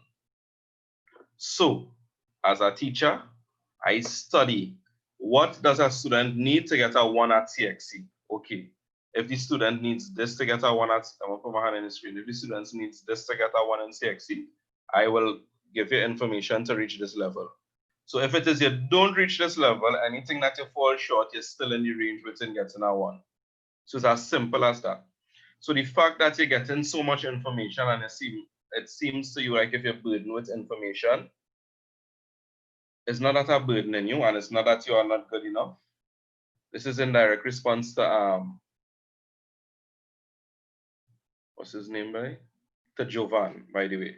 It's not that you're good enough for all of us that you was thinking you're bright all the time. It's like, oh shucks, I really don't know. No. I'm giving you way extra information than you naturally would know as an excellent student at CSEC level. That is deliberate. And that is just my way of teaching. Yes, I try saying overcompensation. You could call it that if you like. I don't really like that phrase, but basically that, right? So that is just my way of teaching. And by going through the process week after week, right, you will reach that level. False hope, no, it's not a false hope. It's just you set a standard of excellence, you set the bar for yourself. Way further than where it's needed, and you will always hit the target, or even if you fall short, your falling short will still be within commendation, within a place where you could, thank you, Jania Francis. I'm guessing you're from Jamaica as well, based on your lingo, the words you choose to use. Yeah. So that is me. So questions. What part of Jamaica are you from? By the way, Jania. Kingston. Kingston is a huge place, yo. Yo, so I've been to Jamaica, the way I'm talking. Huh? Preterite versus imperfect. Okay. I've seen somebody answering here already for you. That Prince Swanee you're quoting there, actually. Something so. But what's one? You say aim for the moon, not reach the stars? Some so. I know the people in the rest of the islands know Swanee. Nice. And they might be saying how know what I'm saying. Manchester, St. Catherine, all the Jamaican and them in the chat now. So one by one, sir versus a star. Sir we use whenever sir and a star mean the same thing to be, but we use it for more permanent things, right? We use it for more permanent scenarios. So for instance, if you're describing something, the physical characteristics of something like the city desk is made out of wood, think of it as something permanent. At no point in time, the desk will stop being wood. It will say, I feel a feeling to be made out of steel for right now, and I'll come back to being wood. No. Right? So things that have personal characteristics. So, sorry, not personal, sorry. Permanent characteristics. So for instance, given descriptions of things, talking about somebody's occupation, we use the verb ser. Talking about the physical and personality characteristics of somebody.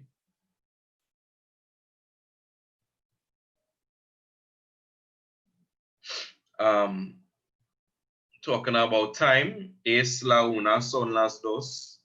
Talking about origin, when I say origin, meaning the country or where something is from. I'm going to say is a Caribbean shepherd, meaning a potom, mongrel, as you say. But yeah, I'll answer some of the questions that I see, right? We're finishing by 1:30. So we use ser for origin to say I am from Trinidad, soy Trinitario, or soy de Trinidad, and finally for relationship. Es mi mejor amigo, he is my best friend. Ella es mi mamá, she is my mother, etc. That's what we use ser for. Stuff that are permanent in nature. A star is used for things that are more temporary in nature. For instance, where something is, a place, right? So estamos pasando un buen rato.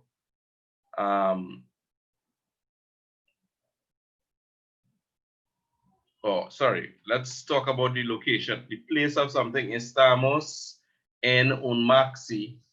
We are in a maxi. En camino a mi hogar, on the way to my home, right? So let's talk about place. If we're talking about location, el banco está en Puerto España. The bank is in Port of Spain. We're talking about an action that is taking place or was taking place. Estoy hablando. I am speaking. Estaba estudiando. He was studying. We also use estar for the condition of something, like the current state it is in, right? So estoy sentado. I am seated. Todos los niños estaban de pie. All the children were on foot. Estar de pie, right? They were on feet or they were standing. And finally, for estar, we also use emotion. Estoy muy triste ahora. I'm very sad now. Estaba contento recibir la información. I was happy to receive the information, right? Another question. So that is for ser and estar. Por and para. I'll do preterite and imperfect next. Por and para. Yes, the life will be saved. Well, I should be going to bed early tonight, by the way, right? Anyway, you can fast forward and stuff accordingly. Por and para. Por and para is usually difficult, but I like to explain it like this. I like to explain it with para, and then based on that, just say, this is the easiest way to think. The other, if it doesn't fall within those categories, use por. So use para for specific reasons. We use para when we want to say or mean in English in order to. So, estoy estudiando cada noche. I am studying every night para recibir una beca. In order to receive a scholarship. I repeat, estoy estudiando cada noche. I am studying every night para recibir una beca. In order to receive a scholarship. Una beca, B-E-C-A, means scholarship. Nice? So some persons may have learned a new word as well. So many times, persons may make the mistake of saying, estoy estudiando recibir una beca. I am studying. Recibir means to receive a scholarship. Persons make that error all the time. But I like to say this. Say it like that and then ask yourself, instead of saying to receive, can I say in order to receive or in order to do whatever the thing is? And if I can say in English in order to instead of just to, and it makes complete sense, para has to go there. But that really points to a larger use of para. In order to, or in other words, we are basically saying, stating the purpose. So we use para to state purpose, and that purpose is expressed in English by the phrase in order to. That is first use of para. The second use of para is to show the recipient of something, to show that somebody is receiving this thing. So for instance, yo compré un regalo para mi mamá. I bought a gift for my mother. My mother is the recipient of this gift. If with the use of para, when we want to say for, and that person now is saying for is receiving something, we use para. So purpose, recipient, final destination. Estoy viajando para Costa Rica. I am traveling. You could say viajando a. I am traveling to Costa Rica. Or you could say I am passing somewhere to go here as the final destination. So I'm trying to get a better sentence for you all.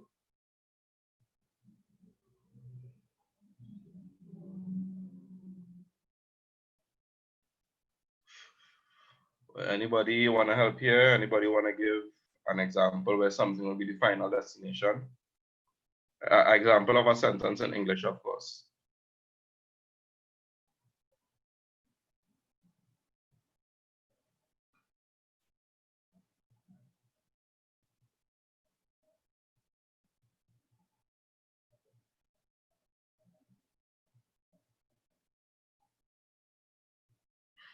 Excellent. I am going to heaven.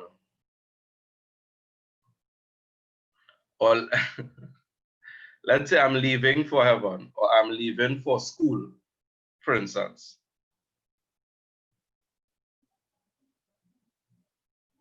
I am heading for Jamaica. Voy para Jamaica. Voy para el cielo. El cielo is heaven, right? I am leaving for school. Voy para la escuela. I am leaving or I am going to school or for school, right? I'm leaving for school. So excellent examples there, guys. And finally, we use para when you're going to refer to a cutoff date or oh gosh, the word is fecha límite in Spanish. Deadline. When we're speaking about deadlines, so fecha límite, una fecha, L-I accent.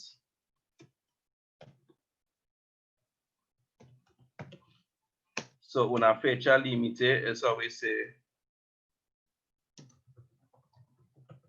right, una fecha límite is how we say deadline.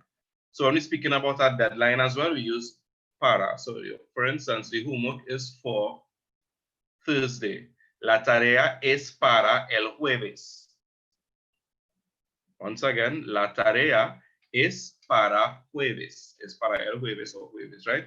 The work is for Thursday. So let me just go over that, the four uses of para. When you're talking about reason, meaning in order to. When you're talking about the recipient of something. When you're referring to a final destination. and when you're referring to also a deadline date. And this is the easy way to apply it in the exam, under the context of the exam, where it is you don't have much time. Ask yourself if it's fulfilling any of those four. If it is not fulfilling one of those functions, use poor. Now I could want to explain more and all these different things, right? But for the purposes of CXC, that is the easiest way instead of learning off so many lists. Because what you learn in Spanish as you go along is that many things, you can use either one. And whichever one you use will change the meaning. But for the purposes of your exam tomorrow, think of those four things. Am I expressing purpose? Am I expressing that somebody is receiving something? Am I expressing a final destination that is heading to? Or am I expressing a deadline date? If I am not expressing any of those when I want to say for, then just use por. If I am expressing any of those four, you use para. Nice. Somebody asked for preterite and imperfect. Preterite tense is used to speak about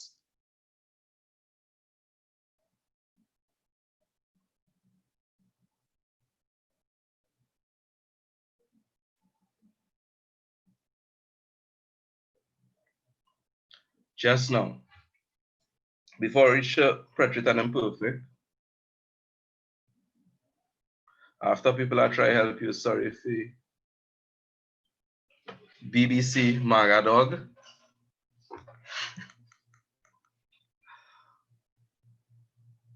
MKB Google Miss yes.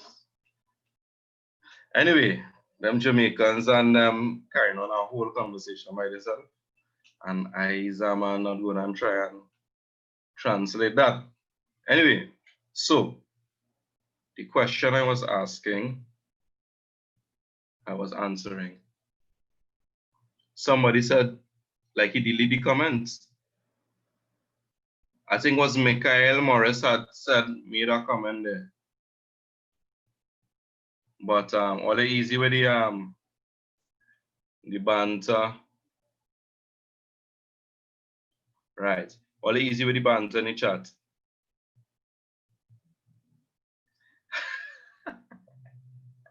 I was going to do Cape Spanish, but no. Yo, Cape Spanish is so beautiful. Huh? It's hard, like everything else in Cape level. You just had to make up your mind to do the work. But if you are a strong student at Csec, by all means, I would advise persons to do it. Nice. I can't remember the example that the person gave in the chat, so I'll go on to preterite versus imperfect. Preterite tense for completed actions. Somebody asked something about how would we know that the action was completed without mentioning the time for preterite. Two things I like to say. One, if the time is not mentioned, 95% of the time, if the specific time period is not mentioned, let me change that. If the specific time period is not mentioned, for CXC purposes, okay, Michael, 95% of the time, you're going to have to use the imperfect. I repeat, if the specific time period is not mentioned, the majority of the time, you should use the imperfect, right? However, certain actions lend themselves to using the preterite tense, even though the specific time is not mentioned. So for instance, remember, preterite tense is for past completed actions. Imperfect is for actions that were not completed in the past or used to happen in the past, used to go on in the past, right? So I opened the door. The opening of a door, yes, I'm giving an example. The opening of a door is not something that's going and happening over and over and over and over in the past. It is one action. If I remember correctly, the letter would have used preterite and imperfection. I have to listen, right? So the opening of a door, the closing of a door, actions like that is not something that is prolonged in the past, right? No, you wouldn't be required to know about perfect, right? So those actions like that would automatically use the preterite tense. I opened the door, right? I looked at her. A glance, a look. That is not something that, all right, it's going on over and over and over in the past, right? Imperfect tense is usually used when we're relating stories that would have happened in the past. So I was doing this, I was doing that, this was happening, right? And that lends itself to the imperfect tense, meaning that the action was in process in the past. So most times when you're relating stories in the past, and you don't have a specific word like last month, last week, etc., use the imperfect tense. When we're relating some story in the past, use the imperfect tense as well. So that's the rule that I like to tell students. Outside of that, specific phrases will cue the preterite and the imperfect tense. Last month, last week, yesterday, 2 months ago, 2015. Yes, that's imperfect, Jared, right? All those stuff are examples of triggers for the preterite tense. That time phrase that gives you a specific period of time in the past, last week, last year, yesterday, etc., etc., right?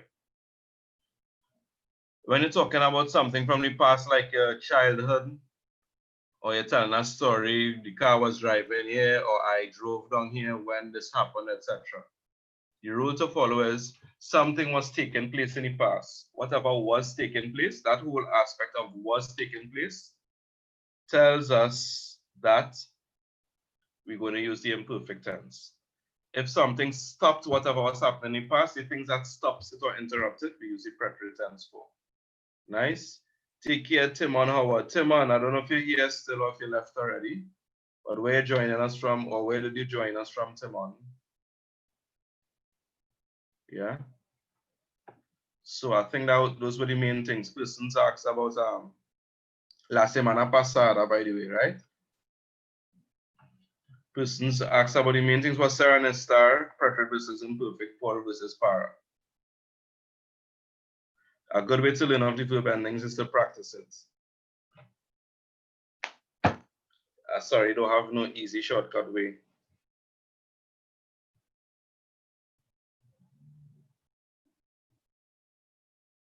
Moya, keep it simple. You're telling a story in the past, use the imperfect. If you're relating the story, I was doing this, I was doing that. You don't have to use estaba, but you're talking about something that was happening, use the imperfect. You have a cue, such as the last month, last year, etc. You're relating something that happened in a specific period of time, and you use a word to show that it's a specific period of time. Yesterday, last month, last year, July, use the preterite for that. Keep it simple like that. And most times, 90% of the times more, you'll get it right. So don't allow yourself to be, don't be shaken too much.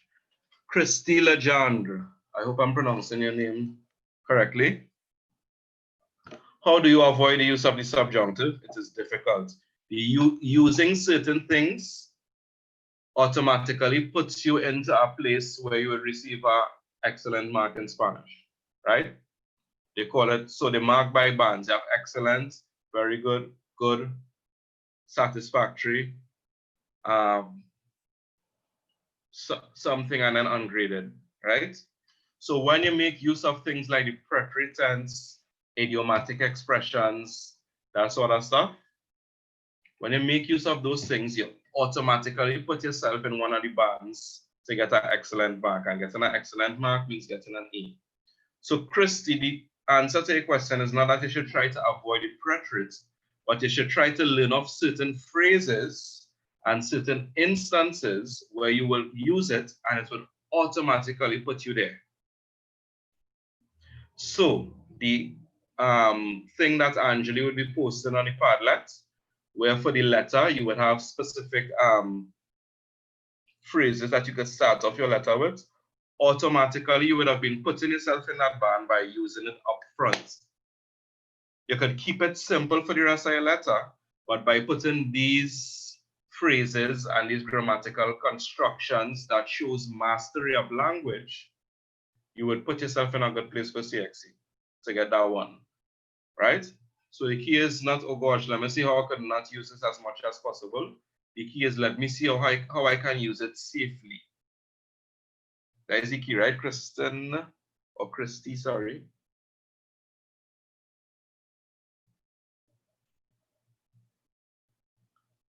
And of course, with you need to learn of specific things that they're going to bring as well in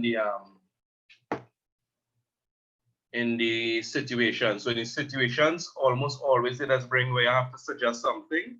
You know, you have to use subjunctive for that. So make sure you know how to use the subjunctive when it is giving a suggestion.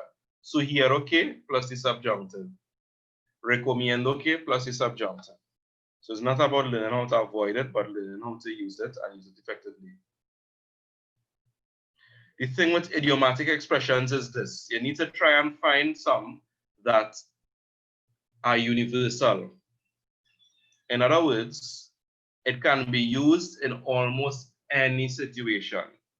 So for instance, I must reference this student. I have a student, she uses some de sol a sol, from sun up to sundown. So that can be used to express how long something was happening, right? I was waiting for this from sun up to sundown. I was very happy. They tell you how to express how you feel. I was happy from sun up to sundown. I did this from sun up to sundown. I did that from sun up to sundown. That is a phrase you could use off. You could learn off, and it's an idiomatic expression. De sol a sol. Tener ganas de. That's another one you could learn off.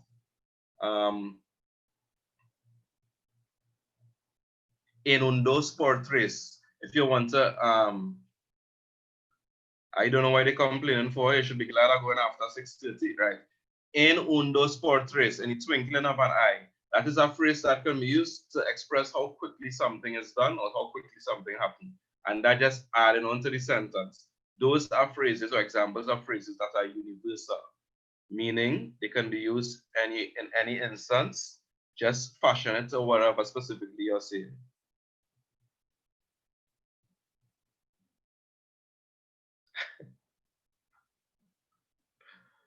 Planet Lauren, not easy, nah? So that is it, guys. Right, llover a cántaros. Llover a cántaros means it was raining cats and dogs, as we would say in English. So that is something you can learn off, because you know most likely you're going to bring something that had to do with some natural disaster, and most natural disasters, storms, hurricanes, etc., has to do with rain. Exactly. Right? So, I think that is it, guys. Fue un placer para mí y les deseo mucho éxito en tus exámenes mañana. It was a pleasure for me. I'm wishing all of you all success in your exam tomorrow. Rest up tonight. Rest up tonight. Rest up tonight.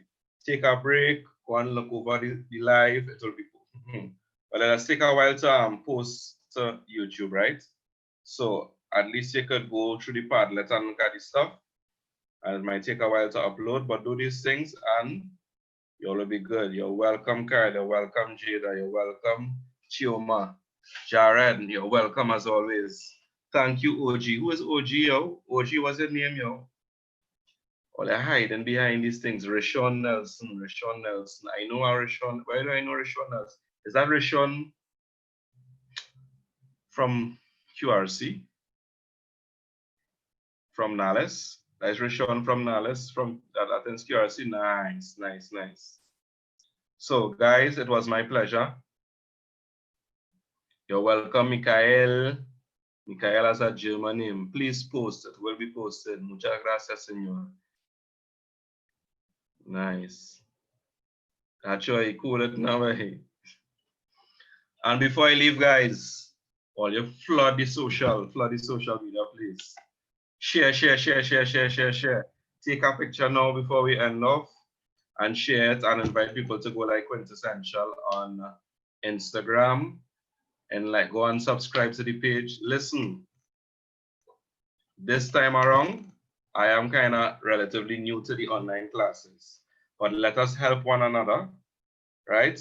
You'll need to post it, invite persons to like, follow Quintessential so that persons that want to do Cape Spanish next year will know about us and they'll get our help next year. Persons that want to do CXC Spanish, same thing, you will get that kind of assistance and help, right? So help others receive the same help that you received today, and let us keep it going. I'm trying to bust the 1,000 mark for my thing. We could maybe do another study session for what you call this thing, for the paper 1. But I'm trying to reach, let's see if we could reach 1,000 subscribers on Instagram and on 1,000 followers on Instagram and 1,000 subscribers on YouTube. So that is it. I am rambling now, guys. Everybody, enjoy, enjoy, enjoy, enjoy, enjoy, enjoy, enjoy, enjoy. And we will talk. Shoot me a message on WhatsApp. Bye, Ariel. Take care, everybody. That is it. Senior Weeks out.